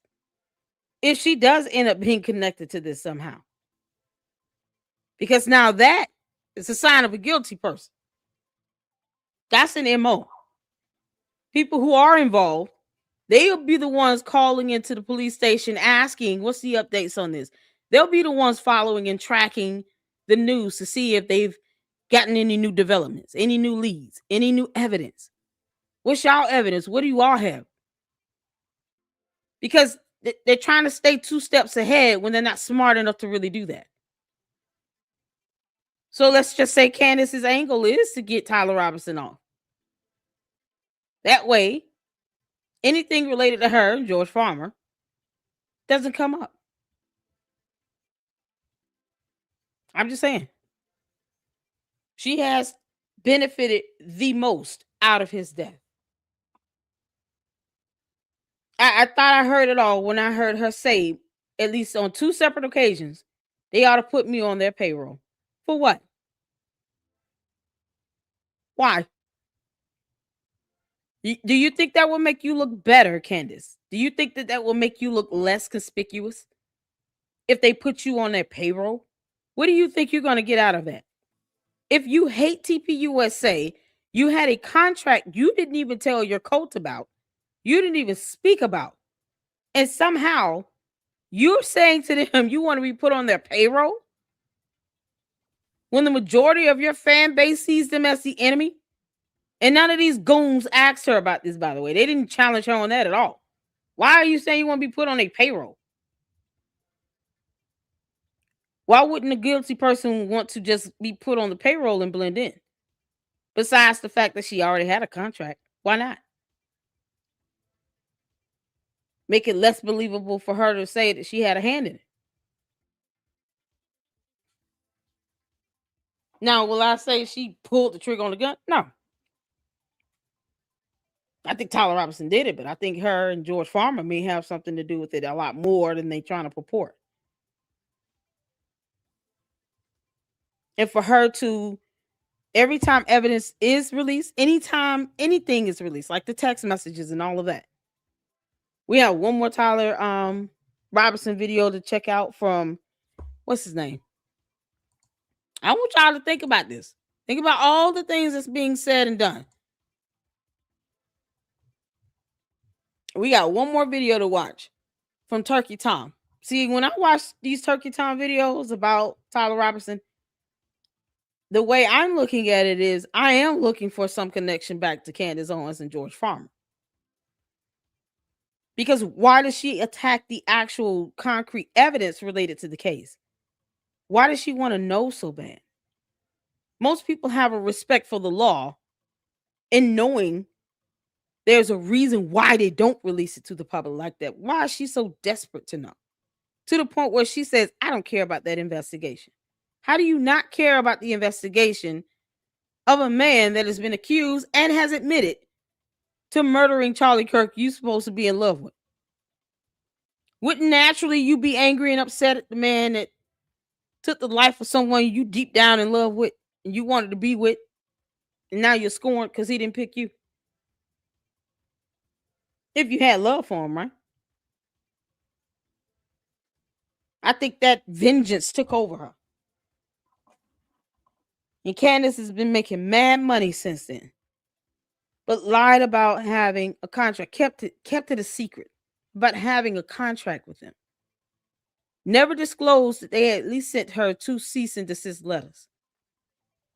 Was afraid to go out to Phoenix and confront them. She refuses to go to UVU campus. Why is that? But yet she'll sit around and watch countless videos of him being shot over and over and over and over again. No one can convince me that she does not have anything to do with it. I would have to see concrete evidence to prove me wrong. Her and George Farmer. They refuse to give alibis of their whereabouts. Did Candace ever go talk to any investigator? Y'all recall her ever saying she's spoken with an investigator? I mean, why wouldn't you if you have nothing to hide and you're truly concerned about the loss of your as she put it, best friend. I don't recall her talking to them at all. So, y'all, this is something else. This is something else. She would be recognized. Who said that she had to go out into the public view? Who said that? Now, y'all know, I understand cameras are on you everywhere you go. But when you're not looking for someone, you don't think to ask those questions.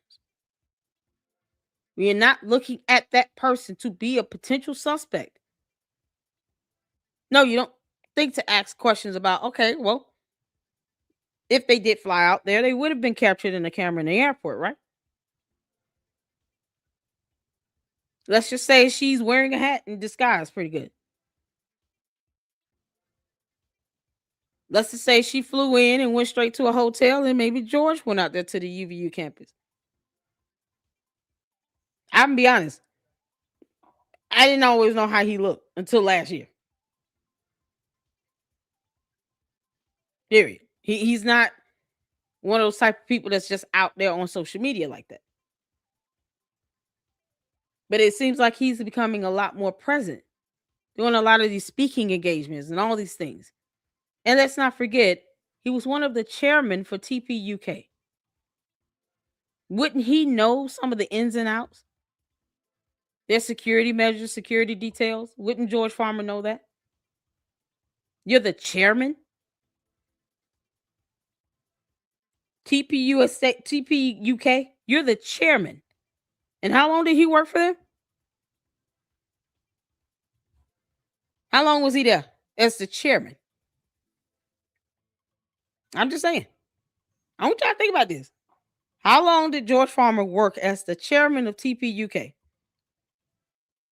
If he was there for at least 6 months, that's enough time to get familiar with how they operate. And not just TPUK, TPUSA as well. Candace used to work for them. Don't you think she has a wealth of knowledge?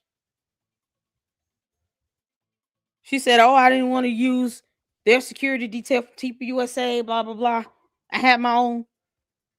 Wouldn't that imply, though, she at least understands their plans, their safety protocols and measures in place? I have no reason to not believe that she is completely detached from this. Candace, we're going to continue to insinuate you until you provide us with an alibi. Prove me wrong with some evidence. I think they're involved. High, maybe just high. Sean for real said, you smell funny. Your mama dresses you funny. That's how high IQ is. So Angie said she's a dope. High IQ, high assets. Angie, you can just say ass, girl. It's okay. TPUK people had a problem with how it was running. Some left. While he was the chairman? That's something else. Brigitte Macron won all 10 lawsuits. They claim Candace influenced them. Well, see? Didn't I tell you all? They just gonna shift that blame on someone else. Just like those 2 guys that were arrested for the death threats against the Jewish conservatives. Come to find out, one of them only subscribed to like 3 people. Candace being one of them. It's obvious they'll get interrogated, and the first thing they'll say is, well, I was under the influence of someone, by Candace Owens. She was very compelling and had me believing that these Jewish conservatives were horrible, and somehow that I just, had the power to take their life. Of course they're going to implicate her. Of course they're going to throw her name out there. Whatever excuse they can use to avoid going to jail, of course they're going to say it. Y'all know thieves have no loyalty now. No loyalty amongst thieves. Not at all. Yeah, or Oregon Valley girl. Trolls are paid by ICE. Budget monies. Report block. Most of foreign bots also report and block. Yeah. Let's see here. Yep. Yeah, I believe Candace had something to do with it. Her and George, they in it together. They in cahoots with Tyler Robinson. Candace too can play this game. We can play this game. Can't make this up. Without any real blowback, because as you can see, her numbers are still going up. She can say unequivocally that the real reason that this happened is because of this hate for this group. So in order to negate that, you need to accept this group. And it's working. It is working well. She's already got people off this idea of the Judeo-Christian thing. And that's the first step. Criticize it, let it get, into the public sphere. And then you start shape-shifting who God is. She's already doing that too. But people are missing that altogether. They want to talk about the gossip about TPUSA. They want to talk about the lawsuits with the Macrons, and we do too. But we're seeing a much, much, much more dangerous and nefarious thing. The same thing we're trying to point out to you when you have your lead person talking to dead people. When you have Erica's talking about, he's up there orchestrating things, and that's the only thing that God does, not people. When you got Megyn Kelly on stage talking about, I pray to Charlie this way. That's ridiculous. You should admit that is ridiculous if you say that God is your leader. You understand the problem here. This is not just a battle of attrition for following and viewership and subscribership. This is becoming a battle over your soul. Like a major battle over your soul. And if you're not careful, you're going to fall for this hoodwinking under the guise of, the elites and the elites are the elites with the elites. Man, I could imagine what the elites might be thinking to take her down with. That's where you're going to sidetrack. And before too long, you're down a road that you can't come back from. Because you'll be believing something that will be the ultimate end of you. And yes, we do understand that interviewing a guy from Egypt while not asking him anything about the Egyptian plains are quite funny. And we get that. And he probably doesn't know about the blue or yellow plains, but he might know about blue or yellow plains. Like I said, he's not a dummy. But that wasn't the topic of the discussion. No. At all. Because don't forget that she believes that Egypt is in pockets. Some grand fashion. The question of, because he did indeed interact with the Egyptian government. And nothing? Okay. Well, he's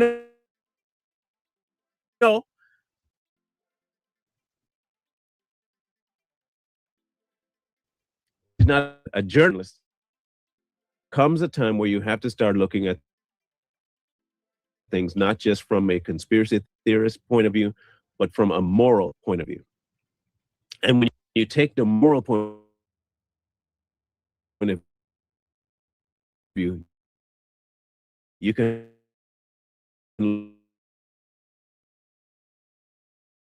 both sides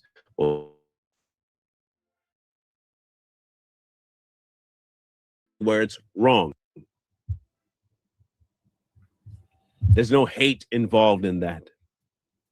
You can just look at and say, this is what I see, and this is right, and this is wrong. This is wrong, and this is right. You can look at it that way. Now, you're going to get hate for doing so, no doubt, because you're not just going with the flow with one side or the other. Are y'all still getting a lag? Yeah, this storm is starting to kind of come in. Yeah, it's starting to kick in a little bit. I will appreciate you all for hanging out with me. So far, we ain't going. Oh man, we're going to 4 hours and 28 minutes. See, this is what happens when you can't go live in a week to make up for it. I appreciate you all for tuning in. It's starting to get a little iffy with the storm. So what I'm gonna do is after this plays, then I'm gonna just do a whole new live stream, try to reboot, and do a separate live stream for the last episode and go from there. Because I don't want this continuously lagging like this. It's starting to snow. I'm enjoying it here. Thank you. Y'all stay warm too. Get you a snack. So just so I can, I guess, reboot a little and get the system caught up because it continues to lag a little bit. I'll do a separate live for the last episode because this is the marathon here. Hopefully it corrects itself so I can just keep going with this one. I would prefer that. But let's get back to it. Person doesn't do that. The objective person doesn't care whether or not you hate them or dislike them. The objective person will see it and understand, oh, wait a minute. I can see that, and I can blatantly call it out and not worry about anybody else because it is what it is. In this case, Candace is being hypocritical at the most when it comes to the Egyptian thing. But on the real surface of it, when you look at it and you just break that and go down, you'll see something far more dangerous, and that is the inclusion of something that's wanting to take over Western civilization altogether and get rid of God in full. This is her next step. Before too long, you'll see her have far more people that identify with this radical side of Islam, and she'll put it under the guise of trying to get to the bottom of what happened to Charlie Kirk. And more people are going to say, wow, we might have been, look, Tucker already told you, you've been lied to. You've been lied to. You've been lied to about Israel, lied to about Islam. Islam's not bad. It's not that bad at all. No. In fact, I would even say that maybe we are the kinds of people that need to start following it. Why? Because they're probably the ones that have the truth. You'll hear that. Don't worry. It's coming. And when it does, come back and tell us, hey, man, wow, that's crazy. It's starting to happen.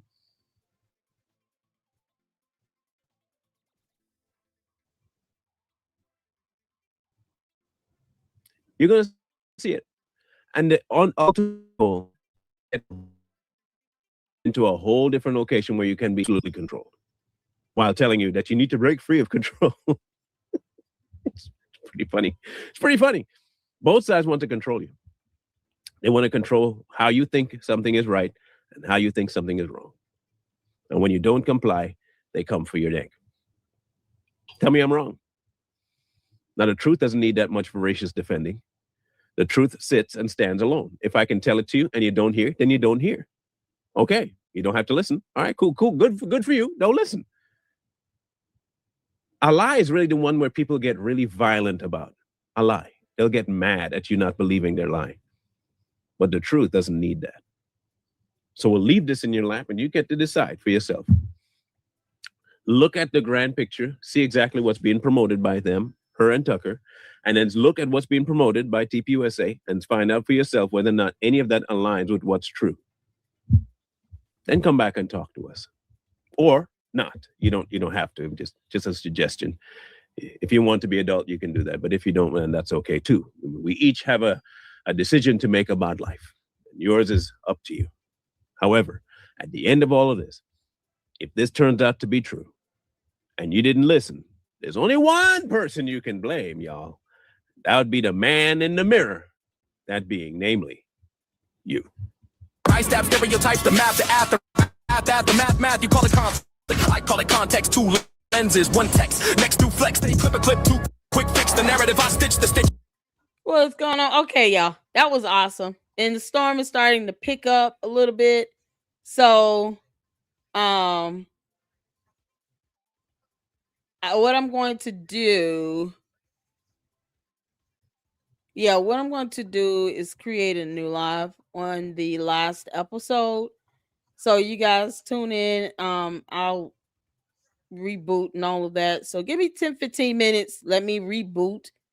And then I'll just do a new live on this last one. So, because I heard she went bananas on that. And it's just something else. When y'all said that Jay Witt rage quit, Sav said it was 82 degrees in the afternoon here in the desert. Oh, I'm so jealous. It's like, it's funny how half of the country is under freeze advisories and snow. And you talking about it's 82 degrees in the desert. Doesn't it get cold in the desert? Yeah. There you go. Okay. Man, I'm jealous. I'm going to go raid my kitchen. I know, right? Y'all go get some snacks, go use the bathroom, take showers, get comfortable. I'll be back in 10 minutes to reboot and then start a new live stream to check out this last episode. And if Jay Witt rage quit, I want to see that. I'm just going to be honest. Because that's not something Deacon does. My brother in Christ. He barely rages anything. If he rage quit, I want to see that. I want to see that myself. So let's get cleaned up, get refreshed, and I'll meet you all back here in 10 minutes. In the meantime, hit that like button. Thank you all so much for checking out these videos with me, because I can't do it without you all. And I will see you all shortly. Deuces.